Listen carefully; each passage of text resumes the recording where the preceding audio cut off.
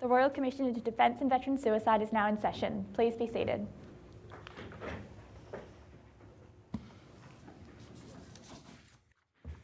Yes, good morning, Mr. Rigour. Good morning, Commissioners. Today you will hear from, in the first instance, a panel of two witnesses, Associate Professor Ben Edwards and Dr. Galina Daraganova, on the topic of certain studies exploring the impact on service on military families, defence families. And then there will be a short luncheon adjournment. And thereafter, you'll hear evidence from General Angus Campbell, Chief of the Defence Force. And if we might commence first with the witness panel. Commissioners, we will now hear from Associate Professor Ben Edwards and Dr. Galina Daraganova. I might call the witnesses. If they could be sworn. Associate Professor Ben Edwards, do you solemnly declare and affirm that the evidence you will give will be the truth, the whole truth, and nothing but the truth? I do. And Dr. Galina Daraganova, do you solemnly declare and affirm that the evidence you will give will be the truth, the whole truth, and nothing but the truth? I do. Thank you. Operator, would you please display the tender bundle for Associate Professor Edwards and Dr. Daraganova? Commissioners, just to run you through the content of the tender list, you'll see that initially it is comprised of the CVs and biographies of the witnesses, and then thereafter it is divided in respect of a number of studies and certain other publications. The first series of studies is the Vietnam Veterans Health Study, and that will be the subject of some detailed evidence this morning. And that study, you'll see there, is comprised of 4 volumes, together with each of which were published in 2014, together with a further component to the study being item number 9, published in 2021.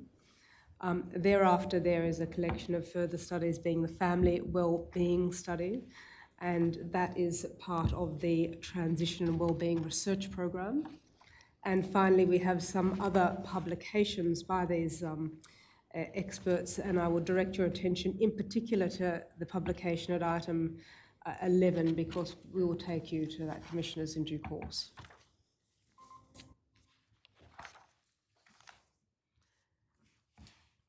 I might start now by introducing our experts, and I will start with you, Associate Professor Edwards.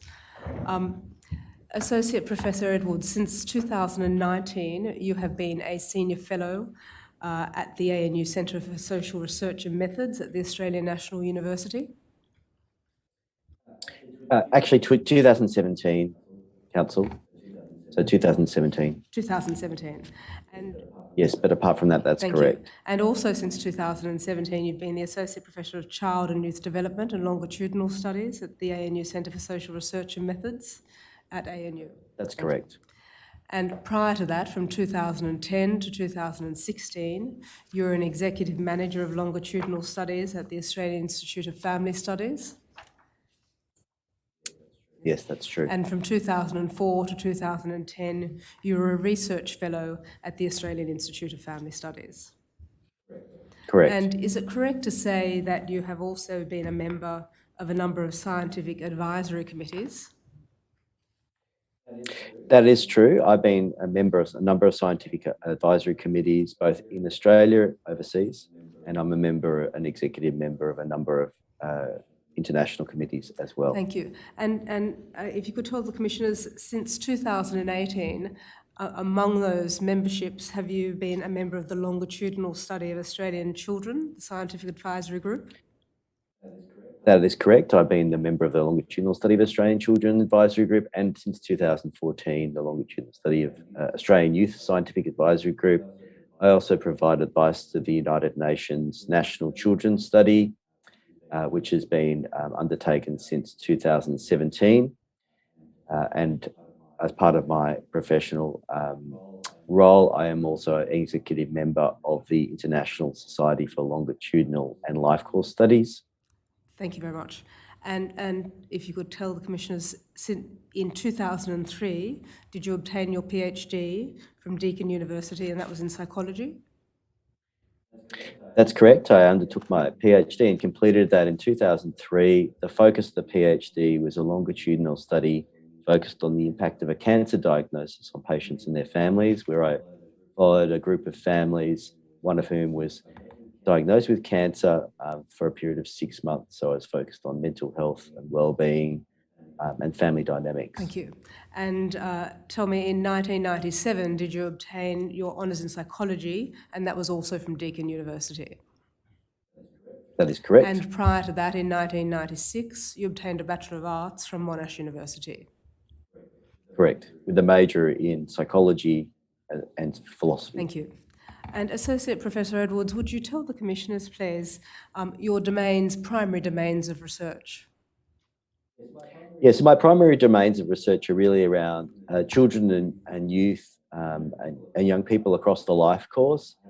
I have a focus on looking at the impacts of traumatic events. So a lot of my work has focused around things like wars, natural disasters, refugees across the life course. And that's the focus of my work across the course of my career and a focus moving forward as well. Thank you. And Dr. Daraganova, if I may now turn to you. Since April 2021, have you been the Executive General Manager of Business Intelligence, Research and Innovations at Southeastern Primary Health Network? Yes, correct. And in that position, among your other responsibilities, have you collaborated on the development of a regional mental health and suicide plan? Yes. And have you led first research, evaluation and monitoring, and secondly, data analytics and systems integration there? Yeah, this is what sits under my directorate. Thank you. Thank you. And from 2016 to 2021, were you an executive manager and research fellow of longitudinal and life course studies and data linkage and integrating units at the Australian Institute of Family Studies?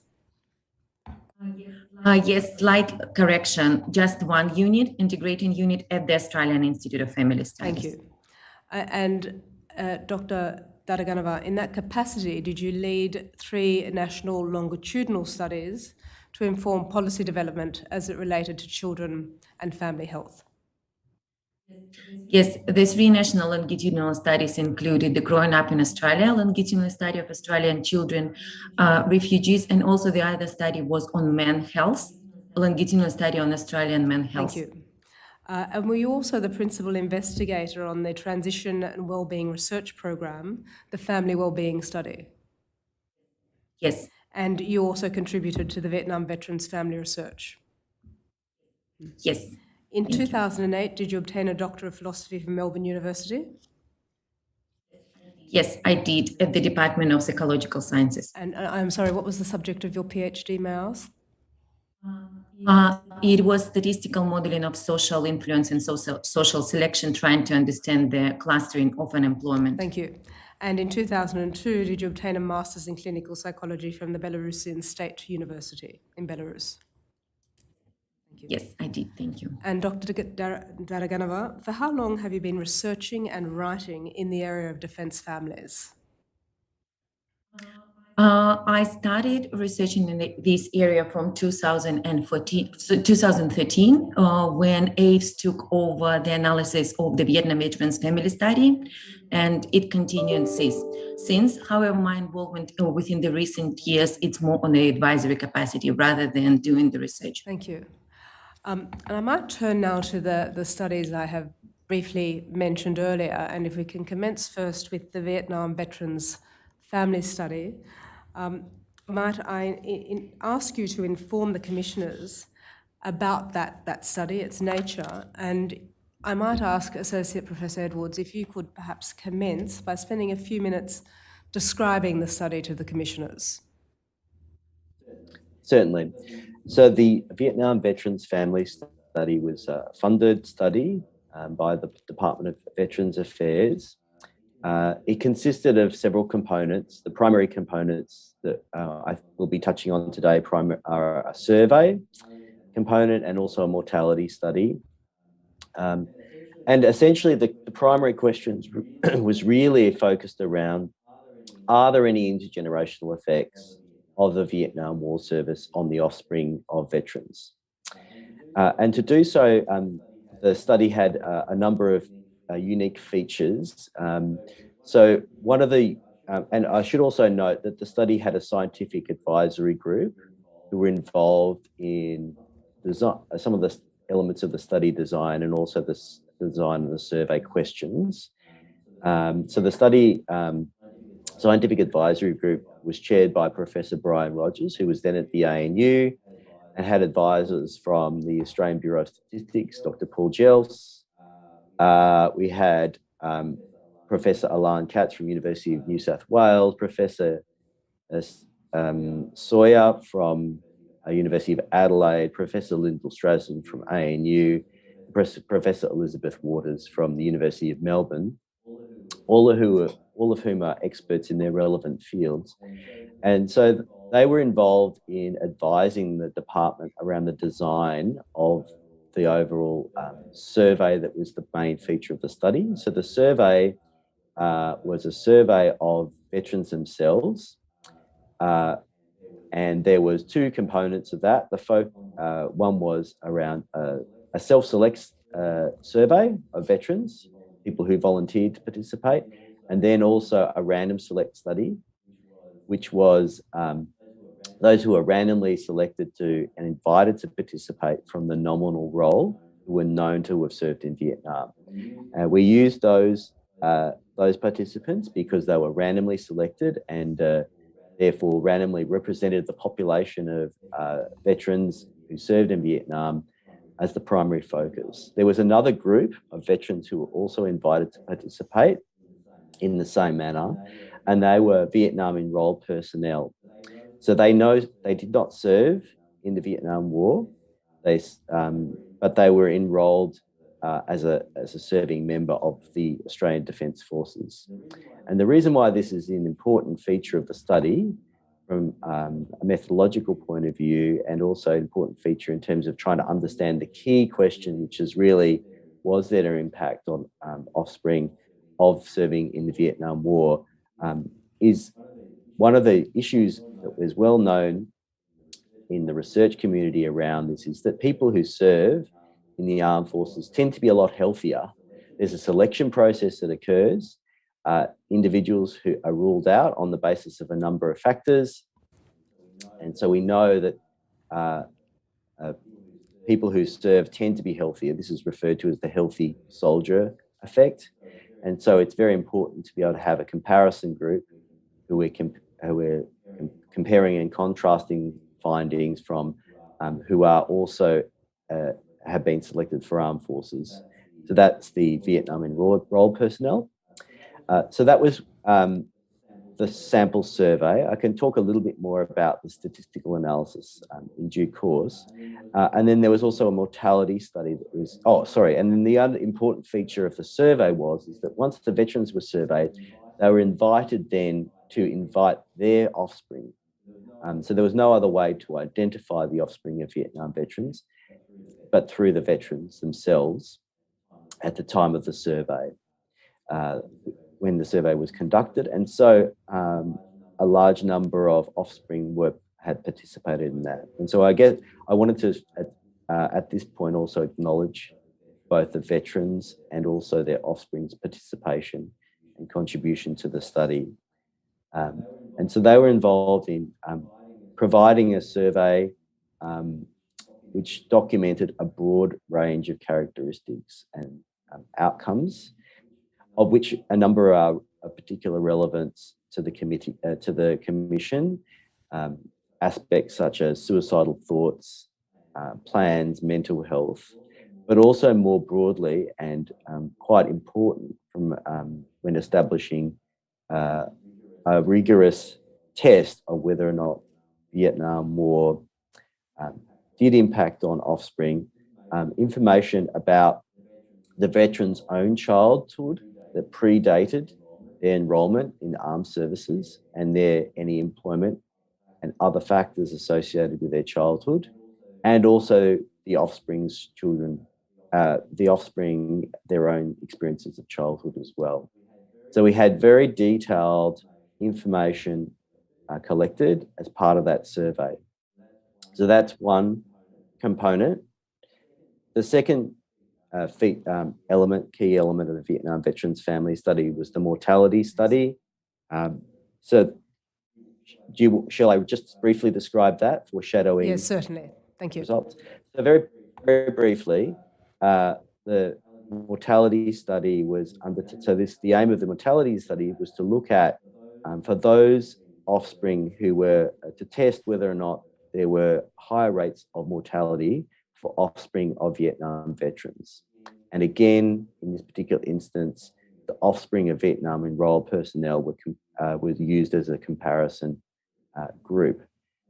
And that information was collected from the National Death Index, and the information was collected by virtue of from the survey, and then about identifying adult offspring, and then from the survey participants, so both from the veterans themselves, and then the Australian Institute of Health and Welfare linked that information to the other survey data. So there was these two components, the survey of the veterans themselves and their offspring, and also the mortality study, which was looking at mortality records. Thank you for that. And to assist the commissioners in orientating themselves in respect of the output, the study reports, might I just go through those briefly? Is it correct that in October 2014, the study results were published in 4 volumes? And the first volume was an introduction and summary of the studies of Vietnam veterans' families. The second volume was a study of health and social issues in Vietnam veterans' sons and daughters. The third volume was the mortality study, so a study of mortality patterns of Vietnam veterans' families. And then fourthly, there was a 4th volume, and that is the supplementary studies of Vietnam veterans' families' experiences. Is that how it is organised? That is correct. And so the second volume pertains to the survey and the analysis that Galena and our colleague at the Institute at the time, Walter Forrest, undertook. And the third volume pertains to the mortality study. The first half of that volume features analysis undertaken by the Australian Institute of Health and Welfare, and the Australian Institute of Family Studies team did further analysis on the basis of the basic descriptive analysis that was undertaken by the AOHW, more rigorous statistical analysis, to be able to compare in a very robust fashion the mortality rates for those who were offspring of Vietnam veterans compared to those who were offspring of Vietnam enrolled personnel. Thank you. And then the final study, as you say, is the supplementary studies, which is about the experiences, a series of qualitative, smaller scale studies focused on the experiences of families of Vietnam veterans. Thank you. And would you confirm for the commissioners which of those volumes, which aspects of those studies you were directly involved in? So I was directly involved in volume 2, and volume 3 is divided into 2 parts, and the second part I was directly involved in, which is the more robust analysis of the mortality. And Dr. Dadagarava, might I ask you to indicate your involvement in those studies?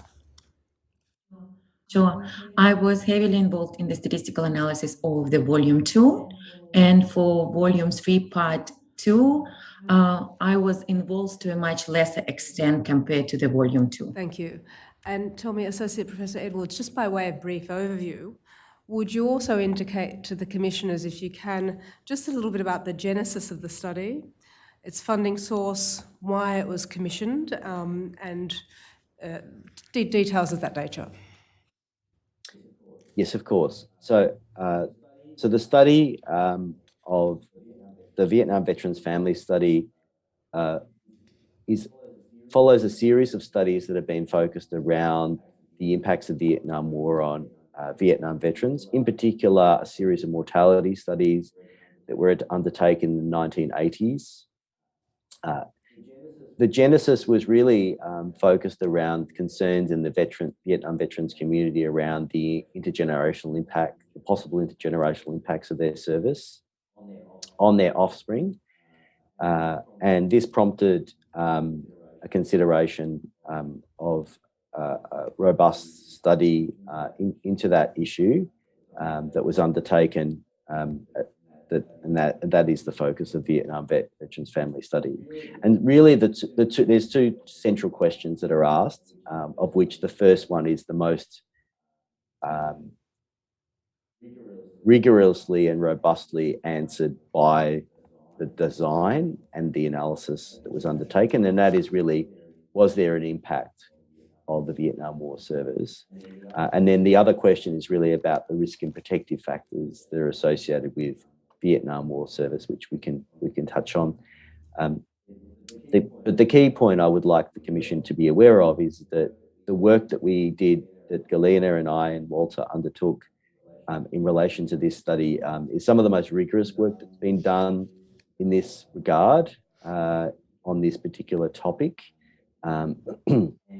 And we went to great lengths to ensure that a number of the biases, as I indicated, one of the biases, the healthy soldier effect, but also a number of the biases were adequately addressed, and also that the information that we collected and analysed was representative of the veterans community. That's a critically important question, because you could have some elements of the veterans community that had worse experience and some are better. So we wanted to make sure that any analysis that we undertook was representative of the whole community who served in Vietnam. Thank you. Turning now to the substance of those studies and the key findings, Dr. Dadaganova, I might direct some questions to you initially. Might you detail some of the primary objective of the study, and if you have anything to elaborate on what Associate Professor Edwards has already said, and just describe some of the key features. In particular, I understand that the study is directed at health outcomes, identifying particular health outcomes. Perhaps you could explain what that means to the Commissioners. Sure, thank you. As Ben rightly said, the primary objective was to examine whether the service of Australian men in the Vietnam War led to adverse effects on the physical, mental, social health of their children. And initially, when the study was designed, the focus was initially on the physical health and mental health, and then the framework was broadened to include social health, and especially personal relationships, educational achievement, and economic well-being of children, to make sure that actually the whole holistic development and approach was taken. The analysis, we've included about 34 measures from this survey, and it was a really long list of measures for the mental health, including treated or diagnosed with depression, anxiety, post-traumatic stress disorders, general well-being, psychological distress, measures like that. We've also had a very long list of various physical health measures. And if we talk about the educational, it was more about what is the highest level of education, employment status, relationship, whether and when we talk about the relationships, it's length of the relationship, whether they were single or divorced. We've also, I think probably that were the main outcomes that we were looking at, as well as the big focus was, as Ben mentioned initially, on the suicidal side and suicidal behaviors, and also risk-taking behavior like substance abuse, marijuana. When we looked at the relationship within families, we also looked at the abuse and couple relationships among the children. would you like me to go through the key significant findings? We'll come to that, but just to confirm then, when in respect of health outcomes, we're not talking about health outcomes narrowly focused. You're looking at physical health, mental health, and psychosocial health outcomes in this study, so quite broadly defined. Yes, and probably very important thing to notice that we didn't have clinical measures, so it was all self-assessed. So the only clinical sort of indicator of clinical measure was whether they were treated for depression or anxiety or post-traumatic stress disorder. But again, it was based on self-reporting. Thank you.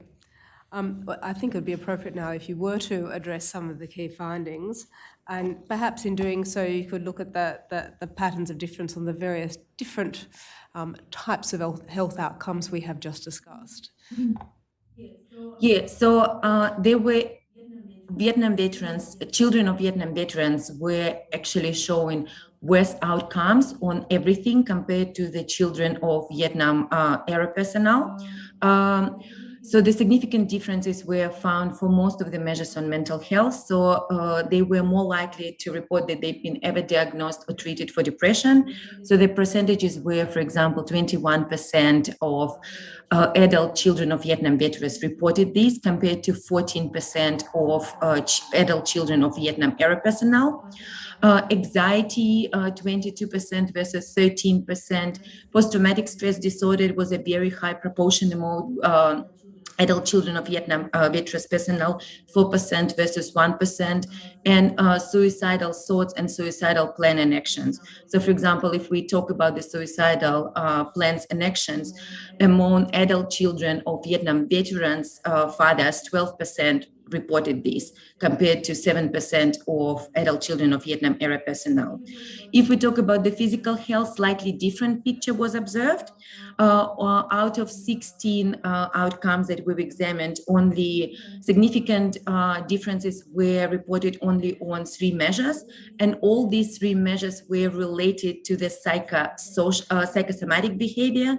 So those 3 measures were all conditions for which psychological factors were strongly implicated. So it was skin condition, migraines, and sleep disturbance. And the differences were quite substantial. So if we talk about the skin conditions among adult children of Vietnam veterans, the statistics were 21% reported these symptoms, compared to 14% of adult children of Vietnam era personnel.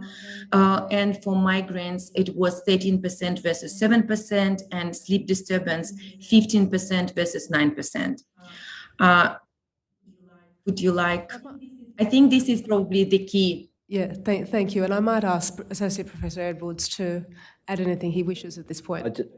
So Glenn has done an excellent job of outlining the findings. There's just one that I think is particularly relevant for the Commission to be aware, and that is in relation to suicidal thoughts. So Galena mentioned plans and actions, but suicidal thoughts was also higher, so 41 to 31%, and that was in the last 4 weeks. So that's a particularly relevant finding for the Commission to be aware, in conjunction with the plans, which was 12 versus 2 compared to 7%. So I just wanted to add that. And finally, also just to add one other thing, which I think is potentially relevant when considering the role of the broader role of the Department of Veterans Affairs, which is that there was reports of higher prevalence of financial stress across the life course, not necessarily in the last 12 months, for those offspring of Vietnam veterans compared to those who were Vietnam enrolled personnel. So in addition to all the other issues that were raised by Dr. Daraganova. Thank you. And tell me, Associate Professor Edwards, if you could perhaps elaborate a little on the mechanisms for this intergenerational impact of deployment on sons and daughters of veterans. So there's a couple of things to say about the mechanisms first. So I'll preface my comments by just acknowledging some of the limitations in trying to unpack mechanisms when we're talking about the life course of an individual. So the median age of offspring was 37 years of age, and most offspring were born after the Vietnam War ended. And so any work that we did around this is less robust from a statistical and methodological point of view, but nonetheless, we made the best use of the information to hand. And also, it's important to acknowledge as well that our findings align with other research work that's been done in related areas as well. So, where people have looked at the impact of trauma. And I guess what I would say is that the key mechanisms really, so the largest and biggest mechanism really is around PTSD of the fathers themselves. So, and it's also important to note, and I'm sure the Commission are already aware, but put on the record that the development of PTSD as a diagnosis wasn't, as an official psychiatric diagnosis, didn't occur until 1980. And so many of the veterans who returned from the war were not able to get the support that they may have been able to, simply by virtue of the fact that it wasn't recognised as a psychological disorder at that particular point in time. And in fact, the Vietnam War and efforts by the United States and also Australian veterans communities to recognise the psychological issues in relation to Vietnam War was a key driver for the development of the diagnosis in 1980. And so we need to consider the context in which the offspring of Vietnam veterans were growing up in, and the context in terms of the service delivery response and recognition of the issues of veterans at that particular time. So the largest, as I mentioned, the largest explanation for the differences in terms of outcomes was PTSD of the father. As Galina referred to, we did ask offspring of veterans about their childhood and their experiences of parenting.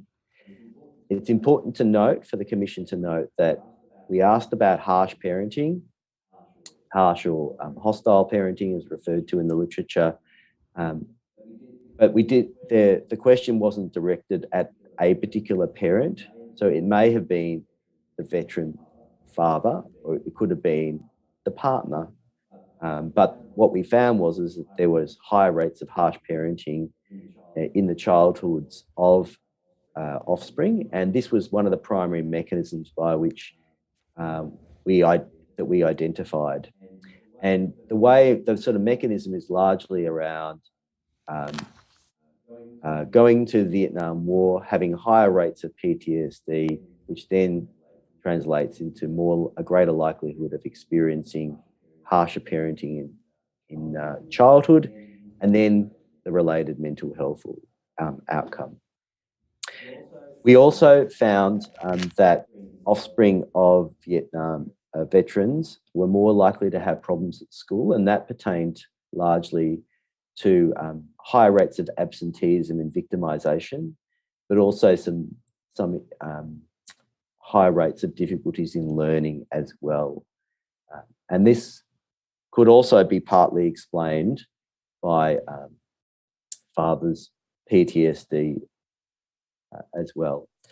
So PTSD, one of the features of PTSD is an absence, a detachment, and also explosive behaviour. And what we know about more broadly from the child and youth development literature is that parental engagement in school, being aware of what kids are doing, and being connected and talking to children is an important facilitator of positive development. And so it's likely that those sorts of behaviours were sort of interrupted, both for the father themselves, but also potentially for the mother.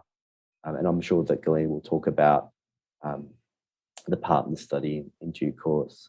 So those were the three primary mechanisms that we identified.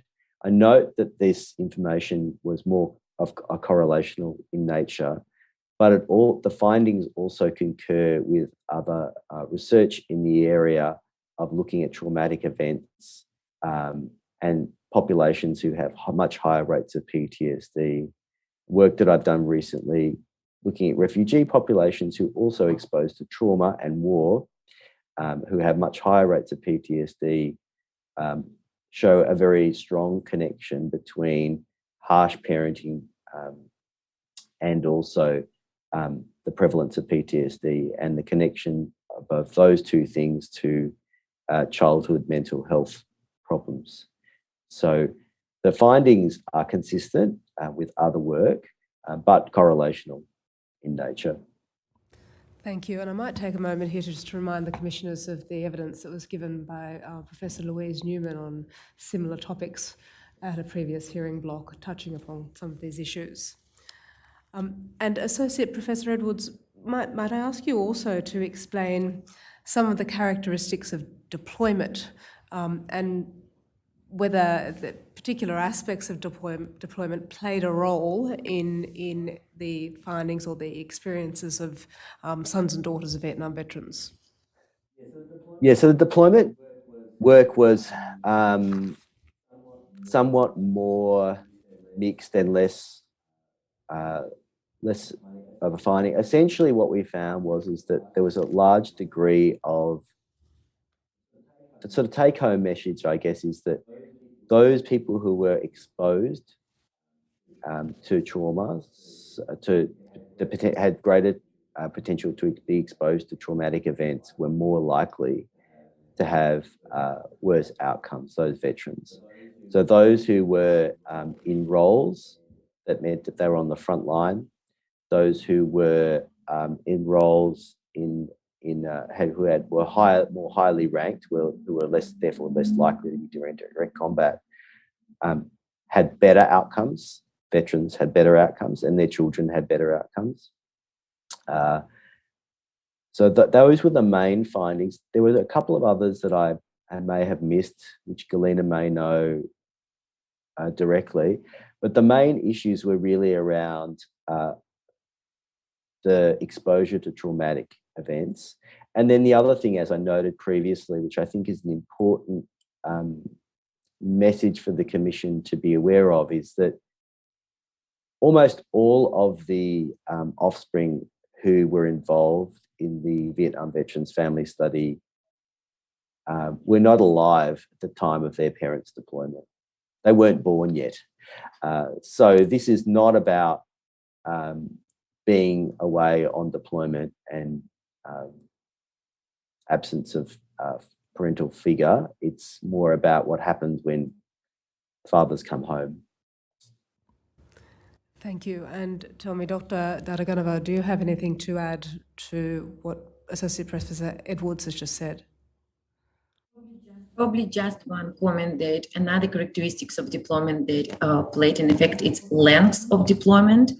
The longer they were deployed, the worse outcomes children had.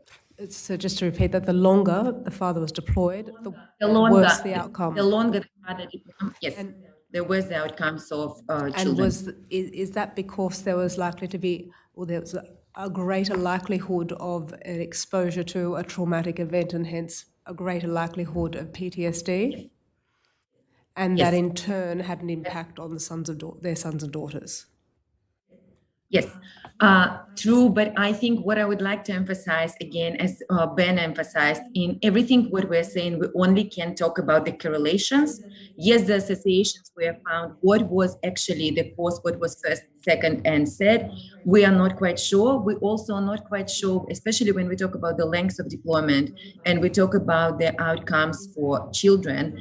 We don't know when PTSD was diagnosed, because sometimes PTSD is not something that happens right after the war. It can take time for this to take an effect and symptoms to appear. So I think that we just need to be mindful that it's more about the association rather than timing of the events that led to the outcomes at this particular time for children. Thank you. Because what it could be that the longer the deployment it was, it affected the way how they're parenting, and it affected the way how children behave during school, and their earlier childhood experiences affected their later life outcomes.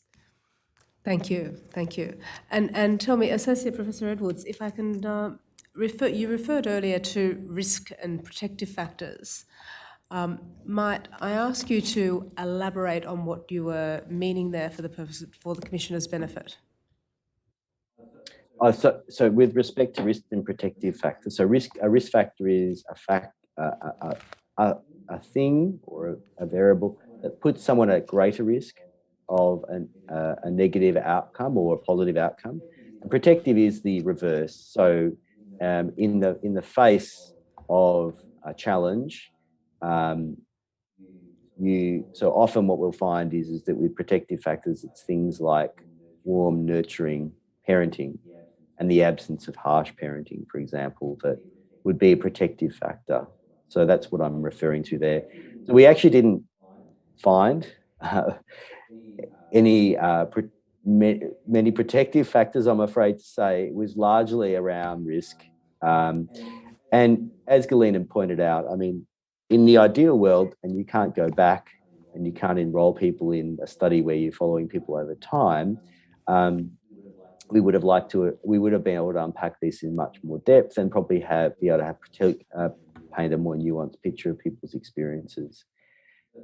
But I guess as I sort of want to reiterate for the Commission, because I think this is a very critical point and critical finding, is really that the story here is really around PTSD of fathers and how this cascades across the generations and has intergenerational influences. And I think that is a very robust finding and something that there's no doubt in my mind, based on the evidence, and also importantly based on other evidence, which is also important, that will potentially be an issue for other groups of serving men and women.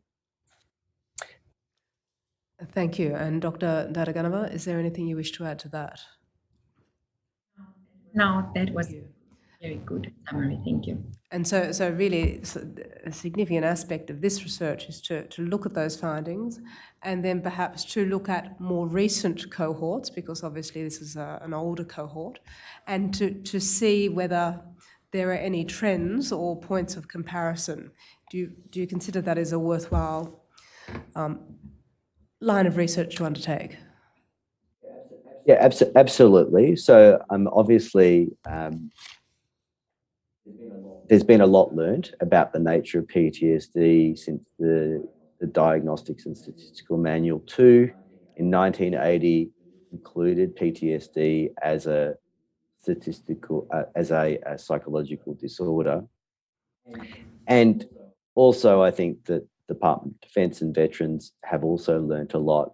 But nonetheless, the findings from our study are new in terms of intergenerational impacts and the applicability in broad terms of those findings, of the way in which the potential for PTSD to be untreated and unresolved and unmanaged to undermine child development and young people's lives by virtue of their impacts on parents is a new finding, and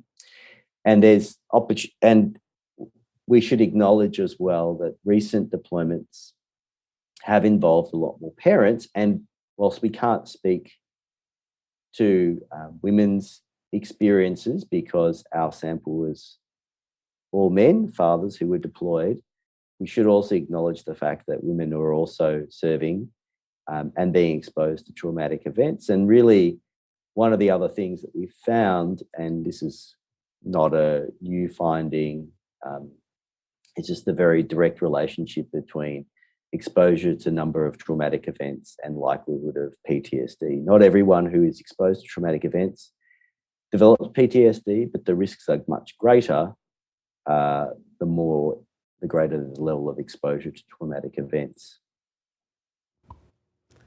Thank you. And Dr. Dadaganova, is there anything you wish to add to that?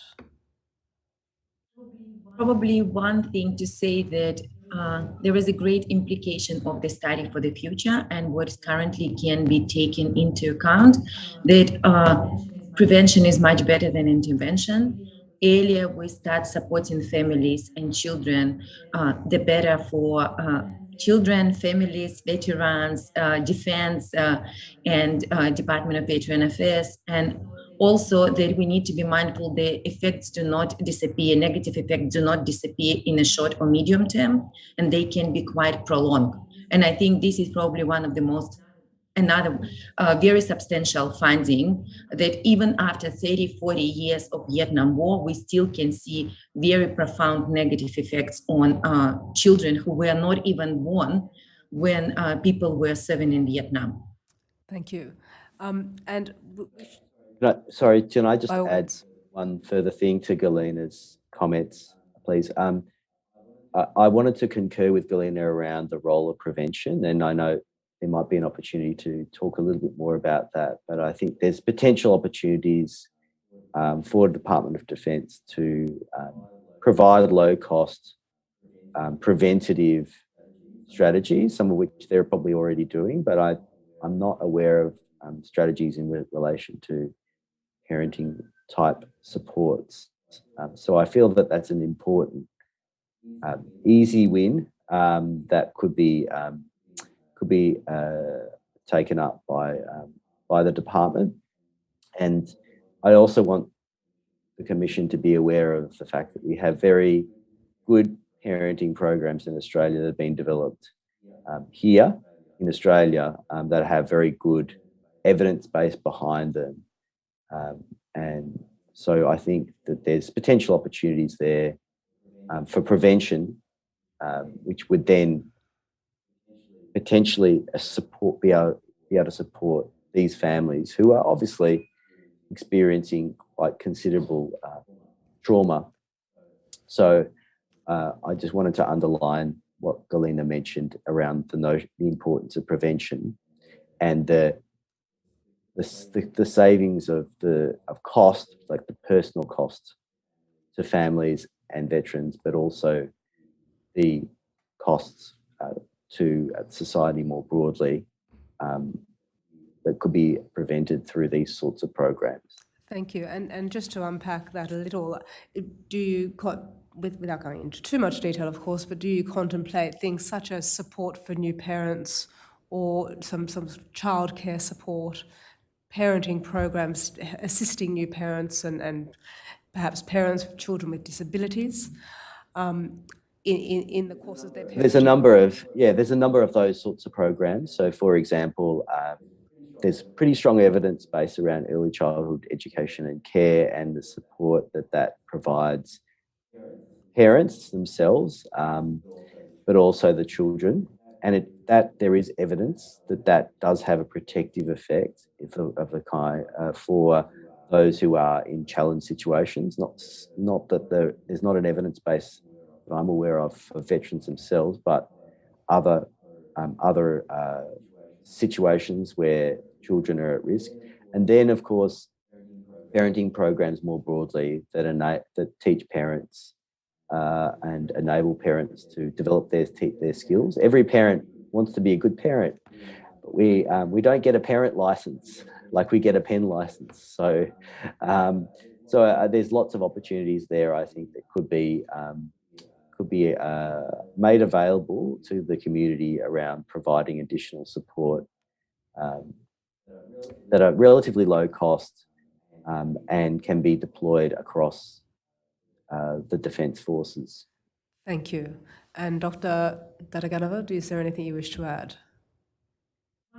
One little thing that I probably will elaborate later on when I talk about the transition and well-being research program. But what I wanted to emphasize that there is definitely an importance of all the programs that are currently available in the general population.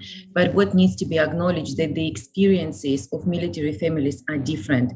And what we found actually in Vietnam veteran study on spouse and partners, similarly in the transition well-being research program, that the services that are delivered by military-related organizations, they are more successful than services that are provided for general population. And if, for example, if children and families of military personnel travel a lot, change school, change the residential location, change their jobs, their experiences are different, and it needs to be acknowledged, and it's not always acknowledged in the general programs. So this is to say programs that are introduced need to be responsive to the unique needs of defence families.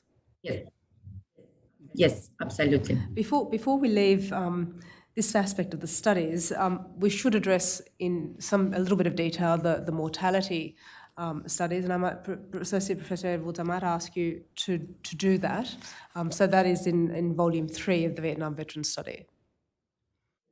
Yes, thank you. So the mortality study had a similar, as indicated at the beginning of our evidence, had a similar design features to the survey. The big difference is, of course, that we were able to identify those offspring who were no longer with us, and the Australian Institute of Health and Welfare extracted mortality rates for those offspring that were identified by the veterans themselves. They were also extracted for the Vietnam enrolled personnel as well, and that's a very important point to note.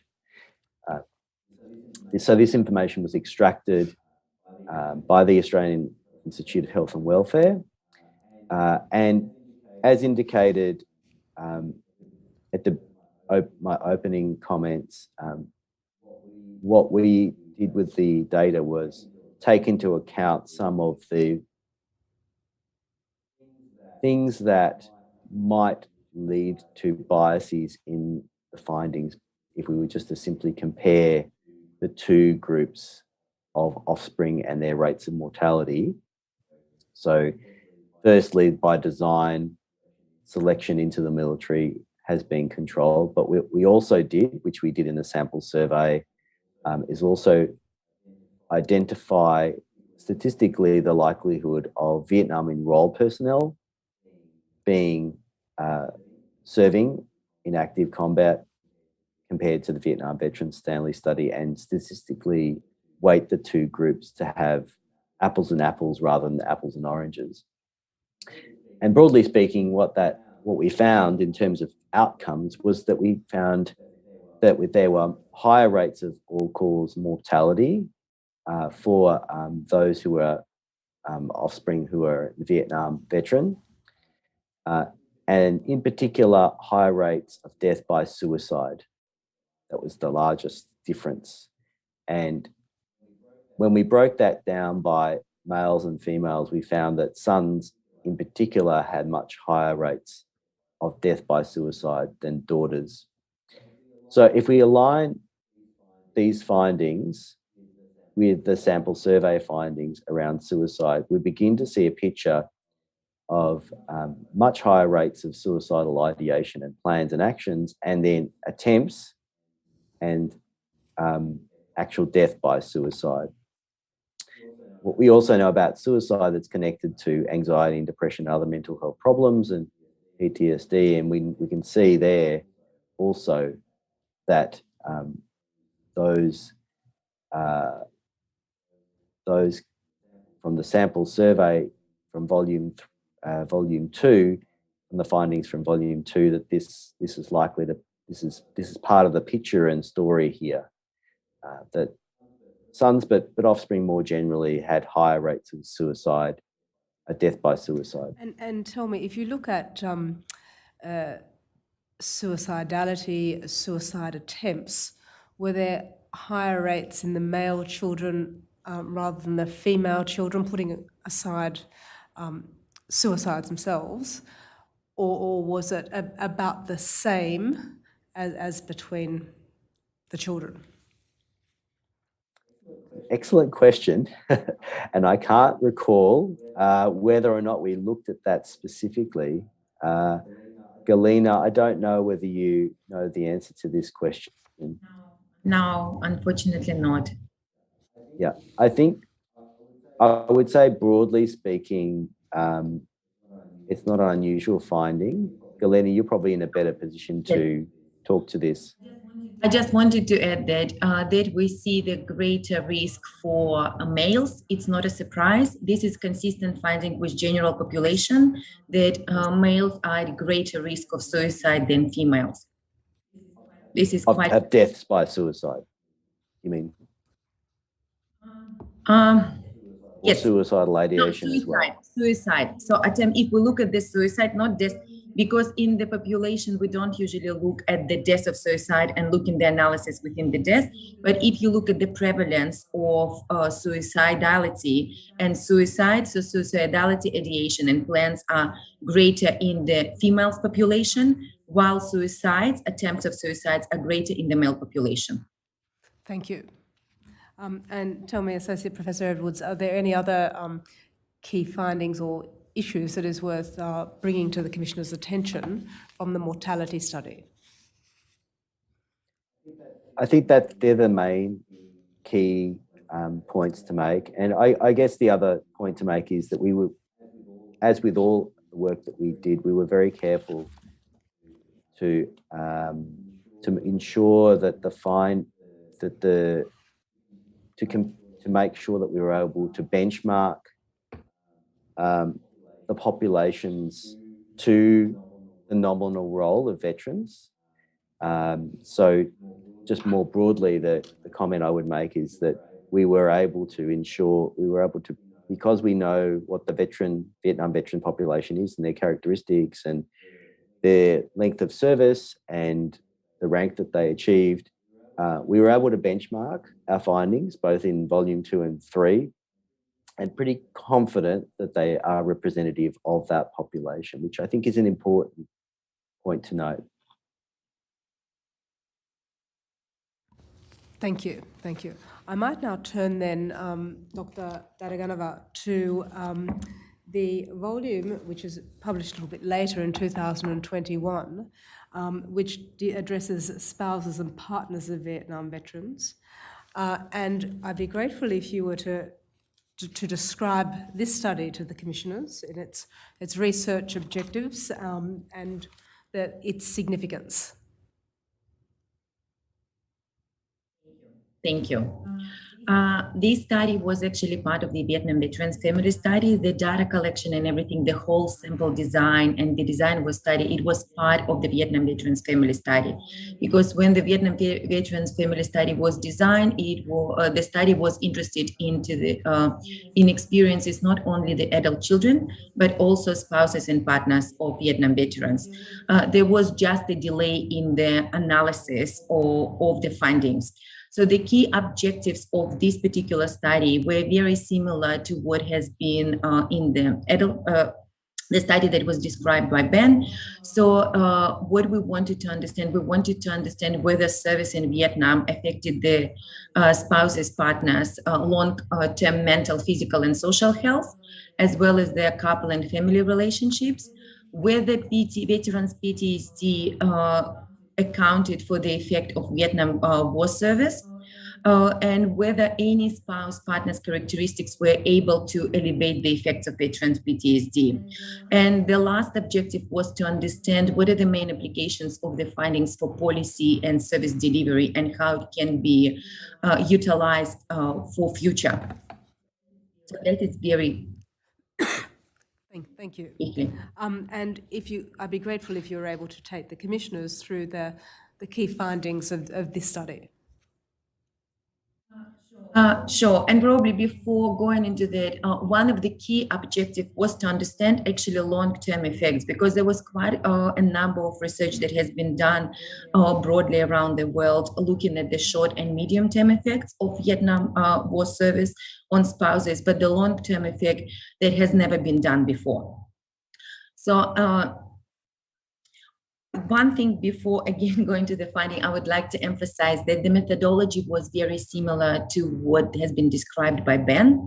The study included data from those spouses and partners who had their Vietnam veterans or Vietnam era personnel also participated in the study. So we had their data also available and linked. So we can have a look at various characteristics of servicemen and how they affect the well-being and health of spouses. We've also controlled for length of the in the relationship with the serviceman and age of the spouse and or partner.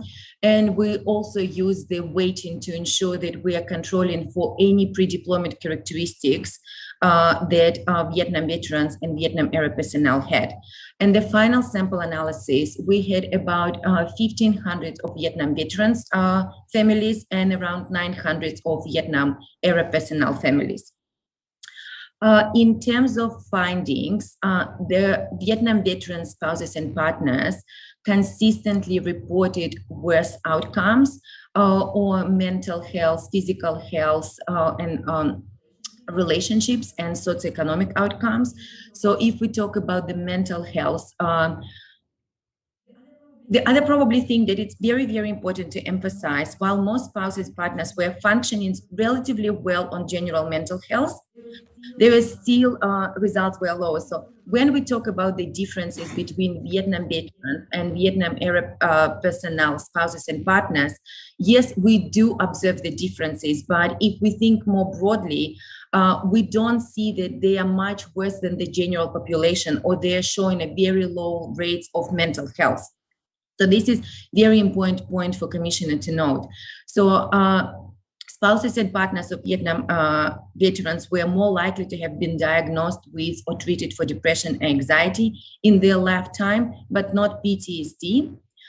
They were also tended to report lower level of satisfaction than spouses and partners of Vietnam era personnel. They were more likely to have tried marijuana or other drugs in their lifetime. However, there was no differences in the most recent use over the last 12 months. And fewer spouses and partners from Vietnam veterans reported problem drinking. Rates were actually significantly high among Vietnam veteran spouses and partners, but again, these rates were quite small. About 5% of Vietnam veteran spouses and partners reported drinking problems compared to 1.6% of Vietnam era personnel spouses and partners. If we talk about the physical outcomes, very similar picture that we observed for children could be observed here. What we've seen that in general, the global health rating for the physical health was lower among Vietnam veterans, spouses and partners of Vietnam veterans. Maybe for the simplicity, I will be referring to the VV partners and VP partners, and we will know that VV partners, it will be the partners of Vietnam veterans, and VP will be Vietnam era personnel. And VV partners, they showed reported greater skin problems and greater problems with sleep and sleep disturbance. On any other physical outcomes, and there were a large number of outcomes that have been explored, including the difficulties with pregnancy and stillbirth, we couldn't identify any differences between VV spouses and VP spouses. So again, just to pick up on that, consistently with the findings of the initial report, those physical health outcomes that are associated with psychological factors were prominent in this report as well. Yes, consistently. And similarly, when we looked at the comorbidity between mental and physical health, when people had, like among VV spouses and partners, the comorbidity was much greater compared to the VEP spouses and partners. So this is very high level of mental health and physical health among Vietnam veterans families. If we think about the family functioning, what we've observed, we found that Vietnam veterans, spouses of Vietnam veterans reported a lower satisfaction with relationships with their immediate families, servicemen and their children. However, there were no differences reported in their relationships with siblings or parents.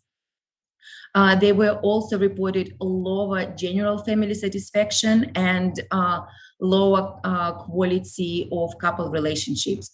There were also differences in the rate of abuse. But again, I would like to emphasize and bring Commission attention that the rate of abuse was really, really low. Even so, the differences were observed, the rates were very low in general. Most of the, like a large proportion of partners of Vietnam veterans reported that they feel there was a very negative impact of servicemen's military service on all areas of their lives, especially their mental and physical health and employment and financial situation. So I can go into details of socioeconomic well-being. Yes, please. Yes. Thank you. So what we also found that spouses of Vietnam veterans were less likely to complete a university degree and more likely to have year 10 or below. They were more likely to be, actually be retired or semi-retired and less likely to be employed or part-time employed. The other thing, what was a really important finding, that compared to the Vietnam era personal spouse and partners, VV spouses, they were more likely to be on the government benefits as the main source of income, and they were more likely to pay mortgages rather than own the house.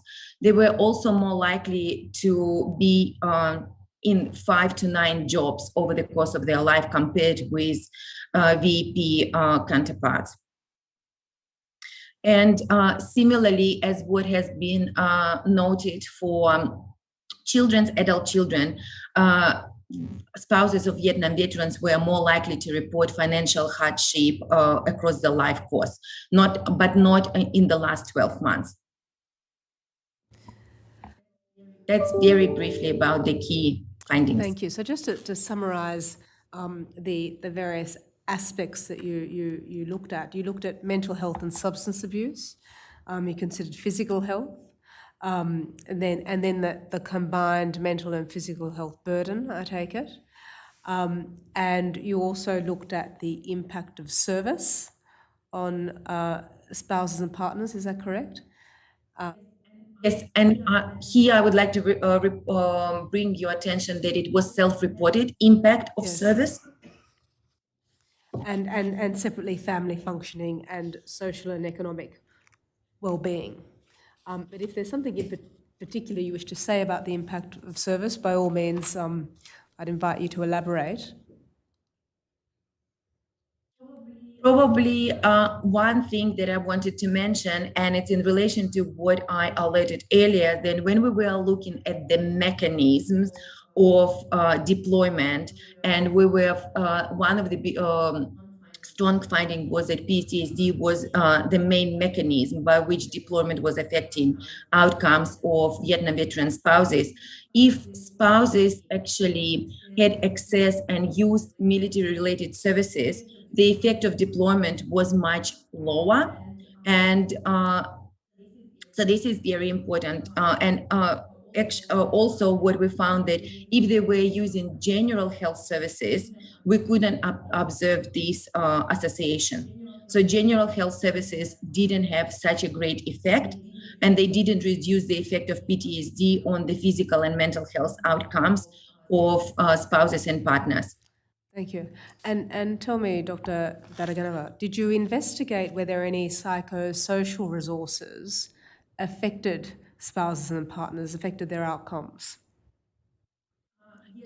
Yes, but we didn't find any significant differences. Well, the differences were observed, they were not statistically significant. What we found, which was probably been surprising for us, that those spouses who had their partners experiencing post-traumatic stress disorders, and if they were meeting with their friends regularly, more than once per week, they had a greater rates of drinking problems. So socializing was associated with a greater drinking problems. I see. And did you look at the topic of help seeking and the likelihood of partners seeking help or being recognised as needing support?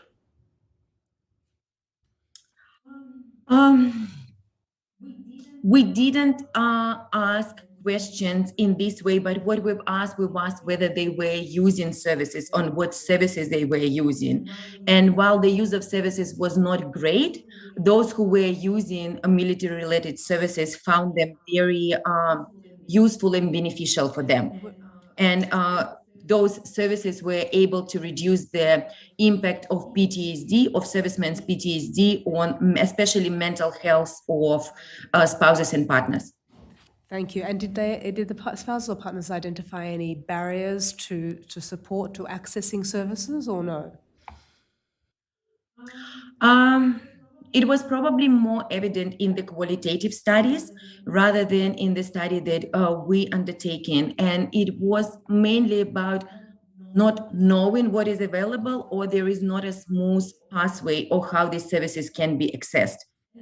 And I think that probably for the Vietnam veterans families, the biggest difference was that for a very long time, the focus was on servicemen rather than on families. And only later on, it was recognized that families need to be part of the treatment. Thank you. And tell me, how do you understand that military services are better or worse than general community services that might be available to partners or spouses? Is there a way of ascertaining this, or? I probably wouldn't say better or worse. I would probably say that they're more targeted and they understand nuances of what are the experiences of military families, and they're more aware of what are the issues when and this is now probably my speculation, and I would like to make it noted that it's my opinion, not something that what we've actually found in these studies. When people are going, and based on my current experience, when people go into the general services, practitioners not necessarily are aware of all of the life experiences, and the health system in general is very disconnected, and people not necessarily share all the experiences going back 20 or 30 years, how the life been progressing. They just talk about current problems that they have. Thank you. And Tommy, would you please summarise for the commissioners what this study tells us about the impact of deployment in Vietnam on the spouses and partners of veterans?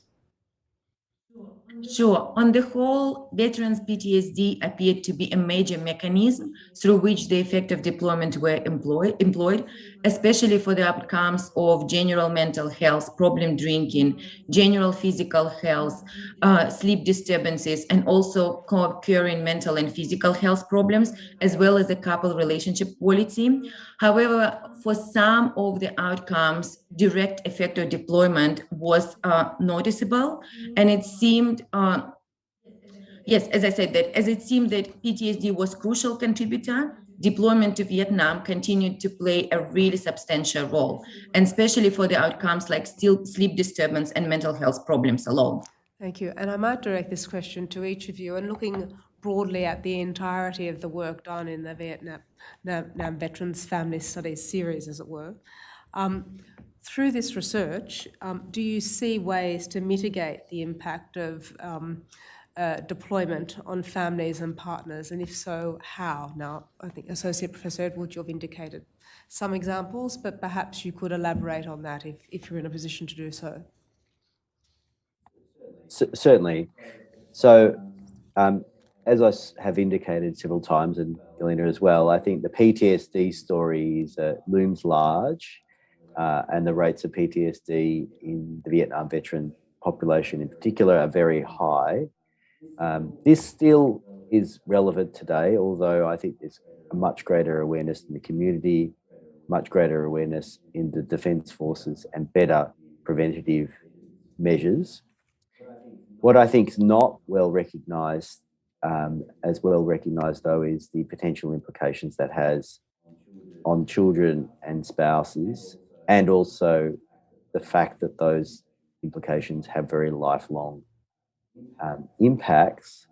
And as a society, I think we need to be prepared to invest in supportive services that prevent, and then if risks are indicated, so if someone has PTSD, for example, a serviceman or woman has PTSD, that there are additional supports put in place, not just for the veteran or the serving personnel themselves, but also for their families as well.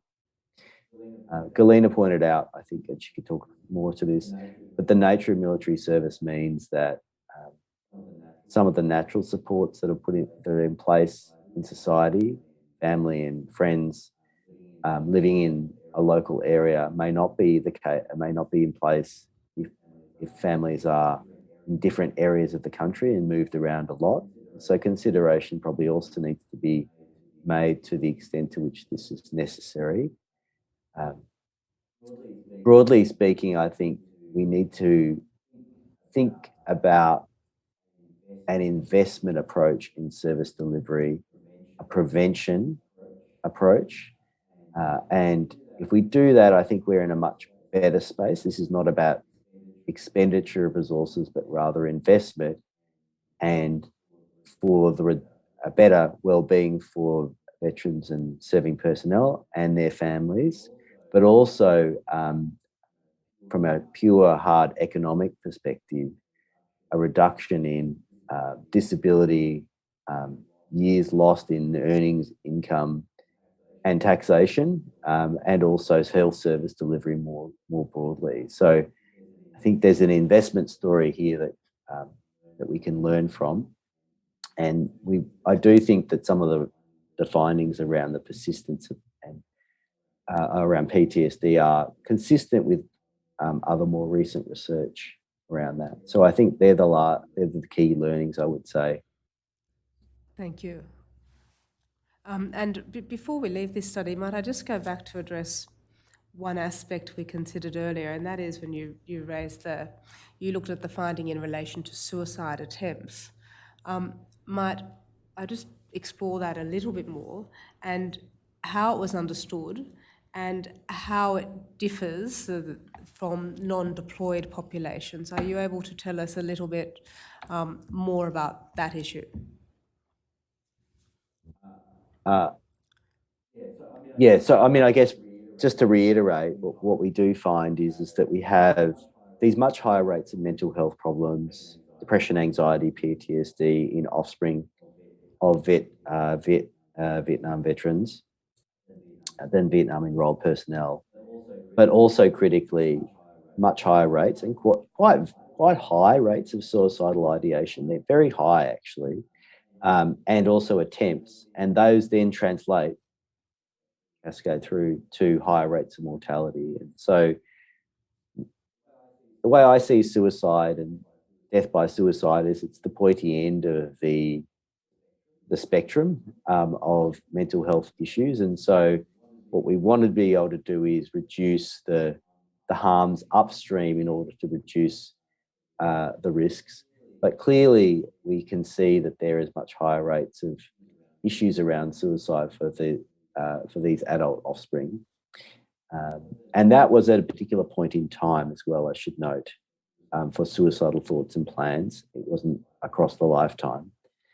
So we would, and we know from the mortality studies that those thoughts and plans for people who were sadly not able to be involved in the survey, but who passed, was their actual attempts were much higher. So I guess I'm just reiterating that there's some clear findings in relation to suicide, and the investment in service delivery is a broader wellbeing idea, but has potential then to reduce rates of suicide as well in the adult offspring of those Vietnam veterans. Thank you. If I might move away now from the Vietnam veterans study, more recently you have each published a paper entitled "The Intergenerational Consequences of War: Anxiety, Depression, Suicidality, and Mental Health Among the Children of War Veterans." Would you be able to tell us a little bit about this research and what it says about the long-term effects of parental deployment on the mental health of adult children of war veterans, and how it builds, if it does, on the research you undertook in relation to Vietnam veterans? And I might direct that to you. Certainly. So, so the paper was published in 2018. I'll sort of, essentially, it's an extension of the work that we've done for the report. The academic literature, the process of peer review can be quite time consuming. So that we embarked on this work a couple of years after we finished the report, but it took some time to get into literature. The findings are very similar. They're more or less the same as what's been reported. We talked about, we also, in the piece, in the paper, we also talked about the relevance to other recent deployments and pointed out that for other recent deployments, both to Afghanistan and Iraq, there were large proportions of parents involved.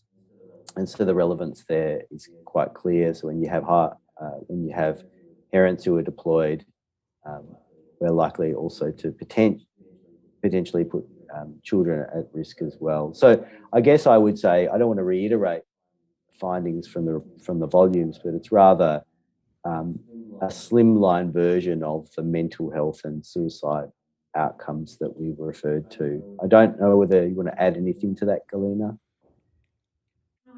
No, I think we've covered everything what was presented there, any significant findings. And it simply emphasises the relevance of your previous findings to more recent conflicts. Correct. I should also note, just so people, the context of the journal. So the International Journal of Epidemiology is one of the premier journal outlets. So it recognises the approach that we took, the robustness of the findings. So I guess that's the only other point for the Commission, the Royal Commission, to note. Thank you. I might now turn then to the Transition and Wellbeing Research Program, and that's the Family Wellbeing Study. And that is within your domain of research, Dr. Daraganova.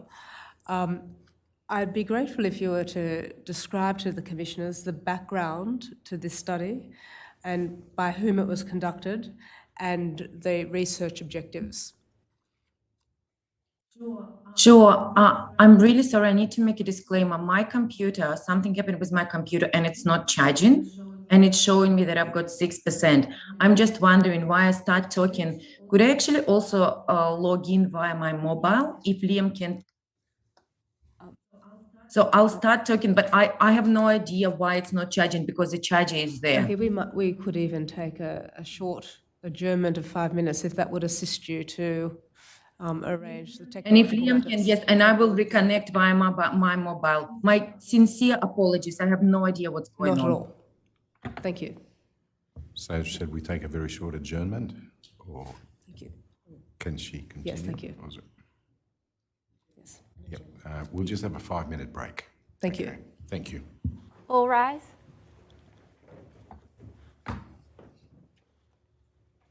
The Royal Commission is now adjourned for 5 minutes.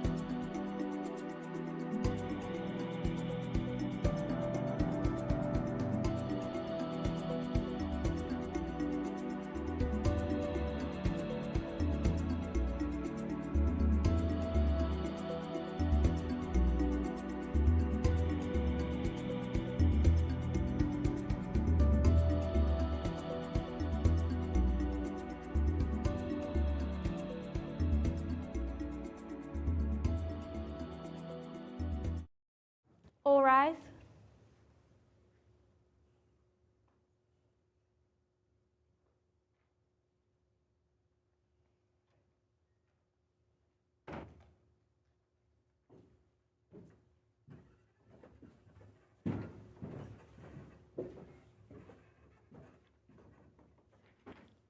The Royal Commission into Defence and Veteran Suicide is now resumed. Please be seated.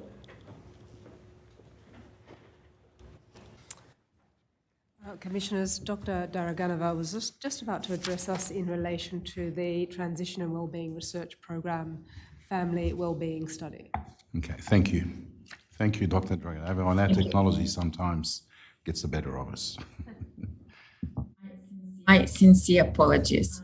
The Transition and Wellbeing Research Program was launched in 2014, and it was jointly funded collaboration between the Department of Veteran Affairs and Defence.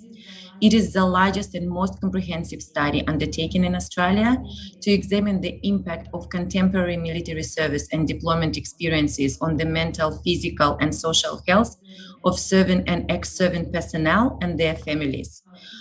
It aimed to implement the government's goal of ensuring that current and future policy, programs, and services are responsive to the current and emerging needs of serving and ex-serving ADF personnel. And one of the biggest initiative of this study was to put families into the center of the study.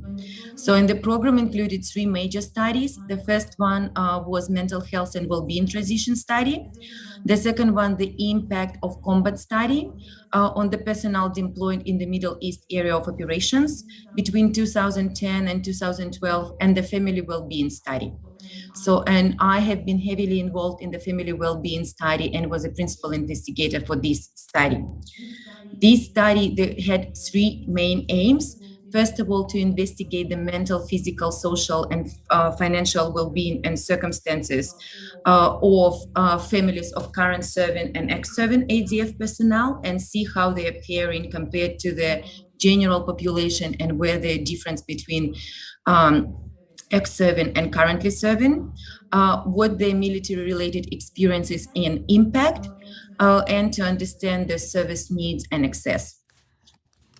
And tell me, might you be able to explain to the Commissioners some of the key findings of this research? Sure. I will probably very briefly mention the methodology. So families of current ADF personnel were selected from the national nominal roll that was available at the Department of AHW, and transition families were also extracted from families were also contact details about them were also extracted from the administrative data set. So it was a random selection of both ADF personnel and their families. A total 1,387 family members participated among currently serving ADF personnel. Majority were spouses and partners. About 69% were spouses and partners. About 20% were parents, and 7% were adult children. There was a very small number of other family members who took part, for example, siblings. And similar proportions were among those who were ex-serving personnel, with a little bit greater proportion of adult children taking a part. So the key findings were that overall, families of currently and ex-serving personnel have similar life experiences as in general populations. The main differences were observed in the residential mobility and school mobility. So compared to the general population, families of current and ex-serving personnel had 3 or more residential moves per year, and children reported changing 5 or more school moves. Most families, families from the family well-being study seem to be financially secure. Also, a higher percentage had experienced 1 or more financial hardships compared to the Australian general community studies. All families also appeared to be functioning well. They reported being happy in their couple relationships, majority of them, around 80%. And most were very positive about different aspects of their relationships with their partners and their children. Slightly higher percentage of ADF members reported being satisfied with couple relationships. However, rates were very, very similar to the Australian population. Interesting finding was that the rates of abuse were lower in the family well-being study compared to the general population. The main differences were observed for the adult children and the younger children, younger dependent children. Among adult children, they were more likely to report risky behaviors and greater poorer mental and physical health. And among younger children, they were more likely to report problems, greater levels of hyperactivity, emotional symptoms, and peer problems. However, there were no differences in the behavioral problems. So this is the key differences compared to the general population. If we compare currently serving families with families who transition, and another very important point to make that I didn't mention in the beginning, then when we looked at the transition families, we look at the families who transitioned within the last 5 years. So it's earlier transitions. And basically, the families who transitioned more recently reported slightly worse outcomes compared to the families of currently serving. They reported poorer financial outcomes, less stability in terms of their residential locations, and rate of abuse in couple relationships was high among spouses and partners with ex-serving ADF personnel. They also had spouses and partners of ex-serving members had more often reported instances of suicidality in the previous 12 months compared to the spouses and partners of currently serving personnel. They also reported greater level of engagement in problem drinking and illicit drug use in their lifetime, however, not in the most recent time. And as I mentioned to you, financial hardship. Probably what is very important to mention as well, that it was interesting because while overall picture was quite positive for both families, whether it's families currently serving families or transition families, it was a very consistent message across all families that they perceived that their employment and careers have been negatively impacted by the serving members' military career, and that it affected their residential moves and relocations. So that is something that it was consistently reported by families.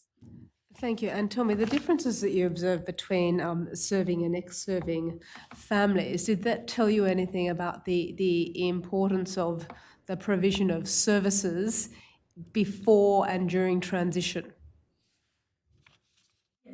Yes, and what was very apparent during this study when we've done both quantitative and qualitative analysis, that families were not part of the transition to the extent that they wanted to be. It's not about that these services or information packs were not available to the families, but the biggest concern or the biggest issues of the families was that the only way for them to communicate with military, or especially within military, is by if ADF member provides consent and if ADF member passes the information, and it's not always happened. So among those families of currently serving, they didn't feel that they are connected, and they didn't feel that they know what's happening, and they felt that the information was coming to them very late. And again, one of the main reasons that was highlighted, it was that a lot of the information that is coming to them through servicemen. and there are no direct connections. And if we talk about the ex-servant personnel and ex-servant families, they've had very similar experiences, that they were not engaged into the transition from the very early on. And did the research that you undertook indicate that the involvement of families really was fundamental to the transition, both for the family and for the service person? I would probably say mainly for the families, not necessarily as the servicemen, because we haven't engaged with the servicemen the same way as we've engaged with families. So you say that having regard to the nature of the research project that you undertook, I see. Yes. And did you explore the help-seeking needs of defence families in this study? Yes, and there didn't appear to be significant unmet need for mental health services among family members or family well-being study. And given that great majority of family well-being study participants who had consent about their own mental health, they actually knew how to obtain help. They reported that they knew how to obtain help. And when we ask follow-up questions, a lot of people reported that they wanted to deal with that individually rather than seek for the services. And it was also very important and interesting observation that while people were aware of services that are being provided by Defense and DVA and Open Arms, that not necessarily were utilized to the extent they needed to be utilized. But those people who utilized these services found them very useful and important and making a big difference. And tell me, do you know why those services were not utilised? When we ask them about the barriers to service use, most, as I mentioned before, most family members said that they prefer to handle problems independently. Thank you. And tell me, just for the benefit of the commissioners again, might you indicate whether the study identified any subgroups of particular concern? Yes, I will. Can I just mention something that one of the things for those people who were talking about the barriers to the health services, they say that stigma was one of the biggest barriers. Thank you. In terms of subgroups of particular concern, 3 groups were identified, and it was dependent children, so the younger children from the age of 2 to 12, they were more likely to experience emotional problems, hyperactivity, and peer problems. A greater proportion of adult children reported high level of psychological distress than in Australian population of the similar age and sex, and also worse outcomes were experienced by those spouses who were also members of ADF, current or ex-7. They were likely to report greater mental health problems. Thank you. And Dr. Daraganova, are there any other salient features of the study outcomes that you think you ought to mention to the commissioners? Yes, probably what worth mentioning is that characteristics of the service was correlated with some of the poorer outcomes. So, for example, the lower rank, the worse outcomes family members have. So, Navy had poorer outcomes compared to Army, but there were no differences with Air Force and the length of deployment.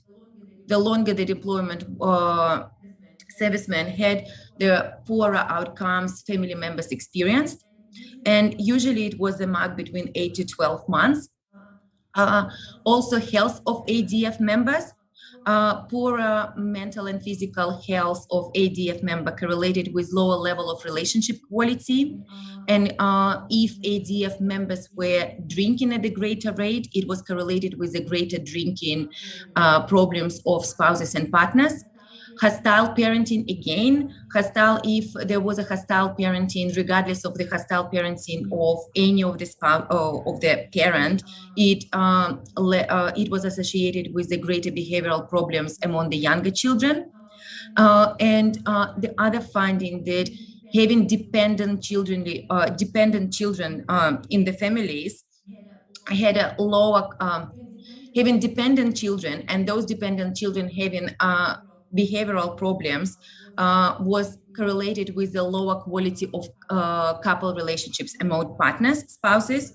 However, having dependent children and those children having behavioral problems was not associated with separation or dissatisfaction of marriage relationship. Thank you very much. Noting the time, I might now inquire as to whether the commissioners have any questions. Before I do so, I should take the opportunity to tender the documents on the tender list. My apologies, we didn't accept them before, did we? No, okay. They're accepted and I'll be allocated the next consecutive number. Thank you. Thank you. Commissioner Douglas? Oh, thank you for your evidence and for the utility of the work you do. I don't normally read the Lancet, but since having started this, Dr. Brown has directed me to it, and I came across an article quite recently discussing, let me get to the title, mental health outcomes of male UK military personnel deployed to Afghanistan and the role of combat injury. So what they're looking at is combat injury and its effects on PTSD. And in the discussion, the authors say overall, sustaining a combat injury was associated with a 46 to 67% increase in odds of reporting PTSD, depression, and anxiety symptoms compared with uninjured personnel. Planned subgroup analysis results suggest these differences were driven mostly by those with non-amputation injuries, and that individuals who had amputation injuries had minimal differences in the odds of reporting probable PTSD, anxiety, or depression compared with uninjured personnel, and notably lower odds of reporting poor mental health outcomes compared with individuals who had non-amputation related injuries. Now, that apparent anomaly about amputation injuries, they then go on to discuss and posit various possible explanations, such as better initial treatment and more acceptance within the community when they get back. But that 46 to 67% increase amongst those who suffer combat injuries, does that appear to be consistent with your findings? I gather you divided it into those who deployed and went into actual action. But had you gone down to that? Are you referring to, so I'm not familiar with that paper, I'm sorry, but if you're referring to the rates of PTSD, then the rates of PTSD in the Vietnam Veterans Family Study were very similar in rates, very high. That's extremely high. With those who'd been injured, that's the... Well, this was across the whole sample. It's not necessarily injury, but what we do know is that the rates of trauma. I couldn't speak specifically around physical injury because we didn't directly look at that. This was combat My injury expectation would combat injury. Yeah, my expectation would be, because we did look at traumatic events. So obviously, traumatic events can be related to things like fear for direct, fear of loss of one's life and also potential injury, but they can also involve other things as well. And what we found there in relation to your question directly, Commissioner, was that there were much higher rates when exposed to greater traumatic events. So I would anticipate that if we were to drill down in the data, and I'm not sure whether we actually have direct measures of physical combat injury, but if we did, I would anticipate we would find similar sorts of findings, but we didn't directly look at that. Our findings are consistent with the overall pattern. So I suppose the lesson one might draw might be that if you have a soldier who's injured in that fashion, it might be good to start looking at their mental health from an early stage. Absolutely, absolutely. And I think that's something that the defence is aware of, but one of the issues I think, and I think Galina, you pointed to this in your evidence with the transition wellbeing research program, was around the connection between the health service provision of the serving member and the families. And there we have this confidentiality. And so some of it will also be around, some of the challenges are from a service provision perspective. We can address the issues for the serving member, but if there might be some flow-on effects, and if the family members aren't aware, and often with psychological issues like PTSD, serving members may not want to disclose because they also want to serve, want to do their job. So there is a challenge there, I think, in terms of being able to A, support the member, and B, provide further support for families. But yeah, the pattern you point to is likely to be consistent with what Vietnam veterans would experience as well. Can I say that there's no criticism in you not having read it? It's dated July 2022, so we haven't arrived there yet.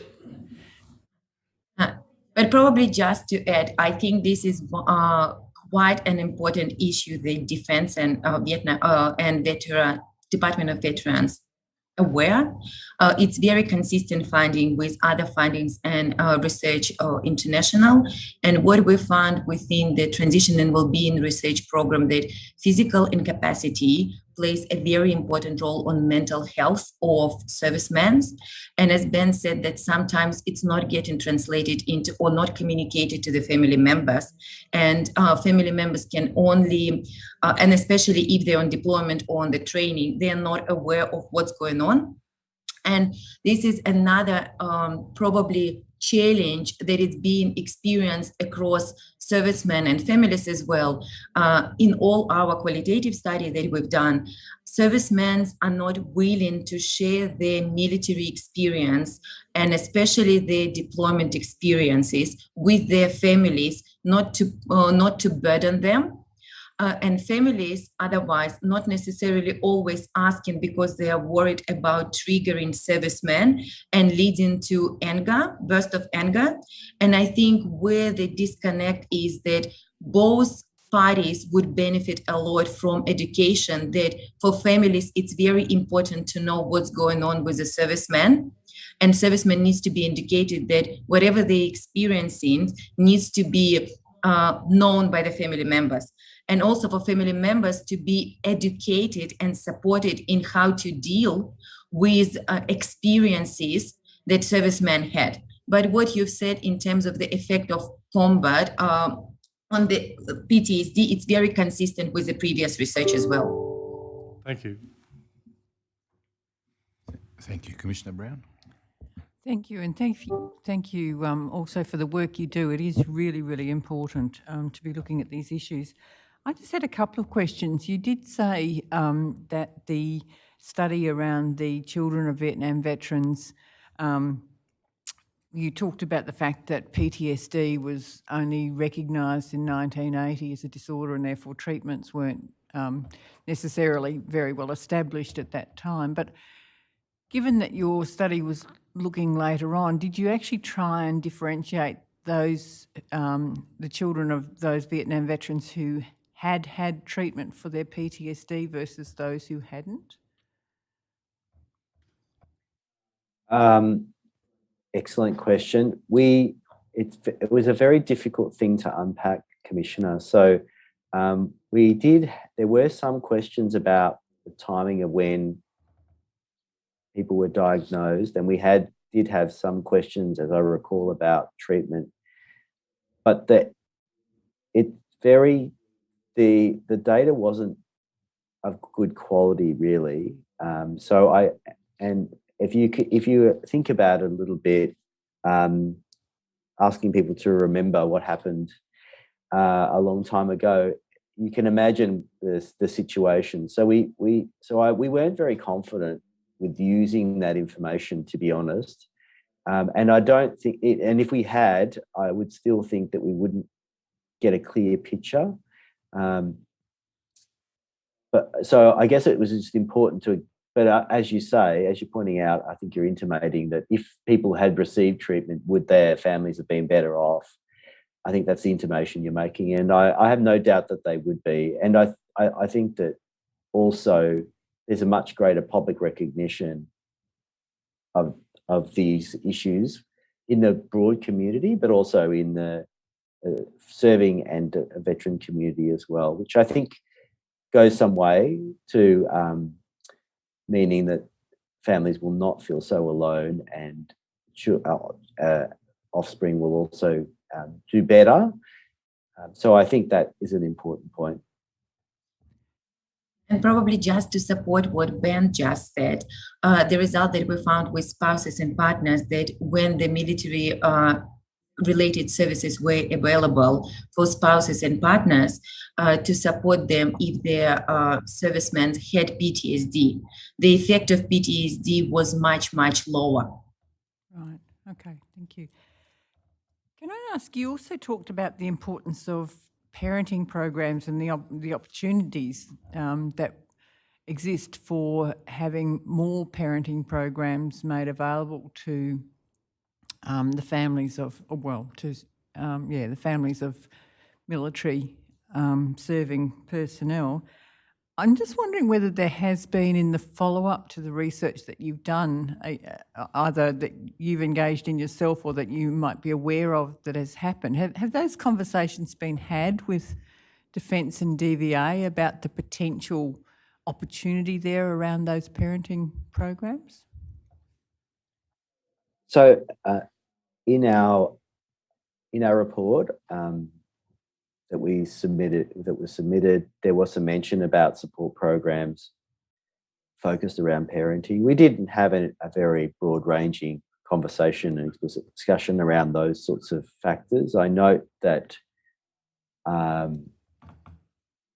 with respect to support services for adult offspring, the Vietnam Veterans Counselling Service did expand their eligibility criteria for adult offspring following the submission of our report.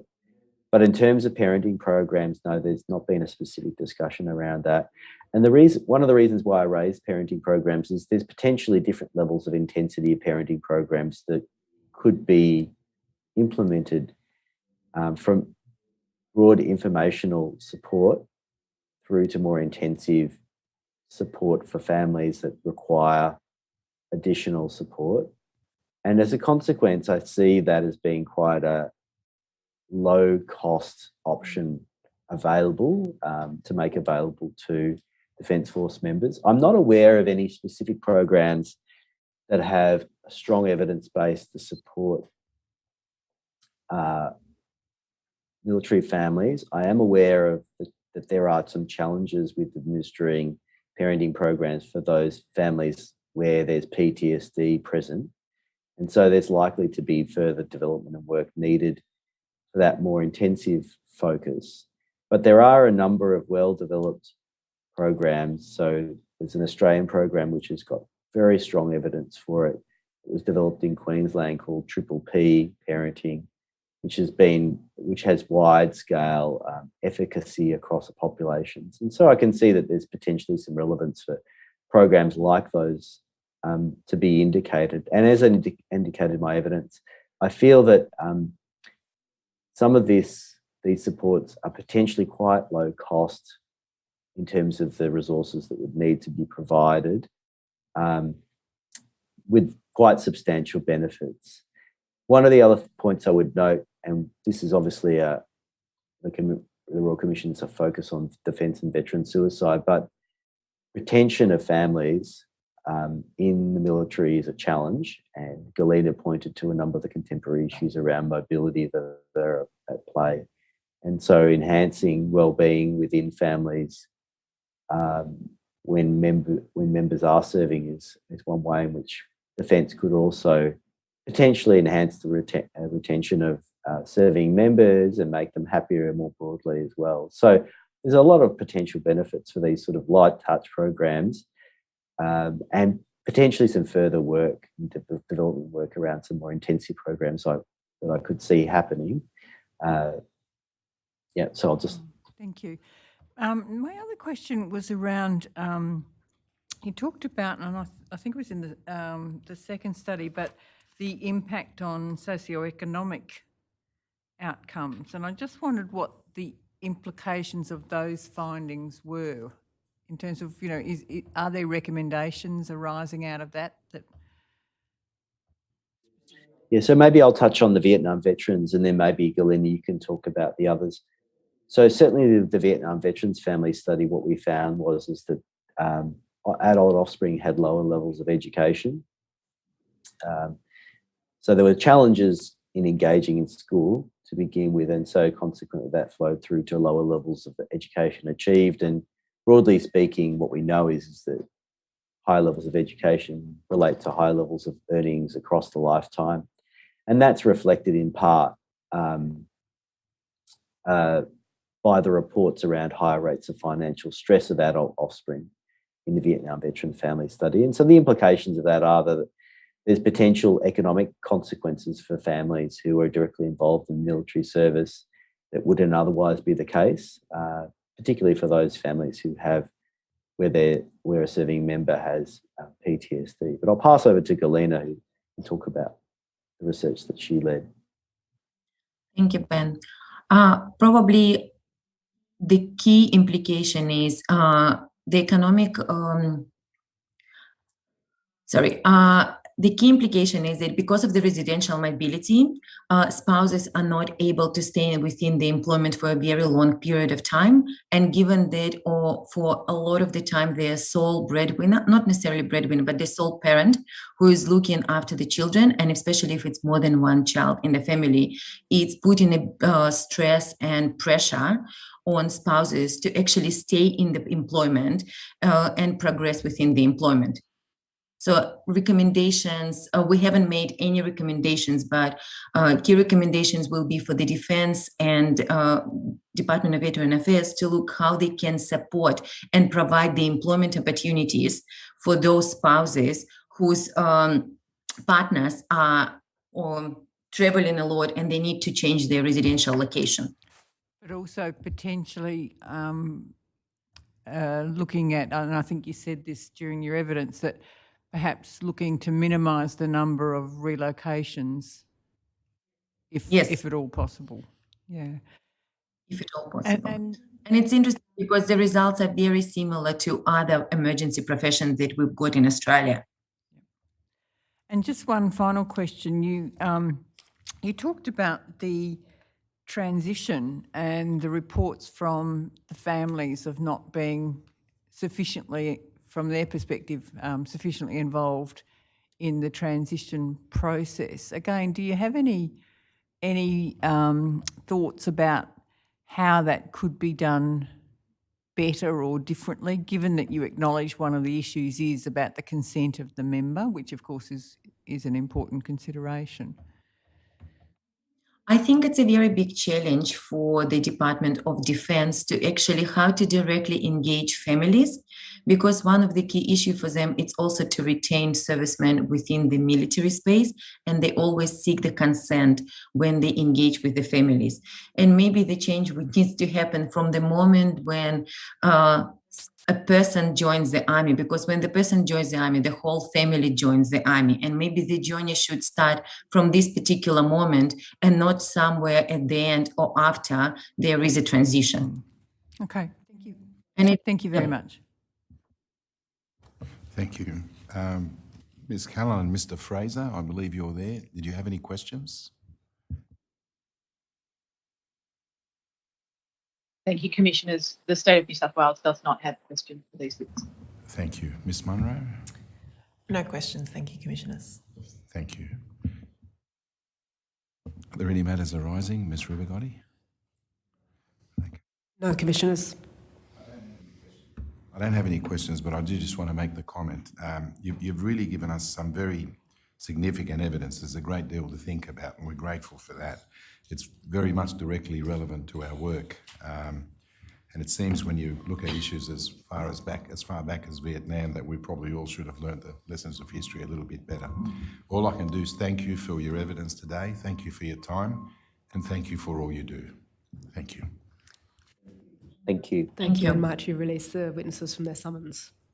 Yes, you're both excused from the summons to appear for today. Thank you again. Thank If you. there are no other Thank you. issues, we might adjourn for lunch. Certainly, Commissioners. Thank you. All rise.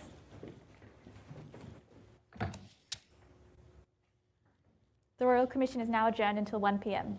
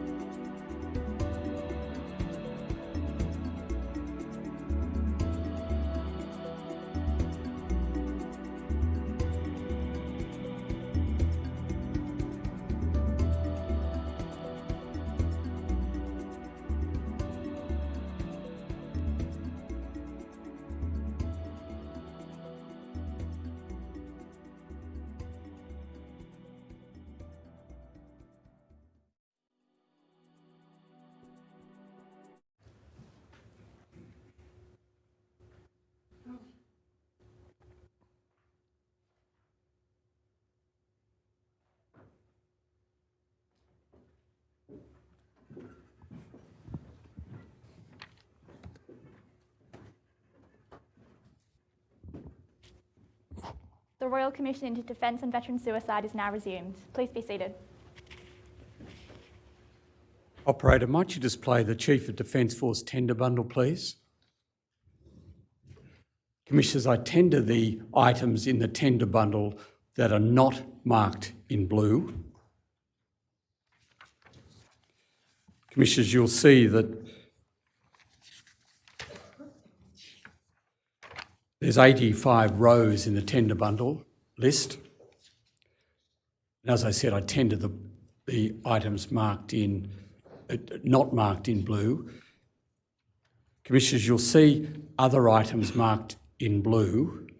I tender those items. They are subject to confidentiality and other issues that are presently being worked out. I do not, at this stage, tender what appears in items rows 50 to 67.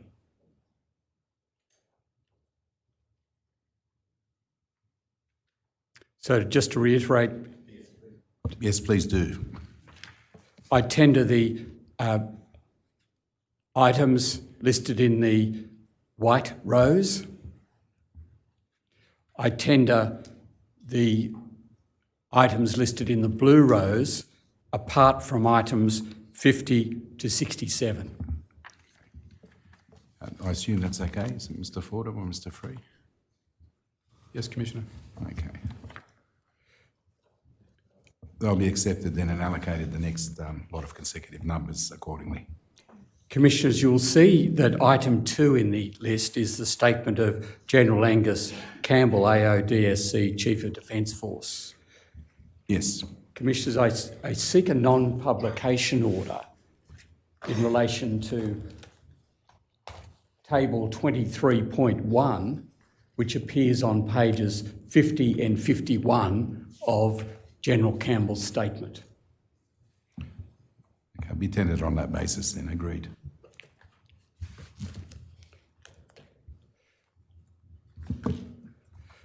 Commissioners, I wish to say something about the tender list and the documents which have been tendered.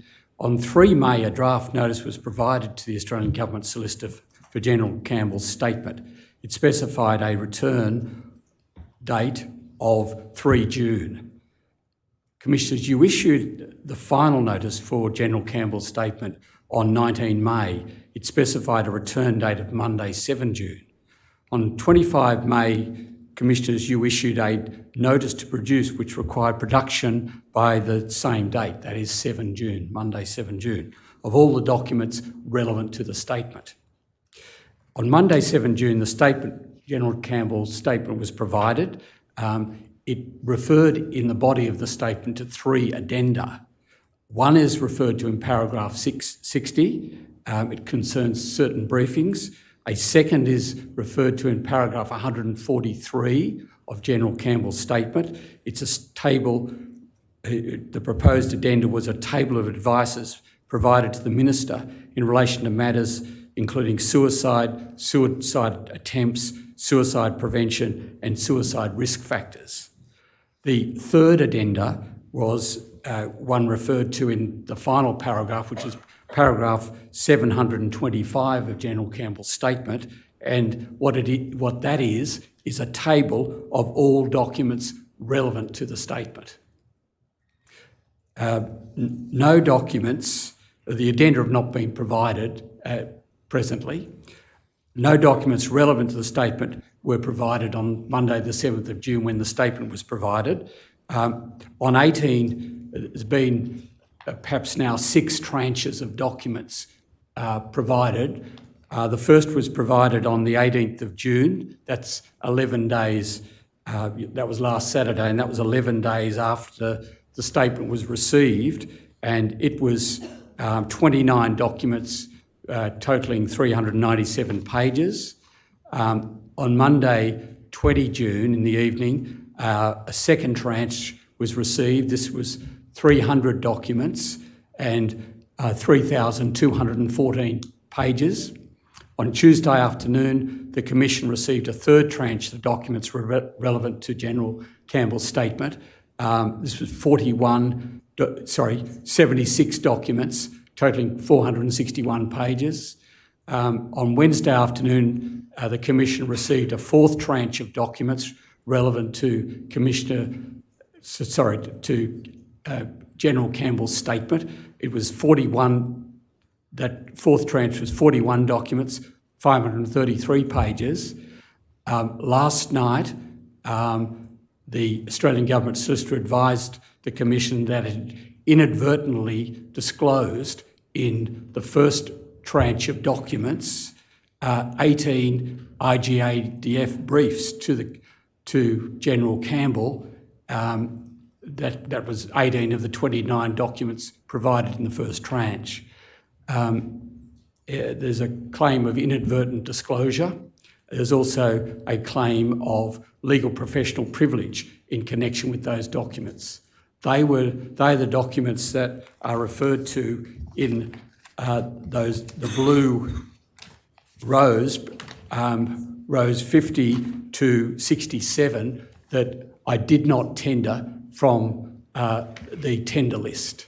So that will be discussed overnight and so on between the Commission and the Commonwealth. Thank you for placing it on the record.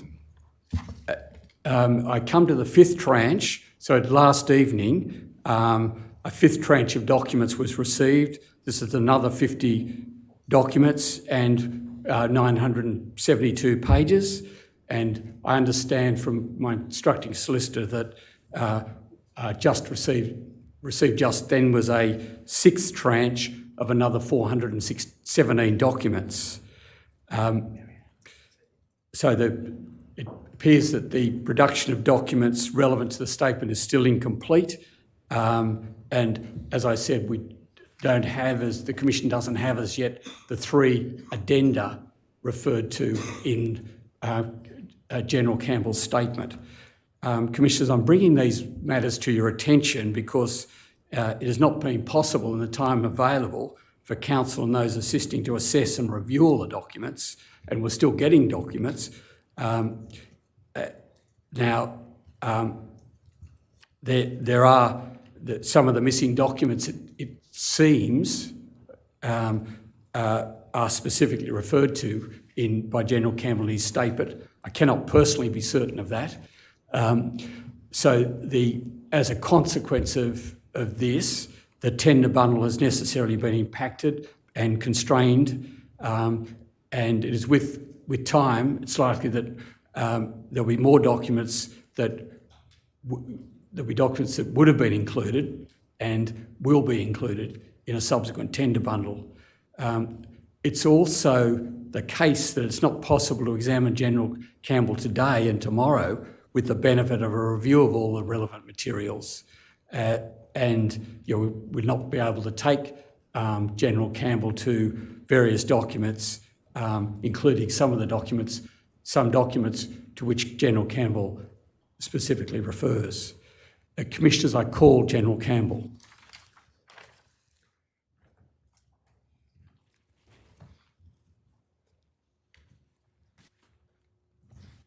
General Angus Campbell, do you solemnly declare and affirm that the evidence you shall give will be the truth, the whole truth, and nothing but the truth? I do. Thank you. General, since 7 July 2018, you've had responsibilities as the Chief of the Defence Force. That's correct, Council. Do you accept that your responsibilities include responsibilities for all of the members of the Defence Force? Yes, Council. That includes the mental health and wellbeing of those members? Yes, Council. You're due to leave your position as Chief of Defence Force in July 2022. My tenure concludes at midnight on the 6th of July. Thank Council. you, General.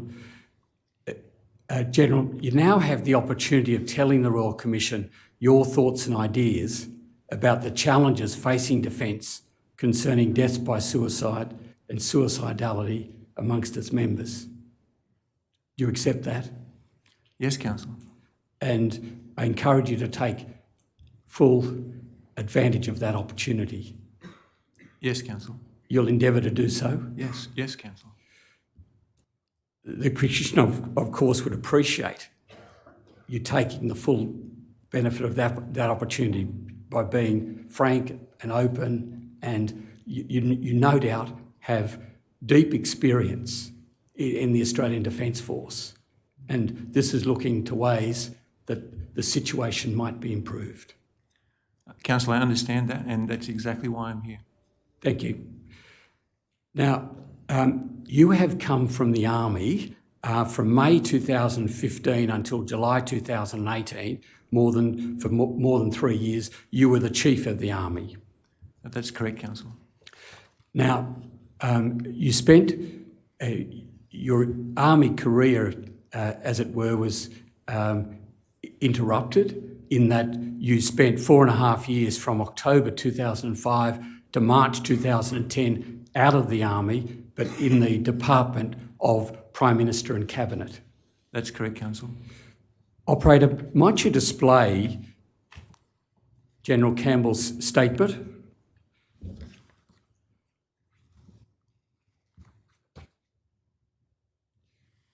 Operator, might you go to page 7 of the statement?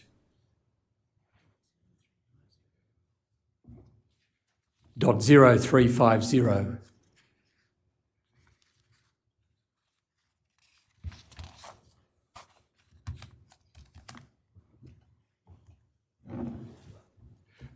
Might you display paragraph 3, please?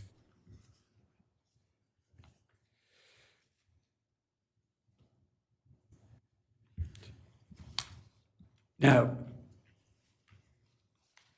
General Campbell, I think you've accepted that you, as the Chief of Defence Force, have responsibility for the mental health and wellbeing of members of the Defence Force. That's correct, Councillor.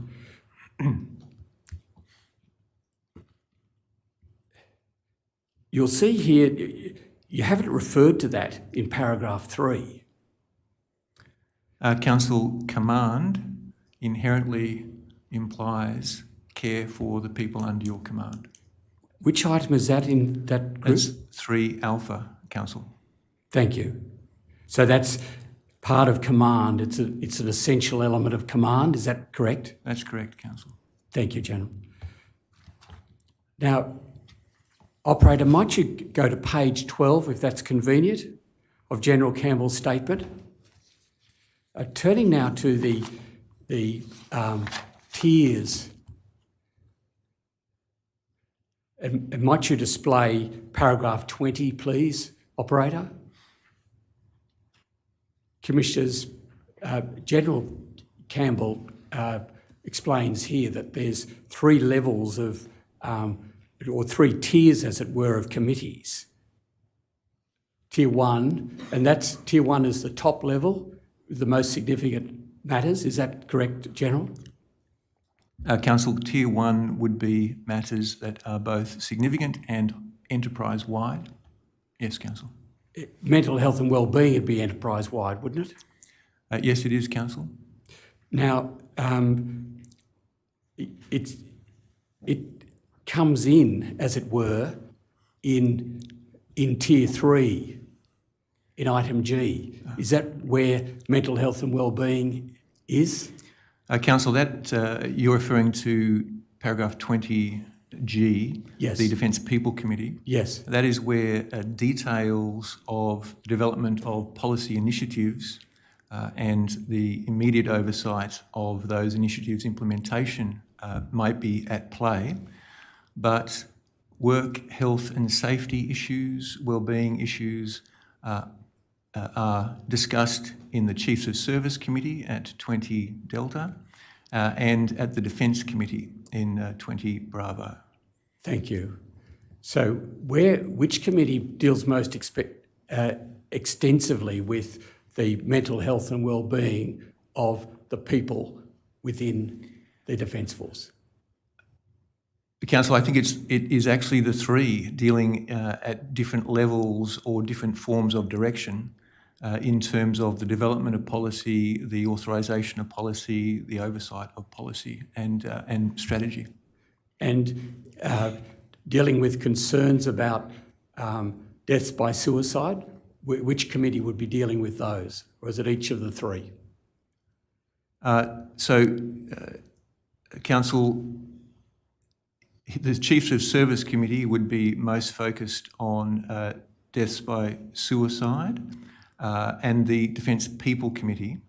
But could I just point out to you, Council, that there is a committee structure here that you're describing, Yes. which is about the development and setting of policy and direction and oversight of its application.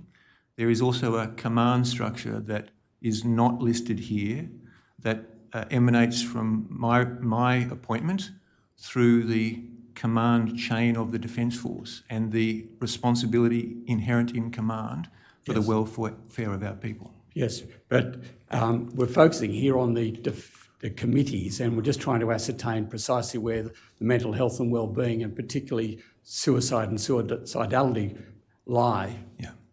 And you're saying, could you just clarify that very quickly? So, Council Defence People Committee in the development of strategy and policy, the Chiefs of Service Committee in its implementation, and the Defence Committee in terms of the overall enterprise effort in this space. People are critical to the operation of the Defence Force, aren't they? That's correct, Council. Yeah. They're fundamental. Yes. And their mental health and wellbeing is fundamental. That's correct, Council.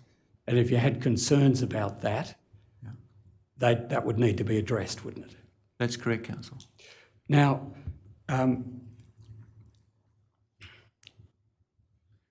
have you ever considered having a specific committee for suicidality, deaths by suicide? I haven't, no, Council. Is there some reason why that hasn't been considered? Council, I can speak of why I haven't considered it. Thank you.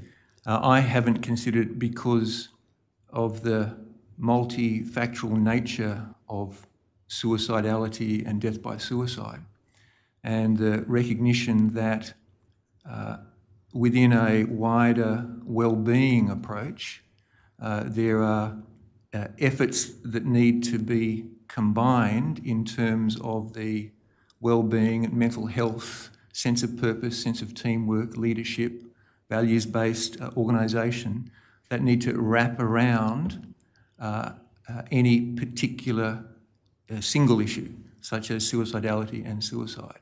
But it is a major matter, isn't it? Death by suicide and suicidality within the members of the Defence Force. It is, Council, but I don't think it will be singularly solved without looking at those wider issues, which speak to the environment in which they occur. But doesn't it need a system of coordination between the committees, as it were, an oversight? So, Council, I think that's exactly what the Defence Committee achieves, and the work of the Defence People Committee and the Chiefs of Service Committee seek to apply. So who is doing the coordinating? Is that the Defence Committee? The Defence Committee sets overarching strategic direction for the enterprise, meaning the Department of Defence and the Australian Defence Force. The Defence People Committee is the point at which policies in regard to health, wellbeing, physical and mental, are developed. The Chiefs of Service Committee is where the input from across the Defence Force joins with those strategies and plans.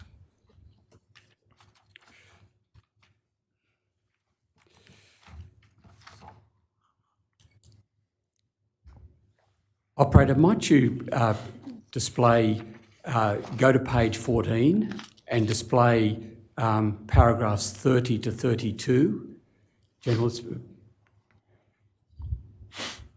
I now turn to the section of General Campbell's statement where General addresses suicide, suicidality and mental health. Now, your 31 questions were put to you by the Commission to answer in this section. Mm-hmm. They were questions 4 to 35. Prior to answering those questions, and Operator, if you could go towards the top of the page, please. This is page 14. Now, you commence with a section which is labelled Introduction. And General Campbell, you start with speaking very generally about suicide, and you're making reference to the wider community. Yes. That's correct, isn't it? That's correct, Council. And you're making comparisons of deaths by suicide amongst Defence Force personnel with the wider population. Council, that is correct, drawing from the Australian Institute of Health and Welfare. But you've chosen to start here in this way, haven't you? Yes, Council. Now, you point out that this is paragraph 30D. If you wouldn't mind, please displaying that, operator. You point out that the rate of suicide for ex-serving men who separate for medical reasons is 226% higher than what it is in the civilian population, even if that is comparable. That's correct, Council. Now, you also, in the same paragraph, acknowledge that other involuntary, persons separating for other involuntary reasons is half as high again, as 51% higher when compared with the population as a whole. That's correct, Council. Now, you indicate in paragraph 32 of your statement that the cohorts at higher risk of suicidality and suicide tend to be younger and to have served for short periods of time. That's correct, Council. You refer to this again, I think, in paragraphs 198 to 199 of your statement. Now, the very calling of this Royal Commission into defence and veteran suicide itself indicates there's a problem, doesn't it? It indicates that it's a significant issue that we want to deal with, Council. Yes. Now,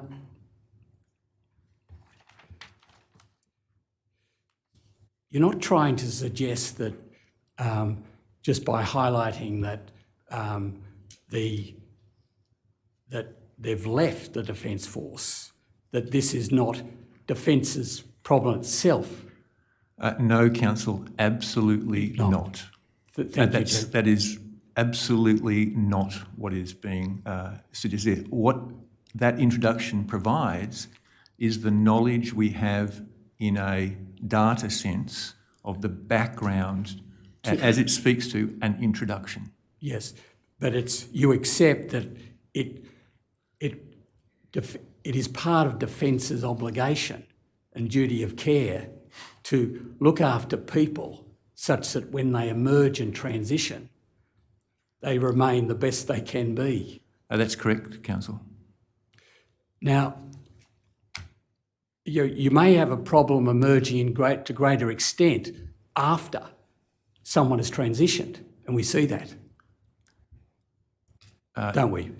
Council, that will be subject to our understanding of and the duration and the nature of transition. So if you are speaking of a transition that is a day, then we clearly see bad outcomes. If we're speaking of a transition that occurs over a number of years, both in and beyond service, I think we can see some very positive outcomes. Okay, well, thank you, General. And you'll be able to elaborate on that in due course. Now, so Defence does accept responsibility in relation to serving members who have left Defence. We have a responsibility, Council. I think that there are other components of the wider system that also have some responsibility. And what other components do you speak of there? I'm thinking to the Department of Veterans Affairs, for example. So it's a team effort, Council. And who are the members of that team, do you think? I think first the individual and family who are transitioning. the Defence Force. Why the individual and family who are transitioning? Because it's a lived experience, counsel. I object to this. My learned friend interrupted the witness halfway through his answer. Yes, you should allow him to answer the question, Mr. Connor. I apologise, General. I shouldn't have interrupted your We need to hear the question. evidence fairly. I'm sorry I interrupted you there. So, counsel, I think the people involved in a successful transition are the member transitioning and their family, the Australian Defence Force, the Department of Defence, and interested ex-service organisations who might be relevant to the particular circumstances or nature of the military experience of the person who's transitioning, and then potentially that wider community who may be offering or being part of the story of creating connection, community, employment, and so forth. You accept that Defence has a high responsibility in this? Yes, Councillor, I'm not in saying any of that, suggesting we don't have responsibility. We do, but it is part of a team effort. And you accept it's a high responsibility on the part of Yes, Defence? Council. Yeah. Now, in comparing, undertaking that comparison that you've undertaken there between the members of the Defence Force and people in the community and the rates, you're comparing rates. Have you given any consideration to the healthy soldier effect in the selection of people to join the Defence Force? Council, could you just explain what you mean by the healthy soldier effect? You've not heard of that expression previously? Not in just common parlance, no. Right. You in selecting people to join the Defence Force, select them to have high qualities. I understand. So we do have a selective process of identifying people who wish to serve in the Defence Force, and we do seek people who are, to the degree we can, best suited for service, yes. And so they're physically and mentally fit when you're selecting them? We believe that to be the case, Council, yes. Now, that it makes the comparison process a little bit complicated and a little bit misleading, given you're specially selecting a group of people. This is when one comes to compare rates of death by suicide and suicidality between the group that you're responsible for and the wider community. Do you accept that? I object to that. There's two concepts in that question that are quite distinct, and it's unfair. You can break them up, can't you, Mr. Connor? I didn't understand there to be two concepts, but I won't take time. Okay.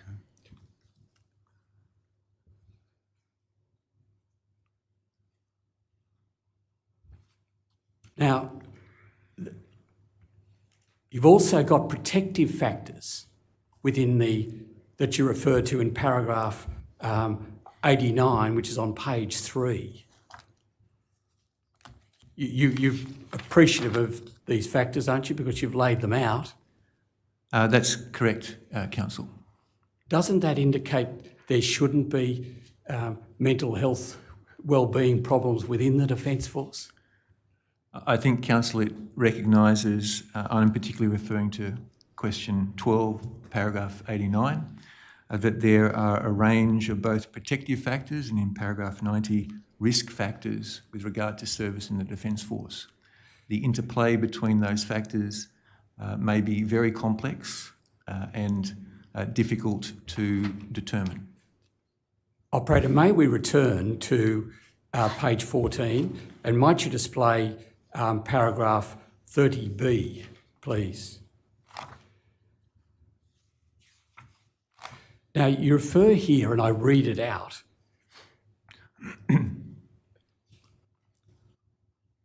while the rate in this group, and you're speaking of women here, is reported to be 3 times higher than the age-matched Australian population.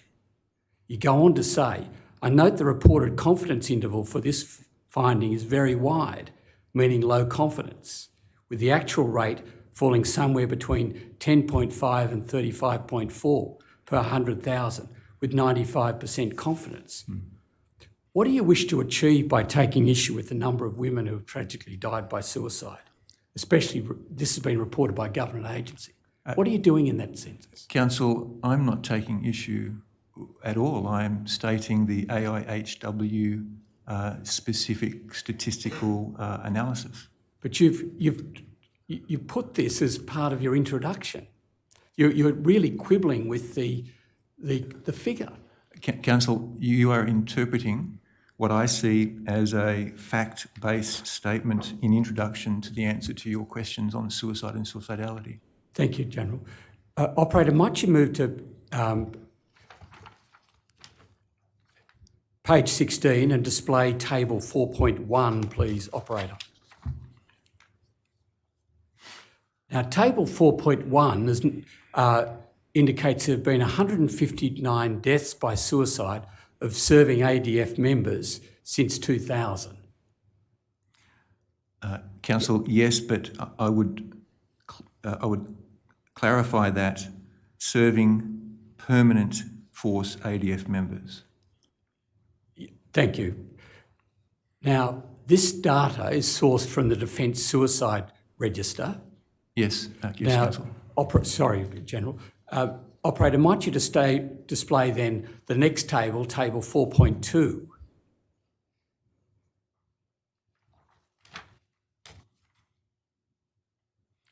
And this goes over the page, and the total here, this displays, the total number of deaths by suicide is 178. And this data is sourced from the Consolidated Register of Suspected and Confirmed Suicide. I'll call that the Consolidated Register. You indicated paragraph 52 that the Consolidated Register was created in September 2012 for administrative purposes. And this was created to support the inquiries of the Royal Commission. Now, in a footnote on this page, I think it's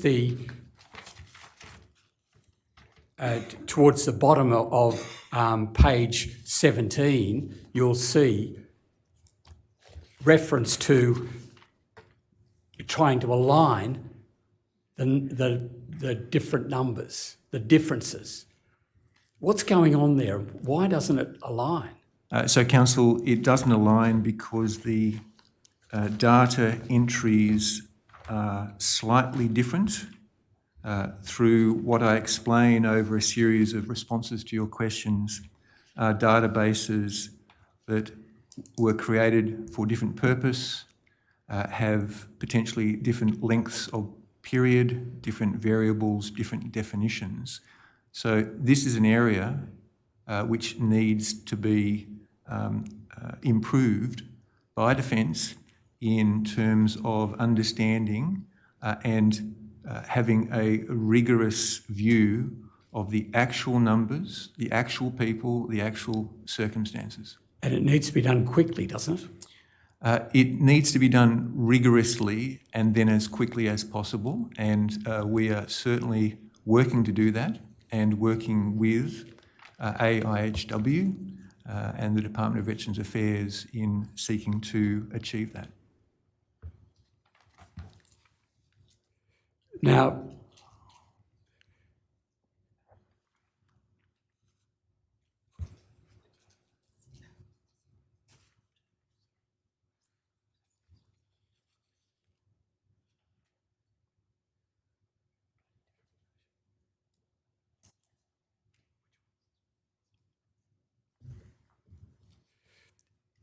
where's it up to at present? The work, the alignment. Council, it will take some time to agree to analyse individual circumstance, to create what will ultimately be a mature database It may take a couple of years, Council, but between time, the Defence Suicide Database is the one that will and does now hold the most detail, and we will seek to build upon it and to gain as much rigour as possible in doing so. Now, Defence didn't commence preparing the Defence Suicide Database, I think, until 2014 or 2015. Why so late? Council, you're right. I'm not sure of the exact year, but it was an initiative from our Surgeon General of the day, and in response to the recognition of concern for suicide and suicidality, and I can't speak to why that date. There's not a database in existence early on, is there, 2015 and onwards, concerning suicidality? That's left out, isn't it? I'm not... are you saying before 2015? No, I'm saying that you set up the Defence Suicide Database in 2014 or 2015, but you didn't parallel that with a database concerning any aspect of suicidality or suicide attempts. Not at that time, Council. And certainly you're right, this is an area that has been developing over time in terms of the rigour of our understanding and the data that we are able to draw to build that understanding. You had, of course, the mental health in the Australian Defence Force 2010 ADF Mental Health Prevalence and Wellbeing Study, which was issued in October 2011. Mm-hmm. That was available at that time, October 2011. That's correct, Council. That didn't inspire members of Defence to undertake some action at that point? Council, I can't speak to the decision making at that time or the considerations at that time. Weren't you Deputy Chief of Army at that time? I was, in 2011, I was in the Middle East, Council. In 2012 and 13? Yes, 12 and 13, I was the Deputy Chief of Army. It didn't come to your attention as Deputy Chief of Army in 2012, 2013? Not that we did not have or that we should have a database on suicidality or indeed on suicide. Did the report itself come to your attention? I cannot recall, Council. Now,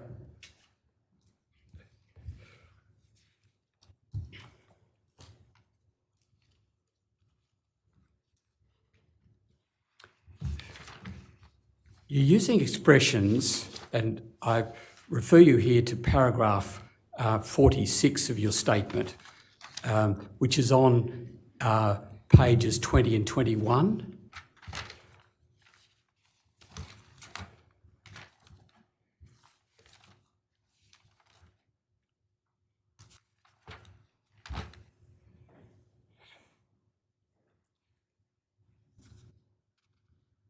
Now, you refer to a notion of information being translated to inform range of functions, including policy development. What do you mean by translated there? I think it could have been better expressed as information was used, or the insights from the information in the database was used. Now, who are the people who are carrying out this analysis? Because I'm suggesting to you it's very important, the skills and so on, the experience and skills that these people have who carry out the analysis.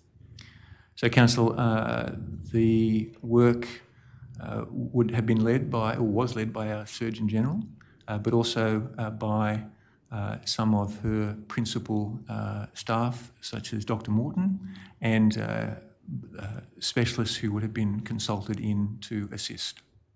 When you say specialist, you don't know who those specialists are, do you? No, I don't, Council.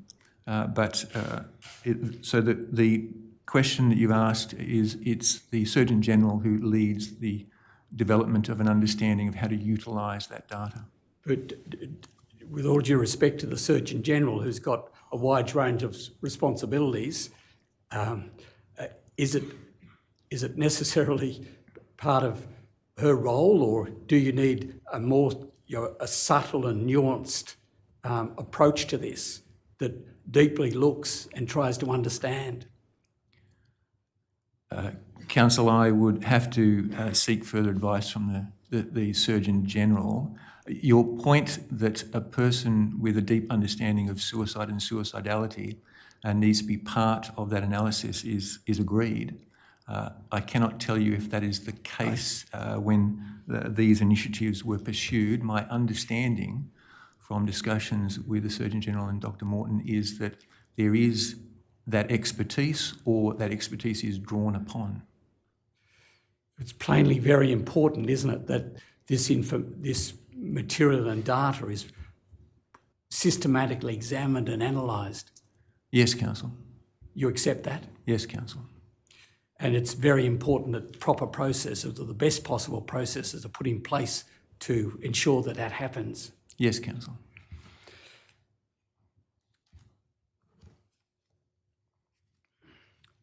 Now, you point in paragraph 56 of your statement, just can't give you the page reference there immediately,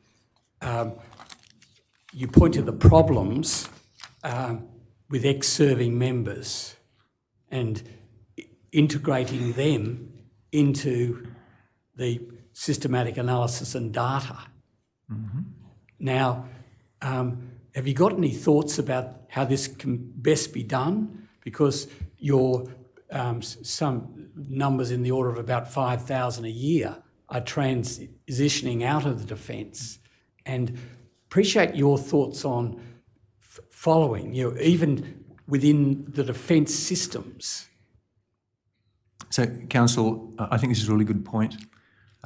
We now have a data connection between Defence and the Department of Veterans Affairs as soon as you join the Defence Force. That's a really good start. We also have recently had a data point agreed to be part of the national census, declaring, or at least seeking a person to declare if they are or have served in the Defence Force. I think a similar data marker would be particularly helpful in the utilisation by a veteran or a member of the Defence Force of medical facilities anywhere in the country, and also with coroners in terms of coronal inquiries into deaths, so that there is more confidence that we are capturing through different pathways knowledge of persons whose circumstances lead to death by suicide. At the moment, the Department of Veterans Affairs is aware of most, but not necessarily all, veterans. This data linking between Defence and DVA will fix that over time. But we don't have a link that returns to Defence from coroners necessarily. We don't necessarily have a link that might advise us through the medical system. You accept that presently there's significant shortcomings in the ability to obtain data about ex-serving members? That's correct, Council. And ways need to be found to improve that? I agree with that, Council. And I suggest to you that they need to be found relatively quickly. I agree with that, Council. Yes. Provided it's a rigorous process. Well, rigorous, and it will create for us a common view across Defence and DVA, which will be extremely valuable for the wellbeing of our people. And of course, losing a single person is a tragic event, isn't it? Yes, it is, Council. So somehow or other, something has to be found to stop this happening. I agree, Council. Now, may I take you to page 62, and operator, might you display question 33 and paragraph 196. And this concerns, General, did you get the page number there, General? Yes, thanks, Council. This is,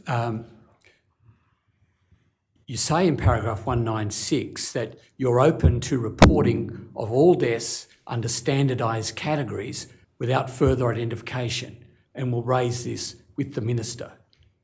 Have you had the opportunity yet of raising that with the Minister? I haven't, Council. I would ask that you appreciate this was being prepared during an election campaign. Yes. And I will be raising it with the Minister. I think I'm completely comfortable with the suggestion. Yes. I'm expecting that it will be a conversation that will lead to the outcome that is being proposed here.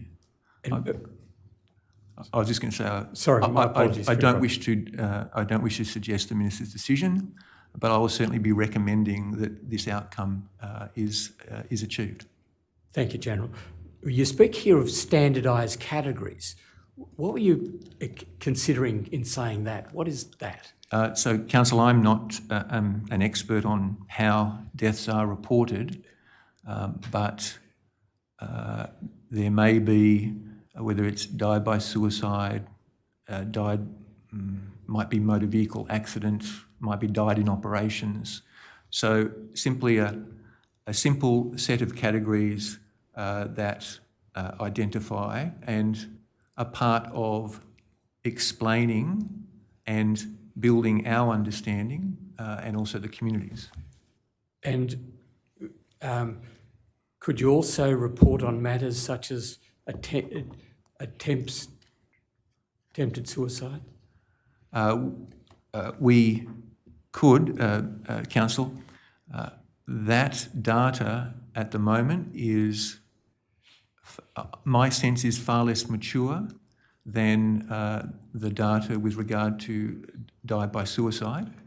In part, that is because of the variety of sources and hence the potential for variability in interpretation of the nature of the suicidality or suicide ideation. Whether it's a professional reporting it in the medical sense, if it's a person with the training in a command space to report it, or whether it is a friend reporting it, and you get variations. So we need to work on the development of the quality of that reporting. You accept that the report should include deaths by suicide? That's what you'll be recommending to the Minister? Yes, that's correct, Council. Now, just returning to question 5, which is in the 2 tables, and this is at page 18 of your report, your statement. And this concerns attempted suicide and suicide-related events. Table 5.1 has been constructed, I think, from the Defence Electronic Health System, known as DEHS. That's correct? That's correct, Council. And this did not exist this table did not exist until you prepared it for the purpose of the statement? I believe that's correct, Council, yeah. And there'd be no, is it the position that there's no there's no measuring of numbers of attempted suicide prior to you needing to create table 5.1?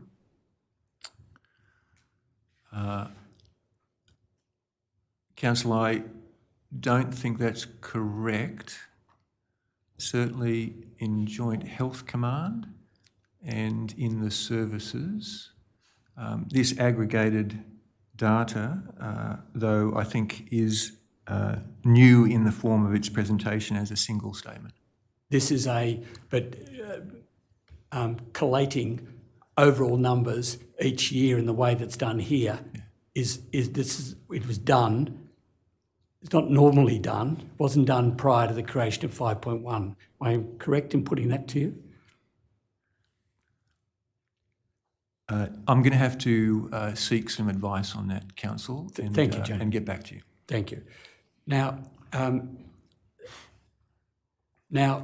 you'll see that 2015, or the numbers run from 2015 through to 2022, and these are numbers of attempted suicides.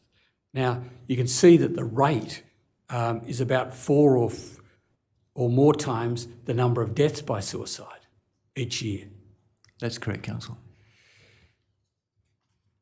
Now, Operator, might you go to the next page and display table 5.2, please? Now, this table is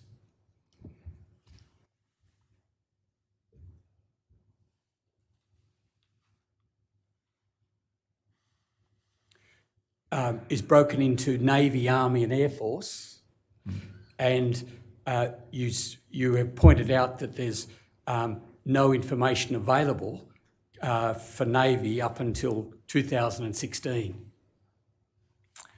2017. 17. Yes. Thank you, General. Yeah. In relation to the Army, it's the first information becomes available in 2007, and then the Air Force in 2015. Now, just turning to the Navy for a moment, there is a different time frame for collection between the three groups within the Defence Force. Is there any explanation that you have available to you concerning that? Council, I think that just speaks to the progressive development of our awareness across the force and the development of recording databases to be able to show that. So Navy was late in this, and Air Force relatively late? Well, in terms of collating a database response to it, I don't think, though, in terms of the efforts that they've gone to in the development of their work in cultural development of the force. Now, you'll see that there's been, just taking Navy and 2020 figure of 30, and then 2021 figure of 80. Did that concern you at all? Could you just give me those dates again, please, Council? You see there the row 2021, so sorry, 2020? Yes, Council, I understand now. Yeah. Thank you, General. So, again, Council, there is the potential in these figures for a variety of interpretations with regard to suicide-related events. But what I believe you are seeing is both the potential for an increased propensity to see a suicide-related event. You may be seeing an influence of the COVID-19 experience, both nationally and within the military. And in addition, I suspect that you're also seeing an increase in that propensity to report, to seek assistance, to speak, to raise concerns. Are you satisfied that the primary data systems have been properly examined to pick up all the numbers of so-called suicide-related events? Yes, I am, Council, but I am not yet confident across the force that every circumstance under the broad rubric of suicidality is detected, reported, recorded. Now, you'll see in the different forces, the Army would have many more people, wouldn't it, than Navy and Air Force? That's correct, approximately twice as many as each of the other services. Now, you'll see, taking RAF, for example, in the 2019 year, the 2020 year and the 2021, you've got 91, 79 and 100, and an increase from 39. So what's happening in RAF? Why is RAF disproportionate to others? Council, I think that is actually an expression of the effectiveness of the efforts to see people speak, to raise concerns, and to report issues. So do you think that?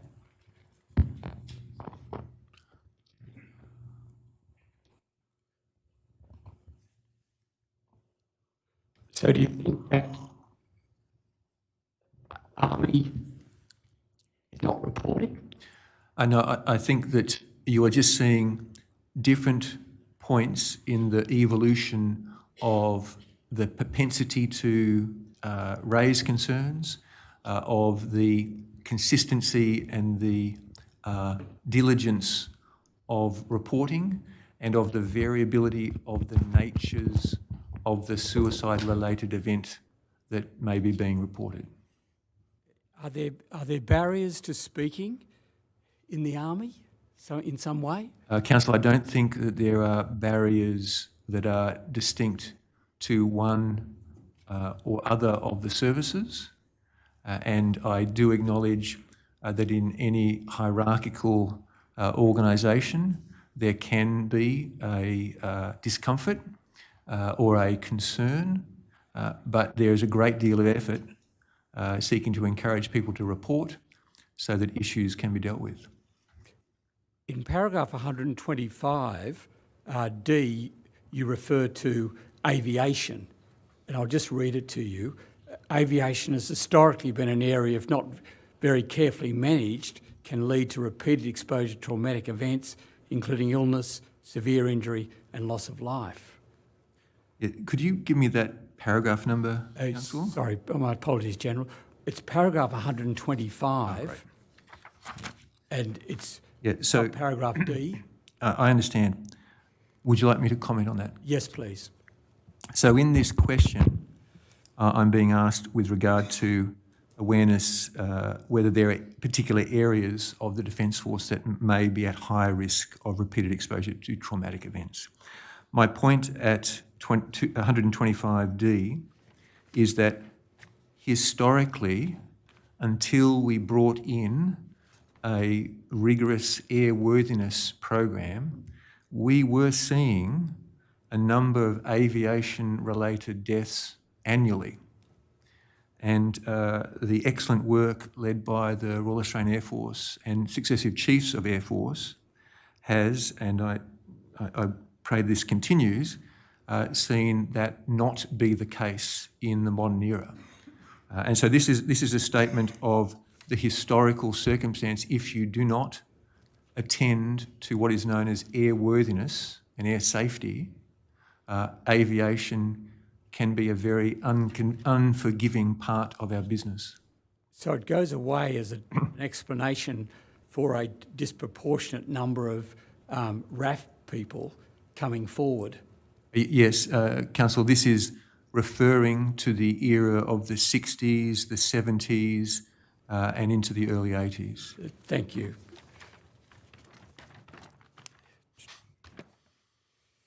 Now,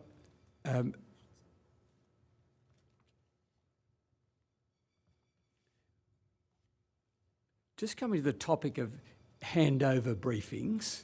Yes, Council. Between you, and it's question 7, it's paragraphs 58 to 59, and you say in paragraph 58, I did not receive any handover briefings and discussions upon assuming the appointment of Chief of Army and the Chief of Defence Force, or any specific information on suicide and suicidality in the ADF.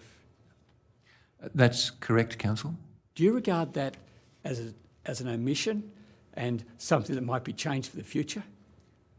Council, there will be a process of handover briefings that will occur with our senior leadership. This is not, though, meant to say I was not aware as the Deputy Chief of Army. and was not then very fully aware as the Chief of Army and the Chief of Defence Force. It is more to recognise that the awareness is through the routine and consistent advice being provided through those appointments, as opposed to at a point in time between appointments. Operator, might you display, and this is not in the statement, DEF.1029.0002.0066. And might you go to page 46 of that document, which is at .0123, and might you display table 4.1? Commissioners, I'm taking General Campbell to the key findings document of the Transition and Wellbeing Research Program, which was is a very extensive program or study program, and it involved the review, a survey of something like 50,000 people. It followed on from the earlier study, the one I earlier referred to, as Commissioners, you well know, the Mental Health in the Australian Defence Force 2010 ADF Mental Health. And I understand that the same body of people were resurveyed in 2015. Now,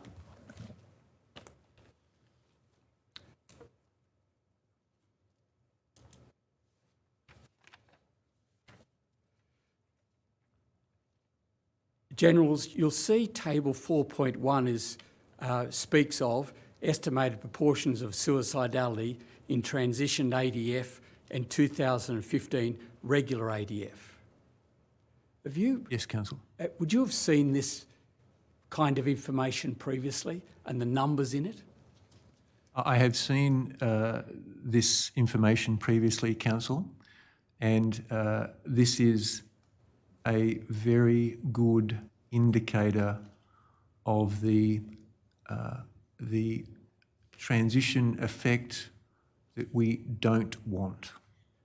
But just looking at the column on the columns on the right-hand side of the page, it goes beyond simply the impact of transition, doesn't it?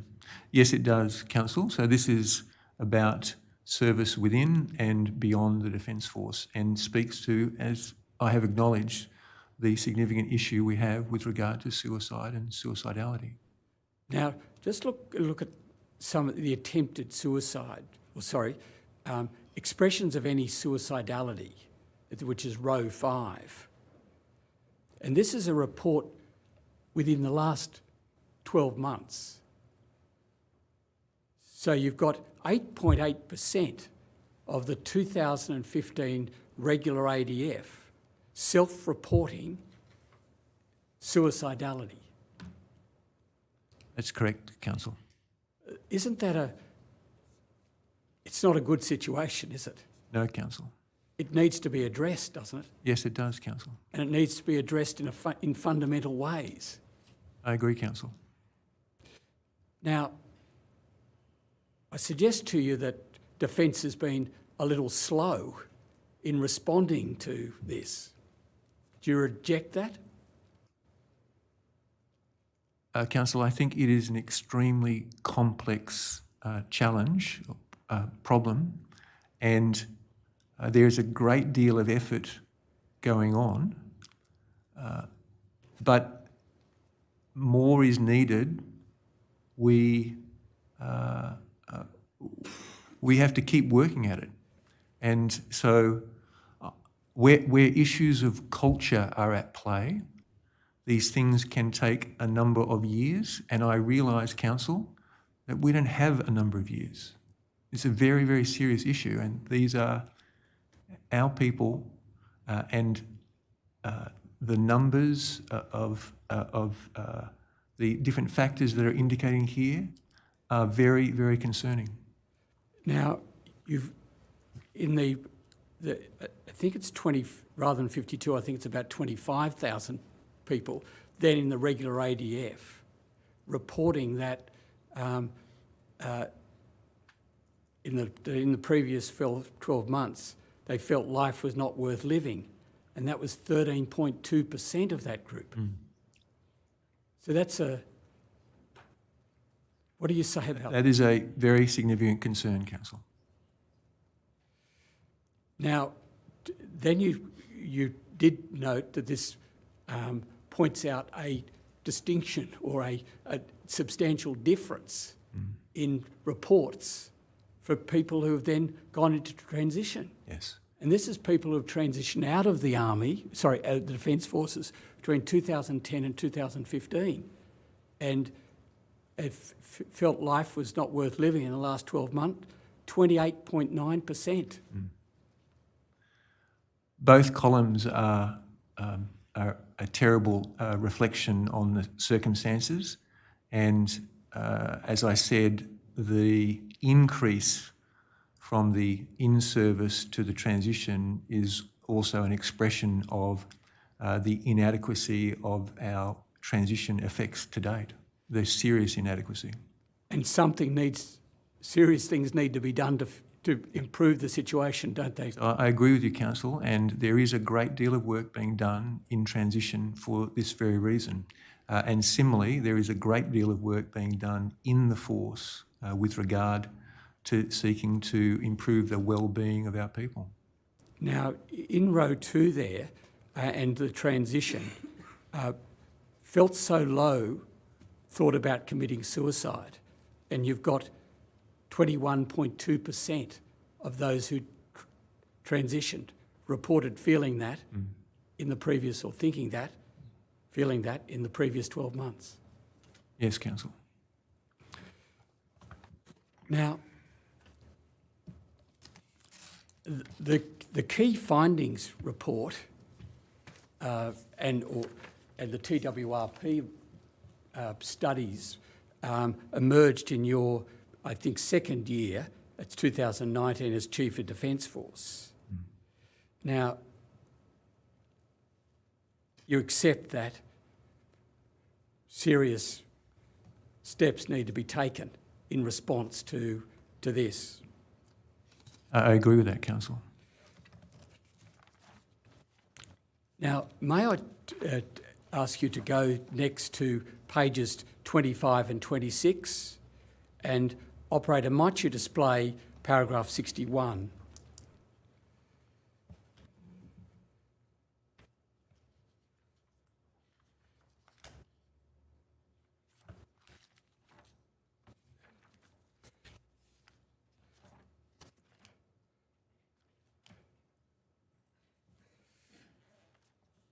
Now, you refer to a number of matters here about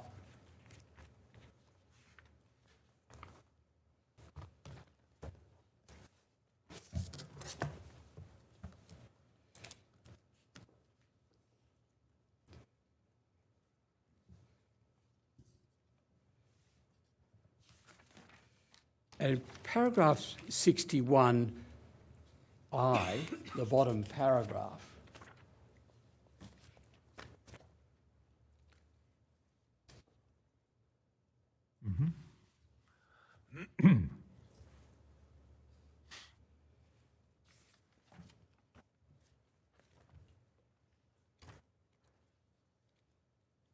please excuse me.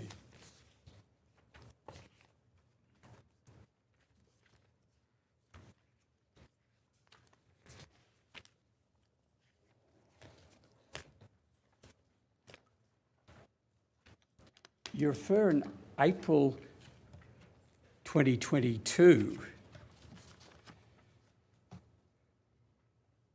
to inviting a number of organisations to partner with you and assist defence in a research activity. Is there some reason why it took until April 22 for this to happen? Council, I think you're referring to subparagraph J. And with regard to your question, Yes. with regard to your question, It was a matter of trying to bring a community of experts together, looking at both the pre-transition and post-transition health and non-health factors. It's an effort that builds upon a series of previous work and research. You referred to one of them just previously. So rather than seeing this as, why did you do it in April 2022, it's about building a progressive, rigorous understanding, and this was a next step, Council. You have established something in April 22. What was that? A task force of... I know I wrote to a series of leading authorities, as are indicated in that subparagraph, requesting that they come together to look at that pre- and post-transition health and non-health related information. Now, in paragraph I, you're referring to some analysis that's being carried out. Where has that got to? In paragraph I am referring to a request for immediate information rather than a review or a survey.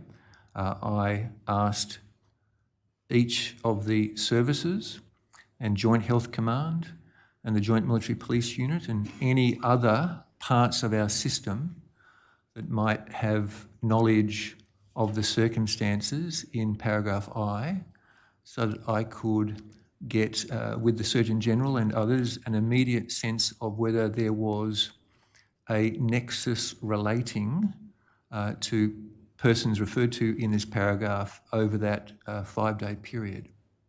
Now, where has that got up to? When can you expect something back to you? Now, I have received something back, Council, yeah. And you'll be able to provide that to the Royal Commission? I can, Council, yeah.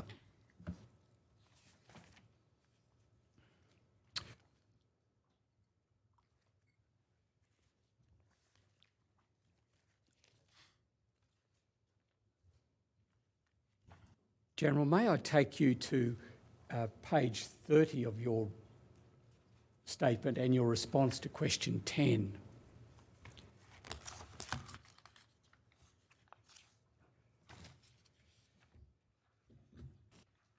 Operator, might you display question 10 and paragraphs 78 to 82, please? This concerns, you're asked to describe the steps you have taken to address any trends identified in any of the analysis of the kind referred to in the previous question. And you may need to look back to page 28 for that previous question.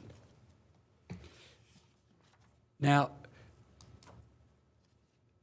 you refer to 2 higher risk cohorts, being 2 that we mentioned earlier, and you then say that that you've directed Defence officials to do 2 things, and this is in paragraph 82. One, set up the Joint Transition Authority. Now, what's happening with that in a minute, if you can? The Joint Transition Authority is established. It is working to develop a delivery of support to individuals in transition that is targeted to their personal and family circumstance need, and that draws on all of the support effects available within Defence and linked with DVA, so that there is a period of transition linking the experience within Defence and into the broader life beyond Defence. That's what the Joint Transition Authority, its mission is. It is still in the work-up phase in terms of it hasn't reached what I describe as full operating capability, but it is progressing very effectively. Importantly, it has had to work to harmonise to integrate, to synchronise, to assure a wide range of processes to the benefit of the transitioning individual. You pointed out earlier the significance of transition and in the displayed figures there. You agree it's a very significant matter? Yes, Council. Impacting on person's sense of well-being. Yes, Council. Now, it seems to be it started in October 2020, is my understanding of the Joint Transition Authority. Councillor, we started doing that work very early on, and certainly before we had the authorisation by government, so we were working in parallel with developing the authorisation from government. It seems to be moving too slowly. Do you want to comment on that? It is working. I know the people in it are working very hard to deliver a much better system from a very complicated, disaggregated system. And so it's not as fast as I'd like, but there needs to be a combination of quick fixes and rigour to realise the end result, which is better for everybody. That's what they're trying to do. Does it need more resources?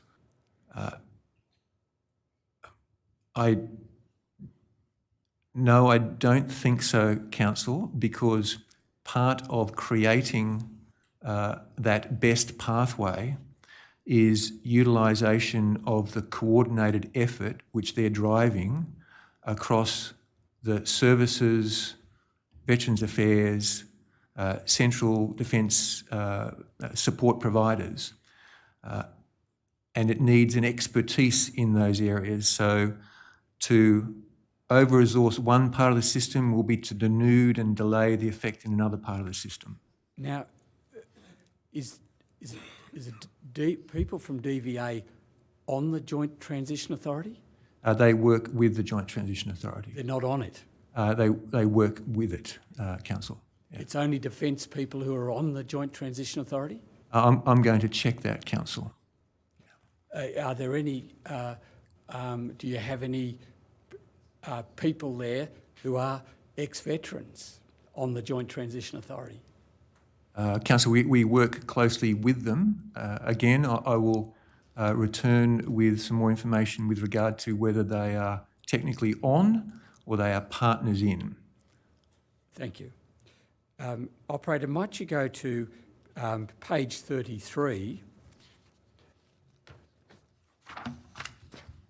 and might you display paragraph 93. Now,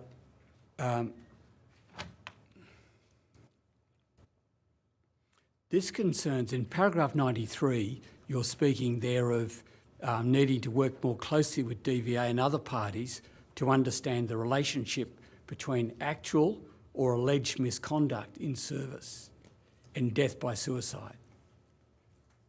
And you could add, and suicidality there. That's correct. I haven't put it in, but yes, it is intended to be both, Council. And you accept there's a relationship, so far as it seems from your experience, between misconduct and suicide and suicidality? My sense is yes, Council, there is, albeit it's not automatically direct, as is the complexity of suicide and suicidality. Now, you speak there of working more closely with DVA, and your attention will have been drawn to, I think it's recommendation 17.4 from the Productivity Commission. Yes, Council. And it's about having a joint strategy, and it didn't happen. And it's not going to happen until 2023 or 2024, and that's the mental health strategy. Council, again, this is something that is being co-developed, and work is underway at the same time as we're seeking to get to an end state that's nominally 2023. And in doing so, we're working through the agreed common points of alignment between the two organisations in that strategy. But while that is happening, there is very, very direct and personal engagement across Defence with DVA on the well-being of individuals who are moving through transition. So we recognise that we have to build a system while at the same time utilising the knowledge of that intended system to the best interest of the people who are transitioning. General, the Defence has had 3 mental health strategies, one in 2002, another in 2011, and then another one in 2018. And there's the quality of the 2002 study seems to stand in contrast to the 2011 and the 2018 strategies. Now, might you have a close look at the 2002 strategy in coming forward with a new mental health strategy? Well, Council, as we develop our mental health strategies, which are typically for a period of time, we work through all of the preceding material, our understanding of the current status through research and our relationships with our partners to produce the next strategy. But when you closely examine those documents, you'll see that the first one takes a fundamentally different form from versions of the strategies 2 and 3. And the first one, the 2002 one, contains numerous recommendations. Yes, Council. There's a dramatic change in style between the 2002, the 2011 and 2018 ones. Councillor, I don't think there's a change in intent as in to support the well-being of our people.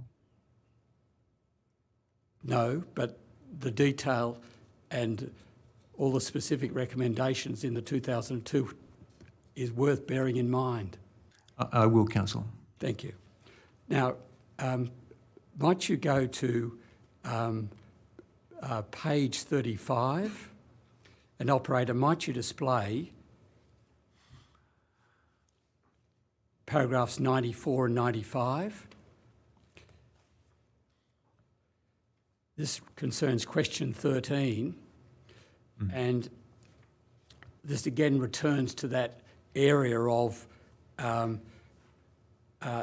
there being no system or no process for advice that consistently and comprehensively informs defence of death by suicide of a former ADF member, and you saying that you only become aware of such suicides between ad hoc and an inconsistent mechanism.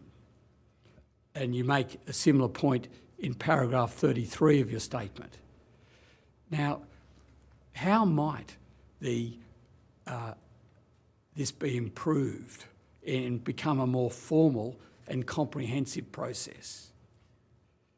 Councillor, here I think the idea of a data marker required or requested of state and territory jurisdiction coroners would be particularly helpful. But at the same time, over time, the consistency of knowledge by DVA of who is a veteran, because we've linked the data sets together, I think those are the 2 steps that will be very helpful in creating a greater degree of availability of information and consistency in the reporting of that information. At the moment, a person who dies by any circumstance who is not known to the Department of Veterans Affairs and a coroner is not potentially thinking with regard to whether this person was or wasn't a veteran, it becomes unknown to our combined defence and DVA system. We have here 2 silos, don't we, in a fashion? We have defence on the one hand and DVA on the other. Do we need two silos? So, Councillor, I'm not speaking of two silos. I think, and with regard and respect to our state and territory coroners, I'm speaking of a divide between the integrated defence DVA data and a coroner who is unaware the person is a veteran or who has not considered to indicate whether the person is a veteran, to allow that knowledge to come into the combined environment of defence and DVA. Are you aware of the interim suicide registers? One in Queensland, one in Victoria. I am, Council. And information coming forward within days constructed from the police reports to the coroner of a death by suicide. I am, Council. Now, have you taken steps at all to request identification on the police report to the coroner of whether the person is a defence member or a former defence member? I haven't, Council, and this is something that we can do. You could take that up with each of the states and two territories and improve the forms, the police report forms. Indeed, Council. And that could change in a few weeks, couldn't it? Depending on their attitude. I would wish it to, and I think that they probably would too. Thank you.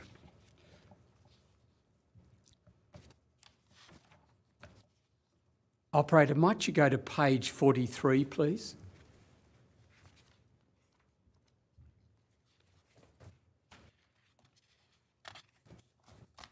And this is concerns question 18 and the cohorts, particular cohorts, and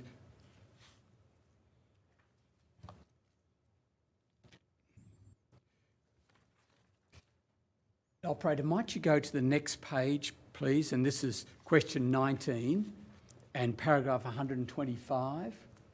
My apologies. Sorry, the previous page and 125. That's page 43. Thank you, Operator. Now,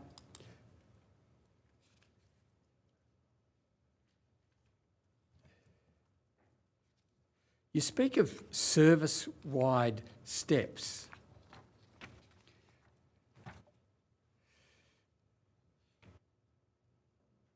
To mitigate risks.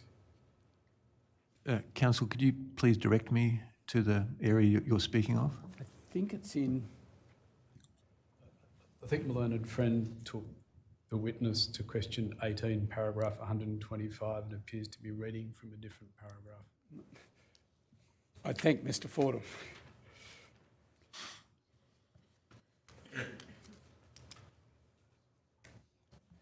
Sorry, it's 126B.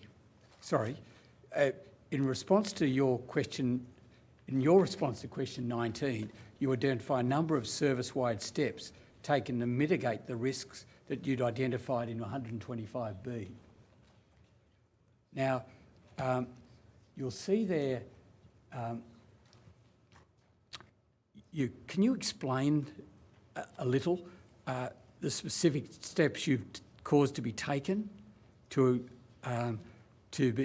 address the risks faced by the cohorts that you identify in 125? So, Council, this is in regard to parts of the force or periods of time within regard to some elements of the force that need closer attention to their well-being and to the potential for traumatic stress to arise. And in paragraph 125B, I gave some examples of those periodic parts of the force, and it's in paragraph 126, which I'm speaking to the direction to chiefs or the chiefs of joint operations in terms of how they fulfil their duties to make sure that they pay attention to the well-being of those elements of the force that might be, because of their employment, under higher levels of stress or potential for trauma at that time. Now, Commissioners, I was going to move to another section.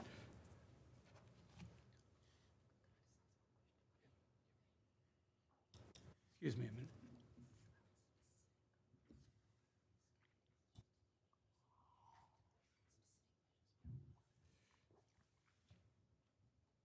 There's always the problem or the way of proceeding, taking kind of universal measures that don't take regard, don't have regard and proper regard to particular smaller groups, different cohorts. Yes, I think that's the point of paragraph of question 125. But Council. are you speak of universal measures. What are the specific things? And is Defence really addressing the problems of specific cohorts? I object, but I'm not sure the answer that my friend's cross-examining on refers to universal. Paragraph 203. My apologies for not taking you there. Did you say 203, Council? 203.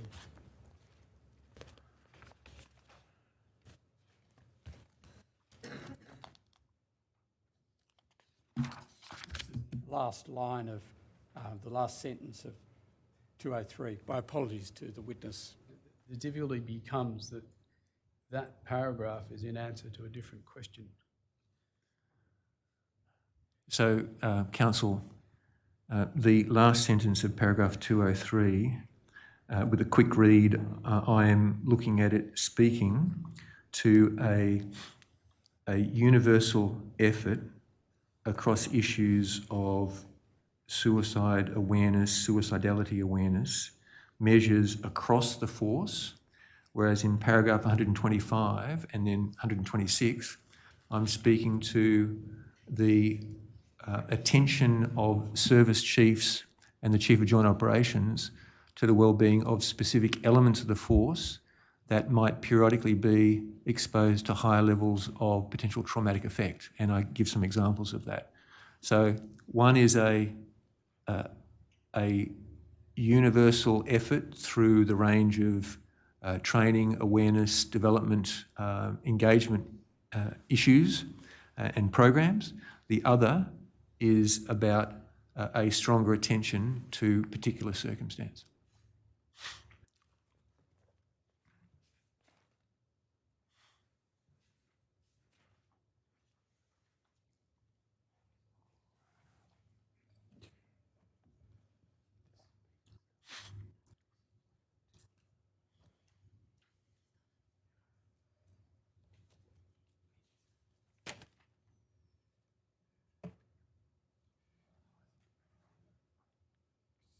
Could I ask you, what are the specific steps that have been taken in relation to each of these particular cohorts? Can you do that, or is that? This is in paragraph 126. Yeah, 120. Yeah, 126 and 125. The interconnection between the two. Right.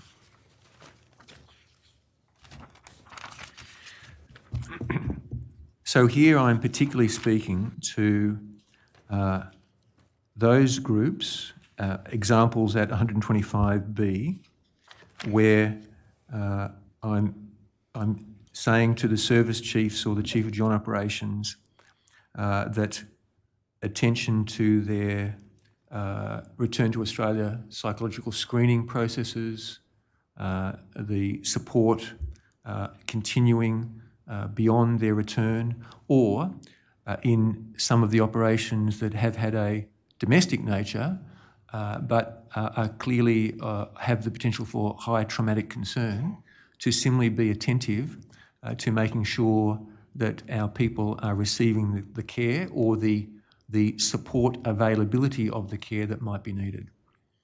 An example in domestic sense I've offered is Operation Resolute, which occurs in our northwestern waters typically. One that's overseas was the Operation Sumatra Assist, or indeed the Special Operations Task Group operations in Afghanistan. Commissioners, might it be convenient, given I'm now going to move to the the IGADF reports and so on, and beyond the specifically the suicide, suicidality and mental health. If the Commissioners had any questions they wish to ask at this point. Yeah, thank you. That would be good. Thank you, Mr. Connor. Commissioner Douglas? I have no questions at this stage, thanks. Commissioner Brown? Thank you. General Campbell, I just wanted to ask, what we heard earlier about the healthy worker effect. So in effect that the processes of selecting men and women for the Australian Defence Force, you do undertake a screening process and in theory at least have the opportunity to select those who are the most psychologically and physically healthy. Or Commissioner, suited for the employment. Okay, thank you. That's possibly a significant distinction. I'm just wondering, we saw the data, and we didn't see the 2010 data from the mental health and wellbeing study, but I'm sure you're aware of it. We saw the 2015 data that Mr. Connor displayed, which shows those figures which you agreed were quite concerning about higher levels of suicidal ideation. And we know then that, but not necessarily higher levels of death by suicide of those serving in the permanent force. Yet after transition, at least for certain cohorts, that then seems to lead to a higher rate of suicide deaths. I'm wondering, do you have any thoughts as to what's happening there? You have theoretically healthy young men and women who come into the ADF and suddenly their suicidal thoughts go higher than the general population, we know from those studies. And then somewhere along the line they discharge and then the suicide rate becomes high. What's happening? So, Commissioner, I think that there are very, very strong protective factors at play within the Defence Force. And our recruiting system, I think, does a very, very good job. It is not perfect, but does a very good job. So I agree with the view that, broadly speaking, we get the strong soldier, sailor, aviator. And the protective factors, as I said in one of the responses, I do think that they tend to dominate, to overshadow the risk factors at play while in service. Transitioning from service, if that transition is not the sort of transition that I would wish it to be, people can lose a sense of community and of connectedness. They can lose a sense of purpose, of life mission, if you like. And they can increase substantially in that loss, that psychosocial risk, that sense of insecurity and linked to the question of what is my purpose now?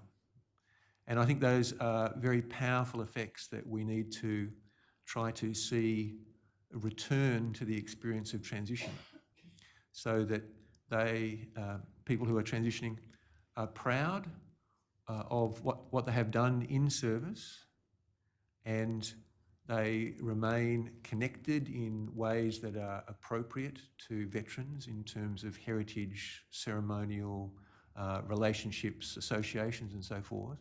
But they are looking positively to a new opportunity, a new career, a next adventure, if you like, that gives them that sense of purpose. And I think that that's what people struggle with, and that's what we have to do in working in transition to help people with. Thank you, General. I mean, I think that's important. I'm also interested in your thoughts as to why people who join the Defence Force have this increase in suicidal ideation. Do you have, and I don't think anyone has a clear explanation, I'm just wondering whether you have any thoughts or views about what might be contributing to that. And I will caveat this. This is an impression, and we need to do more research. But the impression is the separation from family and from childhood friendship groups, and the uncertainty of understanding the experience of service, perhaps in the early period of service, in those first 2 or 3 years, that might be where these issues arise. My apologies, General. I understand the web stream is not working for technical reasons, and they've asked us to adjourn for 5 or 10 minutes until that problem's sorted. Yes, Please sure. bear with us. Sure. Okay. Mr. Connor, Mr. Vorden, we just need to adjourn for 10 minutes until that's sorted. We'll adjourn now. All rise. The Royal Commission is now adjourned.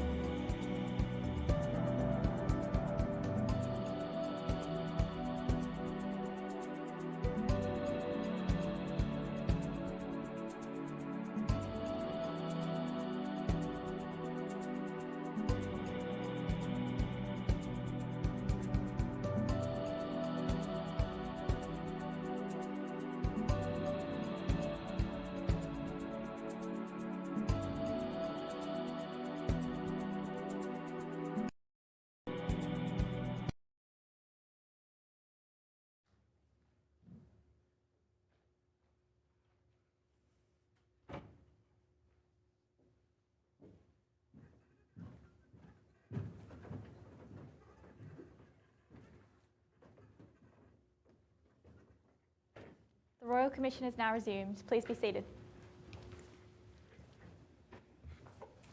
General, we apologise again for the technical issues, but I think we're sorted now.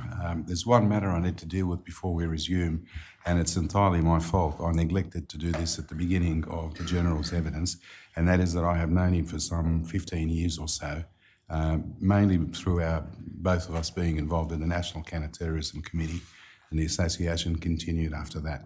I don't see a conflict. We've discussed it with our legal advisors, but I do want to place it on the record. Thank you. Mr. Connor, I think Commissioner Brown just needs to continue. She hasn't finished yet. Thank you. General, I just wanted to follow up my earlier questions with a couple of others. One is, we've heard about and we've seen some of the figures about the numbers of deaths by suicide over the last 20-odd years. And in fact, there's some data a little bit earlier than that. But we also heard about the suicide database being established in 2014 or 15, the consolidated register, and you're doing the work now to align those. You said it's going to take a couple of years. I guess the question is, that seems very late in the day, given the seriousness of the issue which you have acknowledged of deaths by suicide. I mean, I guess the question I would like to ask is, do you think it's that the defence has been late to the party, so to speak, in terms of addressing this issue? Commissioner, I think that defence has addressed it perhaps in a disaggregated and federated way rather than a single integrated way. And the drive that emerges from the First Principles Review and the One Defence Initiative has given momentum to seeing that unified, aligned, aggregated approach in terms of things like data management. So while we don't have the quality of database that we would like now, the data does exist where we've been able to identify a person has a defence linkage, and we recognise that there is still absences in that identification. And so it will be progressively improved, but with a sense of haste about it, and ultimately to a unified and universal database that looks to defence and DVA as a system rather than as separate entities in the journey of a person's experience through military service and beyond.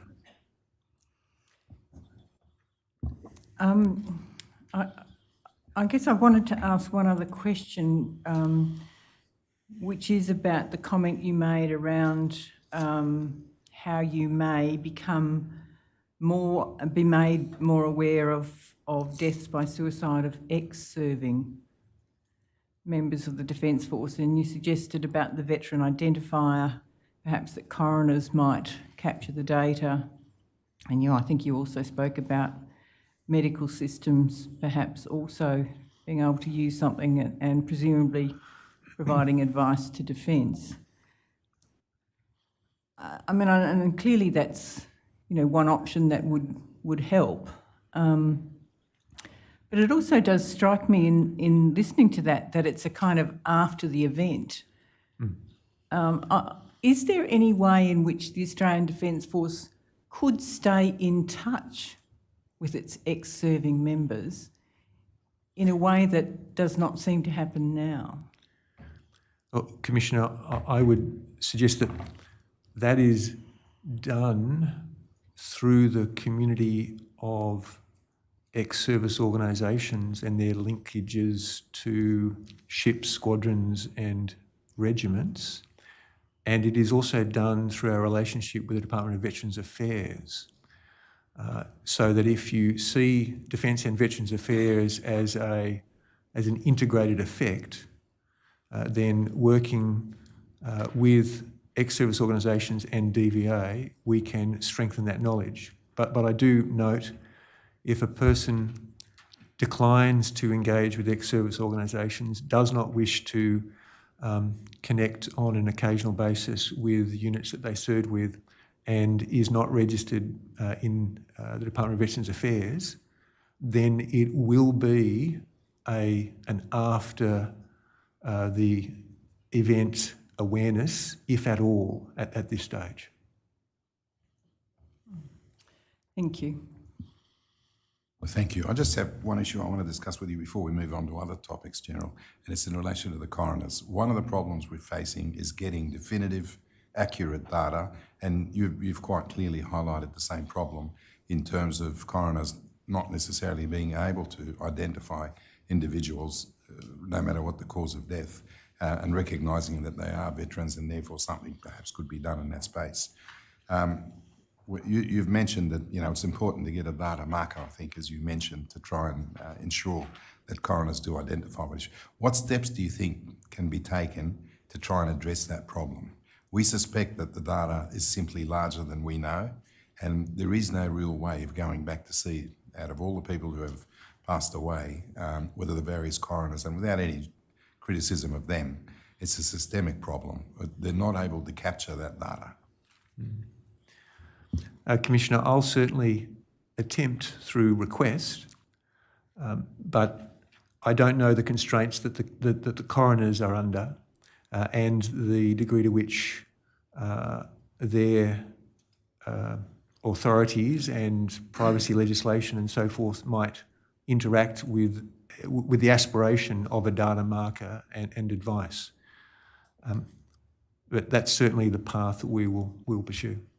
I must admit, I'm happy to see that it is on your radar and someone's thinking about it.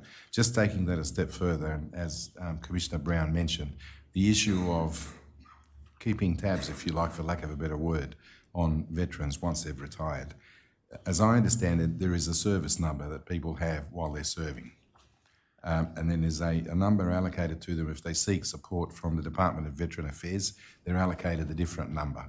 It has been suggested to us that if there was some way of making those two numbers actually be the same number, if essentially people would carry forward their registered number, it might be one way to keep tabs on those who are in touch with the DVA. Can you see that working? Are there any practical hurdles that you would know of that might stop that from happening? I don't know of a hurdle, and Commissioner, I like the idea. Certainly the number that you're referring to is a unique indicator for every person in the Defence Force, and I'll have to check this, but I think they have remained unique since the military services were established. What we will do in engaging with the Department of Veterans Affairs is understand perhaps whether it is either immediately doable or whether it is something that we can track towards achieving with either the modification or the unification of databases. But this is something I need to raise with the Secretary of the Department of Veterans Affairs. Yeah, no, I appreciate that, thank you. And just taking that a step further, is it feasible, for instance, to have people's registered number or DVA number connected to their Medicare number? Could that be a way of keeping tabs on people? And I know there will be privacy issues and legal issues, but my sense is that all of those could be addressed. In terms of digital systems, money can lead to that outcome, whether Medicare, veterans themselves, whether there are, again, privacy issues at play. Again, I like the idea. Thank you. Commissioner Douglas? No. Okay, we're back to you, Mr. Connor.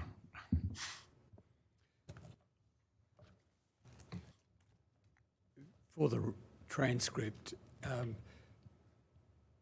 Commissioner Brown has mentioned the mental health in the Australian Defence Force study carried out on a survey carried out on about 50,000 people in the Armed Defence Forces in 2010, and reported in 2011, and table 1.6.1.3 at def.0001.001.1219 speaks of reports the prevalence of ADF persons attempting suicide in the previous 12 months. On page 86, it speaks of the people reporting ADF personnel making a suicide plan in the previous 12 months, and of the 49,503 people who returned the survey, 546 reported making a suicide plan in the previous 12 months. So 1.1% of the ADF population. So there is information available in October 2011 concerning this. And suicidal ideation is dealt with in table 1.6.1.1 on page 83. Sorry, Mr. Connor. I was going to ask if we could just blow that up, because for those of us with weak sight, it's very difficult to read. Is it possible to blow that bigger? We can't actually see it at all. Sorry? It's not being displayed. And I don't know that the General has it in front of him. No, I don't think he would. I'm just... I can see it, Council. It's been blown up on our screens, but Mr. Fordham, you don't see it? Is it a redacted part of the statement? It is redacted as part of the statement. That would explain why it hasn't been shown publicly.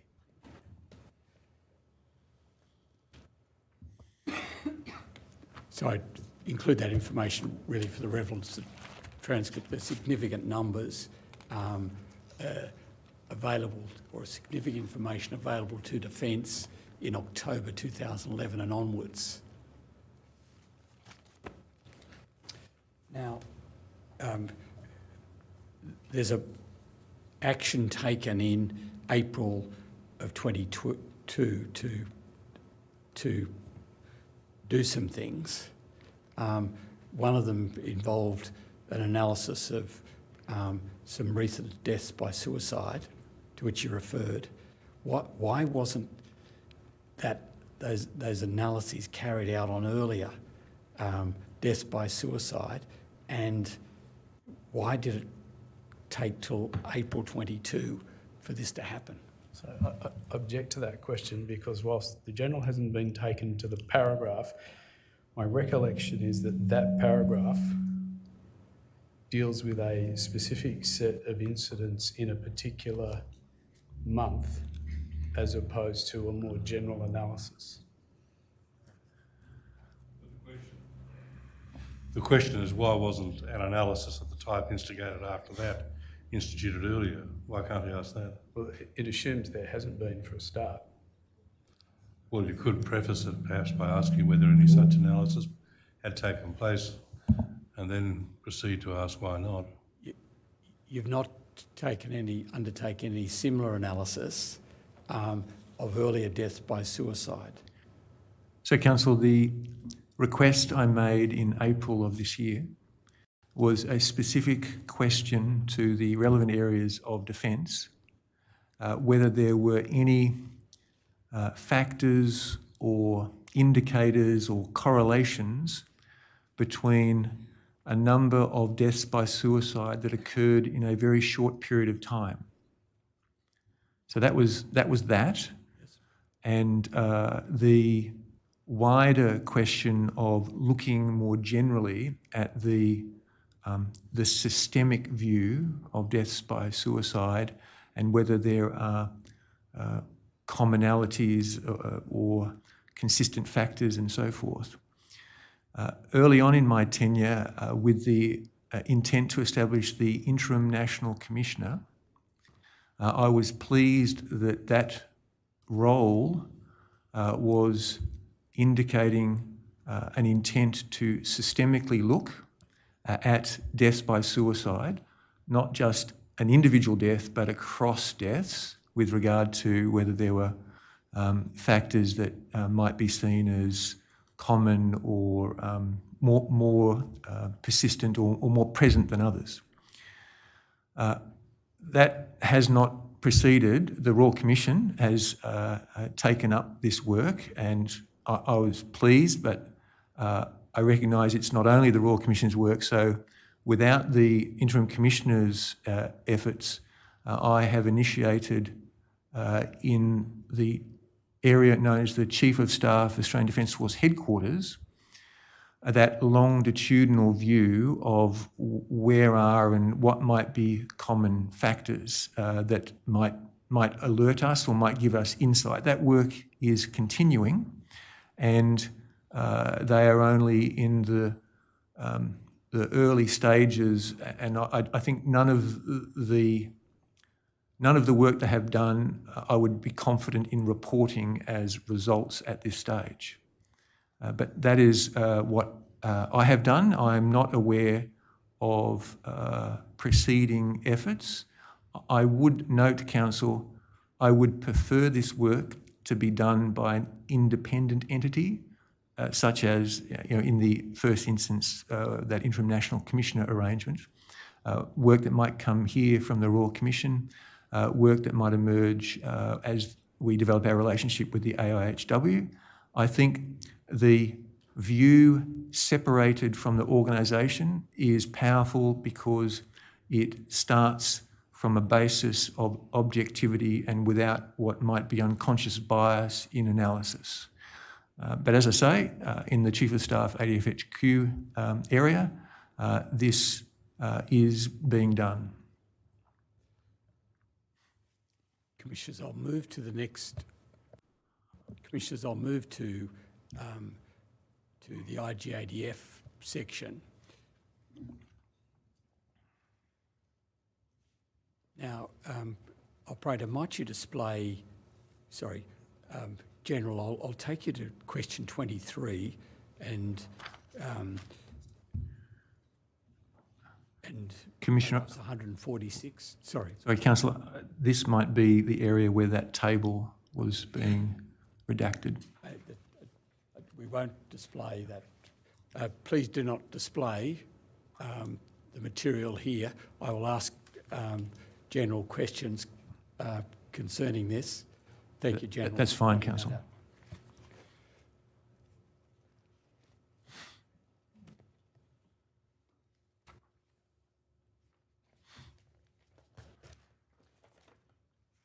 I wish to ask you about the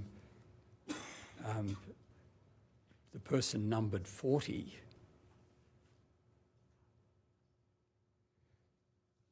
And you'll see at the final footnote, as it were, the 5 or 6 stars at the bottom.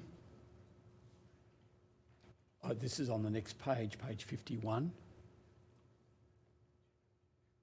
Yes, I do, Council. Now, this person had already been discharged from the Armed Forces, Defence Force, prior to death, but still the subject of an IGADF report. Can you explain the basis of how the IGADF came to prepare a report concerning person number 40? So, Council, I requested that the IGADF consider undertaking a report as he would normally do within his statutory authorities for deaths within service. I did that because, as I understand it, in regard to the person at line item 40, their death occurred within days of conclusion of their full-time service. It was known and it was so immediate, I felt at least it was appropriate for me to request that be considered. And is there a particular legislative authority that you've found for the IGADF to undertake that analysis? So I did not. I made the request, Yep. and this would be a matter for the IGADF to determine whether he had authorities to do so. And has it, it's still under review, is it? Actually, I'm not sure of the status immediately. This would be, if I might suggest, a question for the Inspector General. Thank you, General. General, might you go to the next page, page 52. Operator, might you display question 24?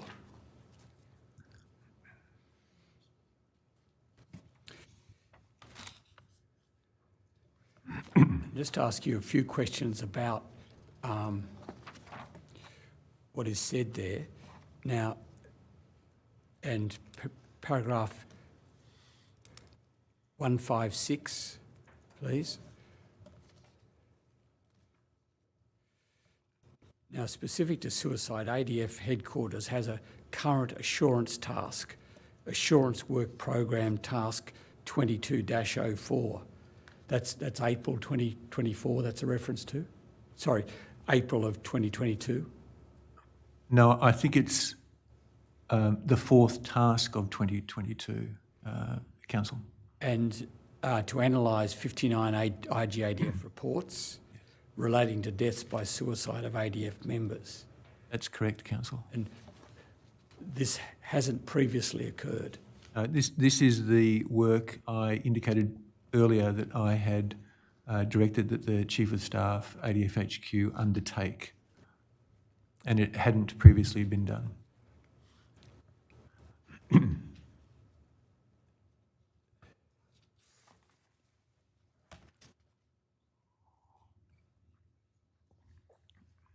Is this the only analysis that's been, hadn't previously been undertaken, any of this work? So it's the only longitudinal analysis that I am aware of. And as I noted, it was something that in 2019 I thought I might receive from the Interim National Commissioner. In paragraph 153, you say analysed at a non-technical level. That's correct. And now they will receive support from a range of technical areas. That the word technical meaning not medical. The Chief of Staff ADF HQ is not a medical group or not technically skilled in a range of issues that might be at play. They will draw on that expertise in trying to identify issues and factors. Are they the appropriate person to be carrying out the analysis? Well, as a area that can draw from many parts of the organisation, they can best bring together information, but they will turn to the technical areas of expertise for the technical judgments. But don't they have to have some deeper understanding of human nature and the difficulties of human existence to properly analyse all this? Well, my point is that that aspect of the work will come from the contributions of other parts that do have. But the person carrying out the analysis may not necessarily have the skill and capacity to understand the information that's being provided to them by the technical people. Well, I'm suggesting, Council, that it's the technical people who provide that part of the report's analysis, as opposed to the integrator doing the analysis. So that's how you're imagining it would work? That's correct, Council. So really it's a combination of a series of people putting together a document that seeks to explain the circumstances? That's right, and the Chief of Staff, Australian Defence Force Headquarters, has the linkages to make sure all parts of the system are engaged. Will you go back in analysing the 56 reports to see whether all the relevant materials provided to the IGADF department at the time? Sorry, could you just ask that again, please, Counsel?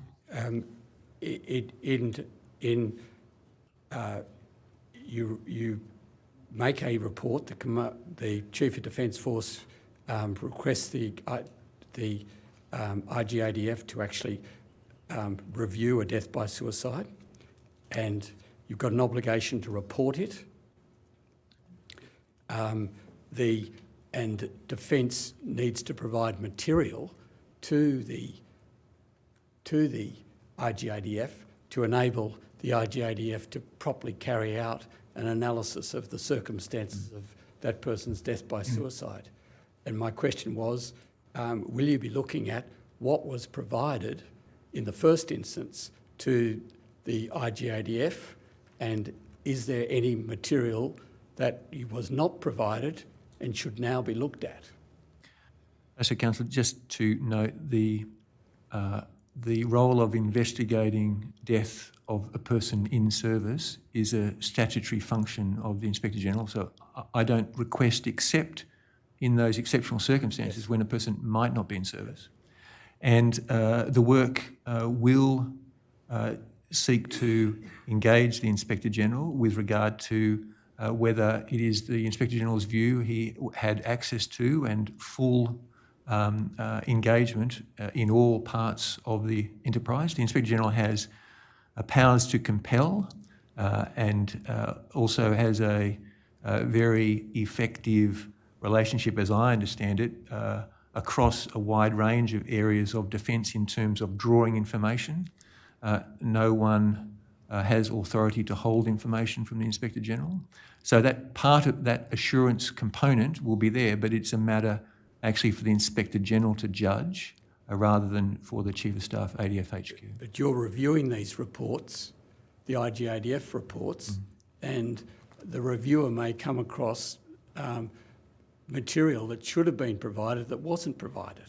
So, Counsel, thus far, I have found the Inspector General's reports to be extremely thorough, very detailed, and in circumstances where I or someone within Defence might identify potentially new information or information unknown, I know certainly in my case it has been passed on to the Inspector General.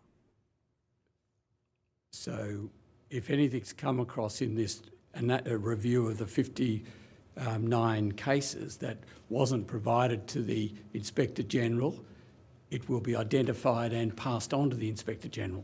Is that the process that's envisaged? So the Inspector General will have access to the full materials of this report. So so as it to be the Inspector General's judgment as to whether any of the materials are new to him. But you'll be looking at the full array of material that all the technical people advise you to look at for the purpose of undertaking the analysis. That's correct, Counsel. And if there's any additional material, you'll be identifying that in your communications with IGADF? Well, rather than that, Counsel, I will be providing to the IG everything that is developed by the work of the Chief of Staff. Thank you, General.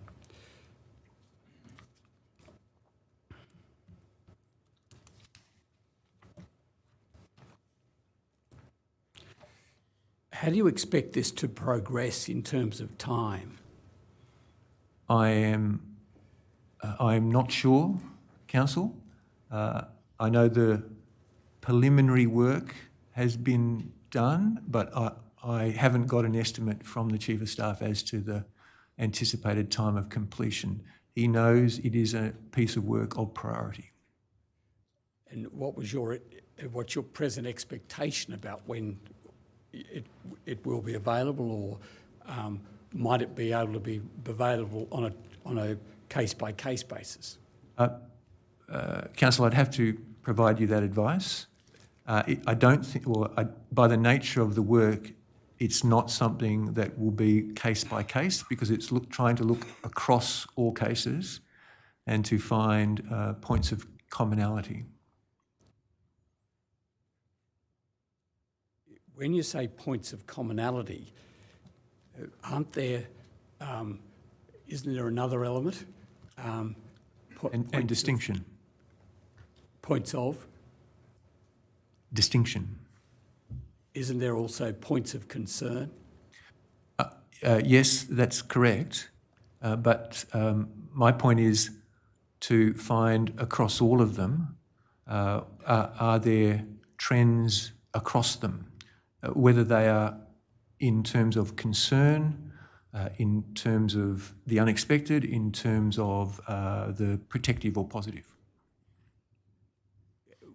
You speak of positive outcome from this. What did you mean by that? No, Council, I'm saying I want them to look at all the factors that can be identified across all of the cases and understand what might be points of commonality across those factors.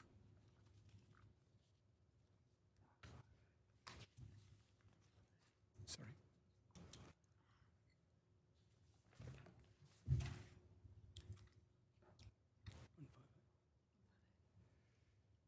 You do use the expression positive outcomes in paragraph 158. It just didn't follow that expression.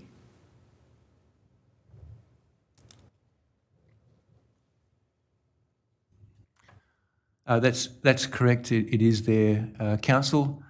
Clearly, we're talking about events that are deeply, deeply tragic and negative.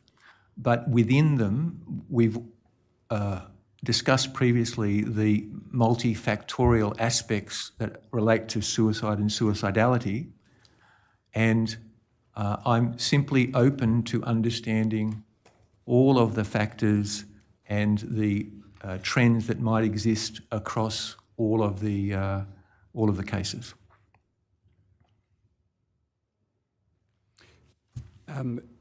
May I just ask you this about, and this concerns paragraph 165, which is in response to question 26. And you speak of this might be displayed, which is page 54, and you speak of work on assurance work program task 2204. This is what you've been talking about? That's correct, Council. And what's the nature of the engagement that you envisage between IGADF and the assurance work team as they work on this? I'm expecting that the assurance work team will request of the IGADF any assistance that they might be able to provide in doing this work, and in terms of their understanding of any background factors that might not be as strongly expressed in the work that they have done, but they think are required or might be useful in this. Will they get all the primary material provided to the IGADF for the purposes of his preparing his report? So, Council, that will be a matter for the Inspector General, who is an independent statutory authority and over whom I have no power. But can't you ask the Inspector General? So, as I said, Council, I will. These people, the Chief of Staff, will be requesting the Inspector General's assistance. And to provide all the primary material the Inspector General had available to him for the purpose of his report? Well, Council, that's going to have to be a matter for the Inspector General to agree that it is releasable. I'm just being particular about his authorities and his separation and independence from my authorities. You have regular communication with him, though, don't you? That's correct, Council. Yes, I speak with him. Yeah. And what's the subject broadly of those discussions that you have? And for me, it is areas of concern within the force that his office may be of assistance for me if they were to accept taking up issues. And for him, it may be speaking to giving me an awareness of perhaps the progress of something so that I might understand why a report has or hasn't been received.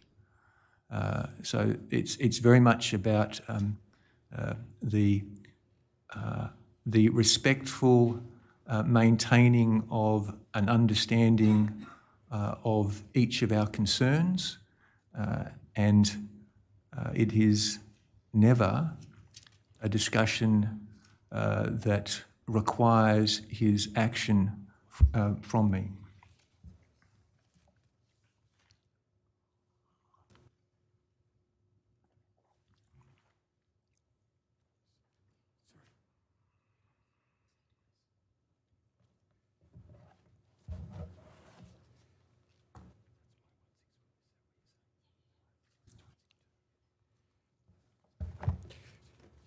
Could we go back to question 25 in paragraph 161, and you may display these, operator.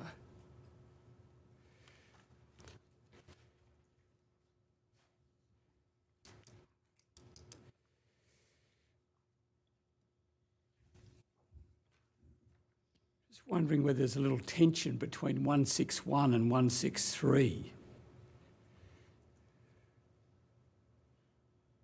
You've got your no present analysis of IGADF reports apart from what's about to commence. And then you've got within ADF headquarters a function to conduct analysis of that kind. So, Council, a good point. In paragraph 161, I would now on reflection strike out the first sentence so that the three paragraphs indicate I have a preference for independent rigour. We were working with the Intergenerational Commissioner, now also with the Royal Commission. Separately, I have initiated an assurance task with Chief of Staff, ADF HQ. You refer to a risk of internal bias. What do you mean by that? I think in all organisations there can be the potential for unconscious bias in all sorts of circumstance, and there can be the sense from others that bias exists. So the value of a independent, rigorous view is that not only is there not actual, but there also then is not also perceived potential for bias. Operator, might you go to page 61 and you was please, General, go to page 61, question 32. And this speaks of the centralised unit. And if you would mind going to paragraph 191 in the first instance. So it responds to the question about whether there is a personal or centralised unit within the ADF that is responsible for analysing data and information in relation to the deaths by suicide of ADF members or attempted suicide. You say there's no personal unit for analysing systematically the deaths of ADF members. Now, that's correct, Council. Haven't you got one? Haven't you? Isn't the ADF headquarters now doing that? So that is a first task, and as I indicate in paragraph 194, an intent to establish that function as a more enduring function. So it's just starting its operations? Yes. It will be developed? That's right. That's right, Council. How many people are involved in full-time work on this task? I don't know, Council. I can obviously find out and get back to you. Thank you.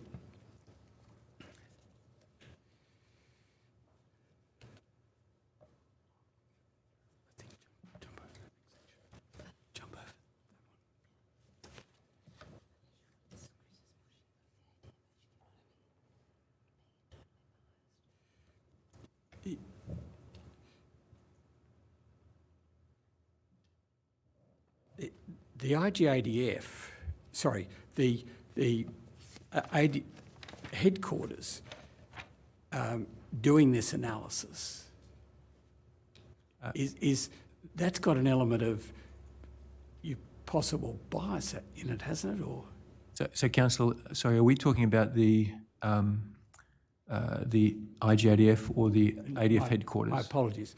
It's the AGF headquarters doing it, and it's is there sufficient dependence there, or? So, Council, you're right. That's why I see it as an interim effect, and I do seek one or other pathways to an independent authority or area of expertise that can do this as a standing function. It might be through something that emerges from the Royal Commission. It might be in terms of the developing relationships with the AIHW. But the work I am noting in 194 with regard to the ADF-HQ is, I think, appropriately interim. And this, if there was a separate body, an independent body established, it would have no difficulty in getting all the information it could from Defence? Absolutely, Council. Yep, and then undertake the systematic analysis. That's right, Council. Yeah. Operator, might you go to question 30, please? And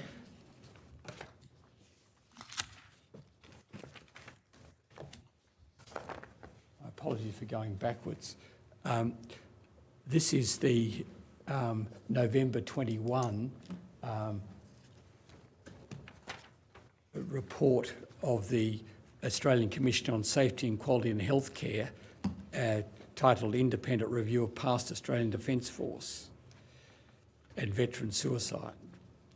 And it's Defence, the response is that you don't have a copy of this report. So, Council, that's correct. We were unaware of this report. But you provided a substantial body of, Defence provided a substantial body of material to the ACSQHC for the purpose of it's providing its report. Well, Council, if I have been misadvised, I will return as quickly as possible to the Royal Commission with a response, if that is the case that we have, but I was under the impression we did not have that report. My question was relating to, you may or may not have the report. It's a question of Defence actually provided a substantial body of material from the 400, concerning the 469 people, death by suicide, who are analysed qualitatively in that report. And the report concerns how many records came from Defence, how many records came from other places. So it looks like Defence has provided substantial material to the report, for the report. Well, I object to this for a number of reasons. The question refers to an analysis of IGADF reports, which has been said is a separate entity. The witness doesn't have a copy of the report. I don't have a copy of the report, and I'm unsure to what is actually being referred to, and in that sense it's unfair. I interpreted your question, Mr. Connor, as more of a comment than a question. Well, and it ought to be withdrawn. I know that might be a further objection, yes. But if the witness isn't aware of it, it doesn't take us very far, does it? One would have to establish he was entitled to be aware of it, that he's been sent a copy. We just don't know. Yes, but we're all flying blind, is what I'm saying. So is there any point in pursuing this at this stage?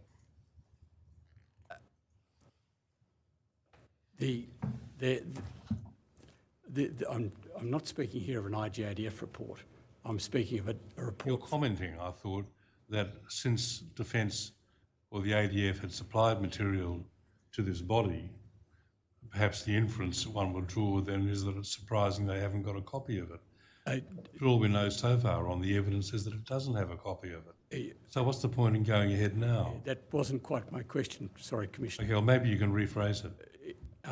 Its defence has provided, it's not IGADF, but defence itself has provided substantial material to this body for the purpose of its report. And that was my comment. I understood that, but where does it go? I withdraw the question. Thank you. Take it no further.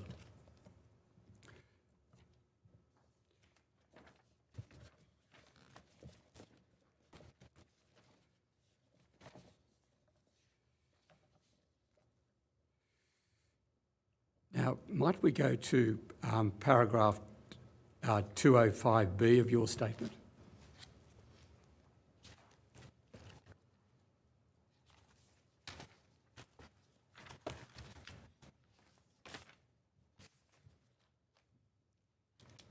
And this is a reference, one of the references you make to the TWRP statement. Now, you speak of the, in 204 204B Roman I of the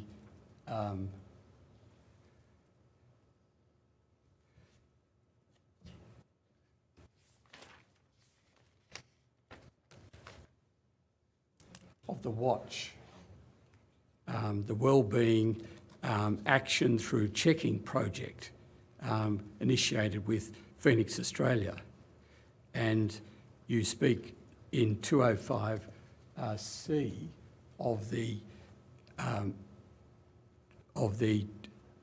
TWRP high-risk follow-up study. Are these the only two initiatives that arise out of the Transition and Wellbeing Research Program reports?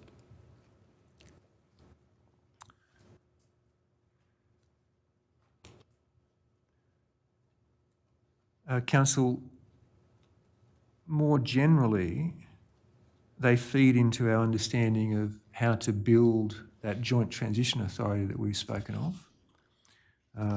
They also give purpose or directionality to the reasoning for establishing the idea of a professorship in military mental health.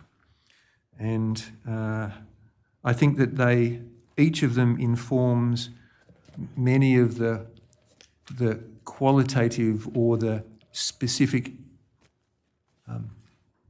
content of some of our training packages, awareness packages, and so forth that help develop an understanding in the force.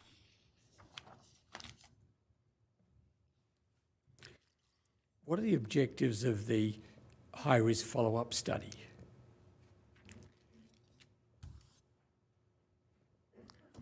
What are the objectives?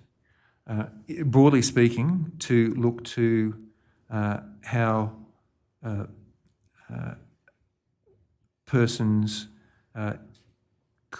in high-risk categories are being followed up in terms of their journey.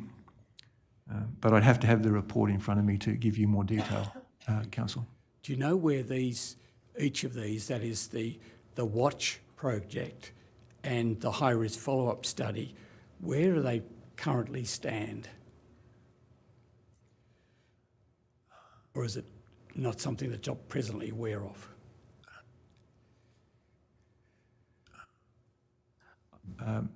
Council, I'm not presently aware of exactly their status, where they stand in the development. I've seen the watch work recently, but no, I can't offer you more detail.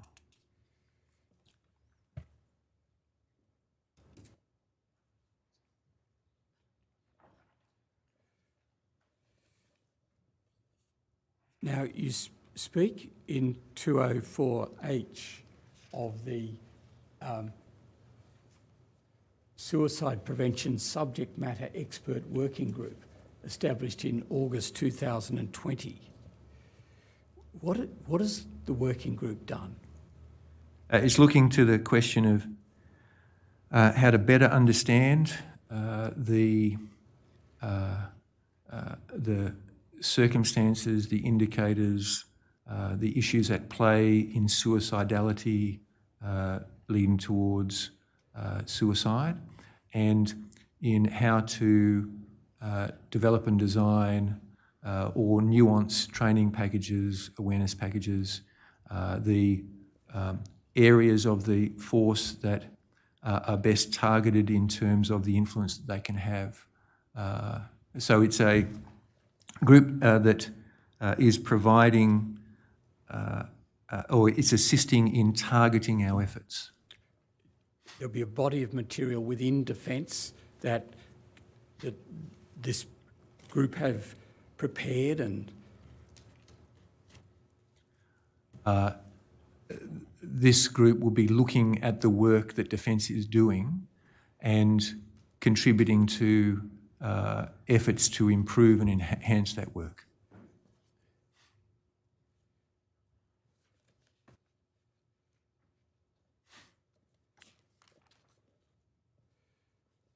Now, Operator, might you go to page 66, please?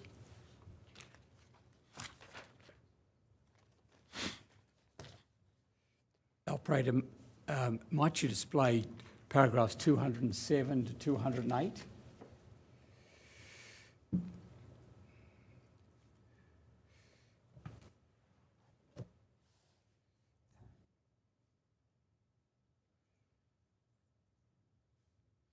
You say there, you asked the question whether the ADF is doing enough to reduce the incidence of suicide and suicidality amongst ADF members and former ADF members. And we have the information emerging in October 2011, and we have the information from the table 4.1 displayed from the TWRP study, and you've answered no to that question, saying that Defence is doing a great deal. So, Council, my answer is... Firstly, I object to that, and I'd ask the General to stop talking. If my friend's going to quote questions and answers, then they ought to be quoted in full, or it's unfair.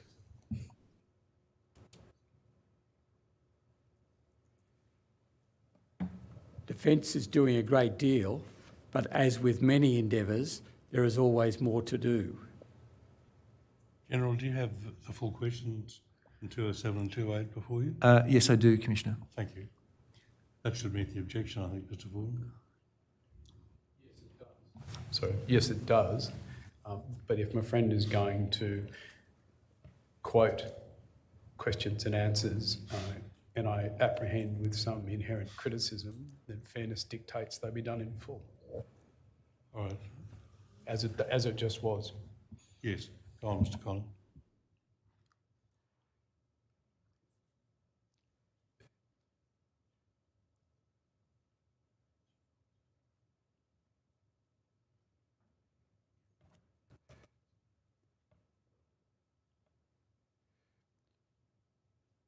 You're asked there too.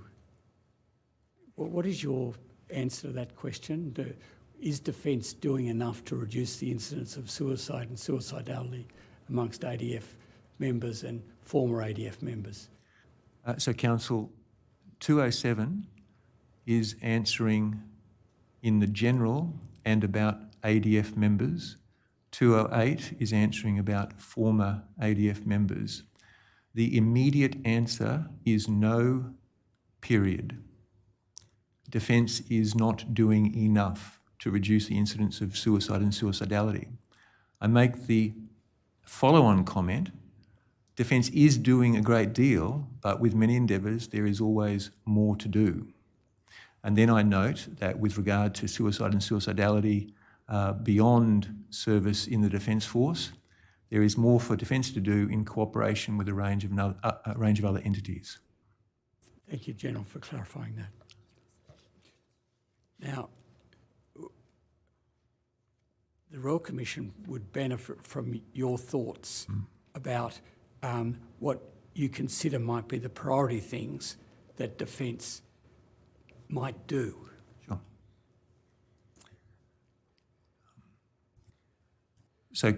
Council, these are a range of thoughts, so if we might be discursive. First, you'll note in my submission the attention to seeing a unified expression of defence values and behaviour. That is the core of the manner in which we seek to build a culture of well-being, of resilience, of values-based leadership, and of respectful teamwork. And I think in saying all of that, there is another part in the questions which speak to, well, you know, wherefore the next step in pathway to change and in the development of the defence cultural milieu. And I think it is unified values and behaviours, and then attention to well-being, resilience, values-based leadership, respectful teams. The organisation sees approximately 50% of its people leave and arrive every 7 years. So culture takes time to develop in any organisation, and we are on a continuing journey, but I think that we are in the right place in terms of the direction we're going. The effort now, I think, needs to be in how we see the quality of the training and development programs for our people continue to mature based on evidence. The data that allows that evidence to be realised through the harmonisation, the integration, and the unification across defence and DVA of that data. We do need to have a conversation with regard to the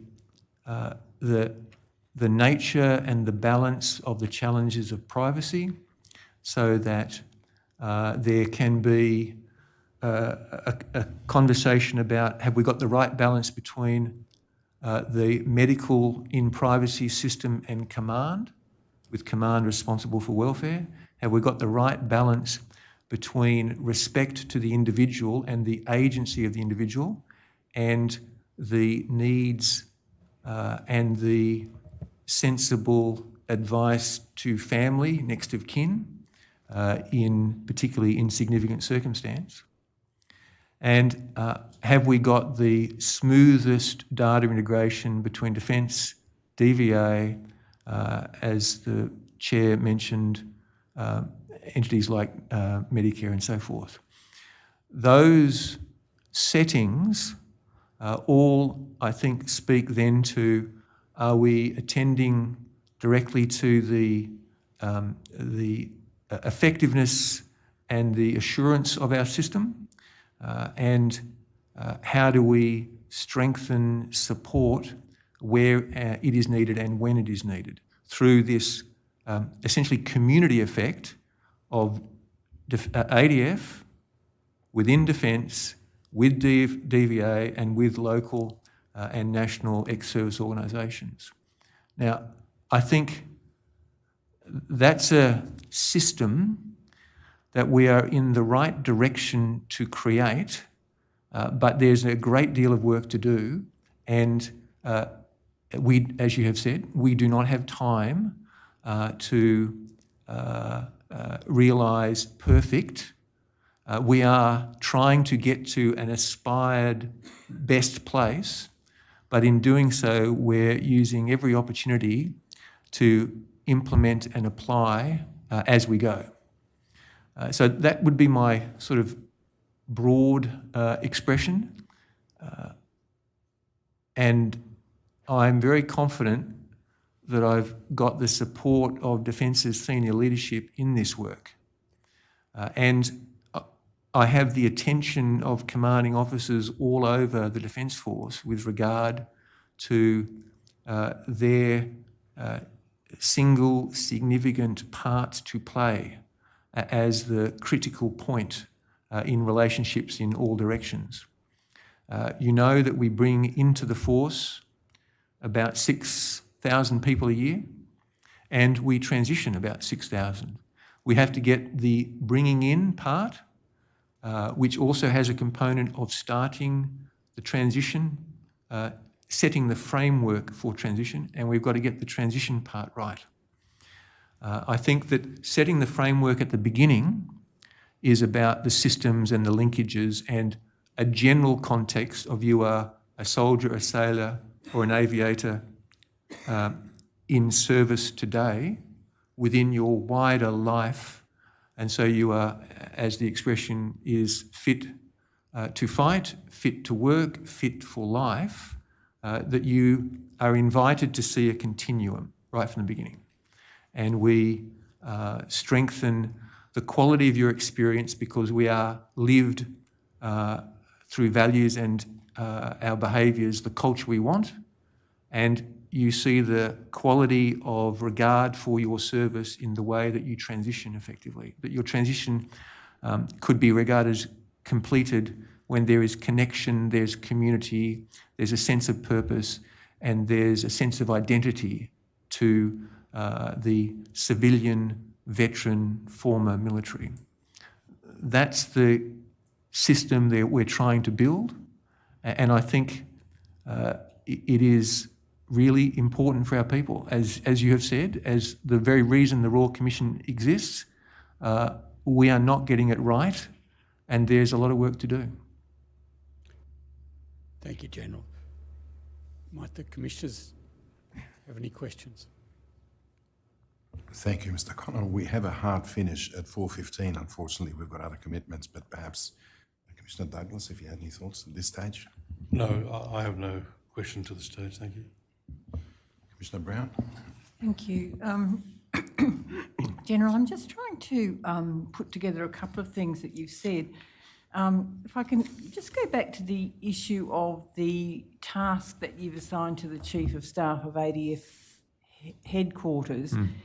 As I understand it, they're tasked with looking at the 59 reports from IGADF? That's correct, Commissioner. So is that a one-off task? Once it's completed, it will be finished? So, Commissioner, at the moment, I would describe it as a first task, and I will be continuing to task that area of the Defence Force and its connections to the entire Defence Force. But the aspiration I have is to build a relationship with an external entity that will do this and will do it with the rigour we want, with the access to the information that we all want, and with the independence that gives comfort to all who might look to the data and ask the question, what are we learning and how are we doing it? How are we using that data to do better? So just in terms of the tasks that you've given them, they're not actually looking at the Defence Suicide Database or any of the other databases that record suicides? So, Commissioner, they're looking for things that speak of trends or commonalities, things that speak to how we can intervene systemically or within our system in targeted areas. I appreciate through the responses offered the work the AIHW has given that look to, particularly they note that the trending with regard to younger men who leave involuntarily and so forth. But what of their experience in the force? Is there anything that the services can tell me about their lived experience, perhaps some of the other agencies that are within Defence, so that I can look not just at the individual, but if there are common experiences across individuals? Yes, I do understand that, and that's the commonalities that may come out of the IGADF report. So the IGADF work is looking to each death, and this is asking my Chief of Staff to look across the circumstances of the set of 59. In a sense, an aggregate review. That's right, yes. So what I'm trying to clarify is whether in doing that work, they're also looking at the Defence Suicide Database and your other suicide databases. Yes, they will, or that they'll work with Joint Health Command, who has control of that database, but they will have access to understand whether there are these commonalities at play. So has that type of aggregate analysis been done prior to you tasking the Chief of Staff from headquarters to do this in April this year?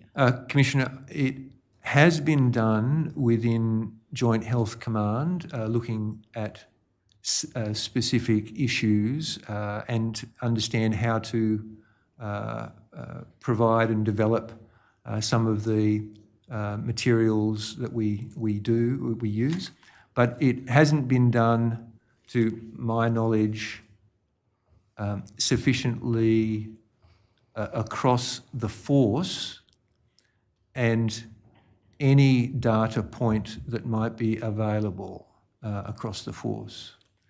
Okay. This is an area where we still have pockets rather than a systemic view. And so can I understand what it was that prompted this to be established in, I think it was April this year? It was because I thought I was going to get this from that Interim National Commissioner arrangement. I know that the Royal Commission is going to be considering and handing down an interim report in August and a final report in about a year and a half, 2 years. And I want it quicker, of course, or I want a series of responses. So I just turned to my Chief of Staff and told him that we would accept that it won't be independent and external, but we will get something and we will be able to see the degree to which the Defence Suicide Database, the question, if the Defence Suicide Database from a defence point of view is, and it is recognised as actually everything has gone in there, there is nothing more to see. Now, that is the sort of aggregated set of all the factors. That's good, but if there's more, I want to find it, and I want to understand what I can be told about the commonalities across the 59.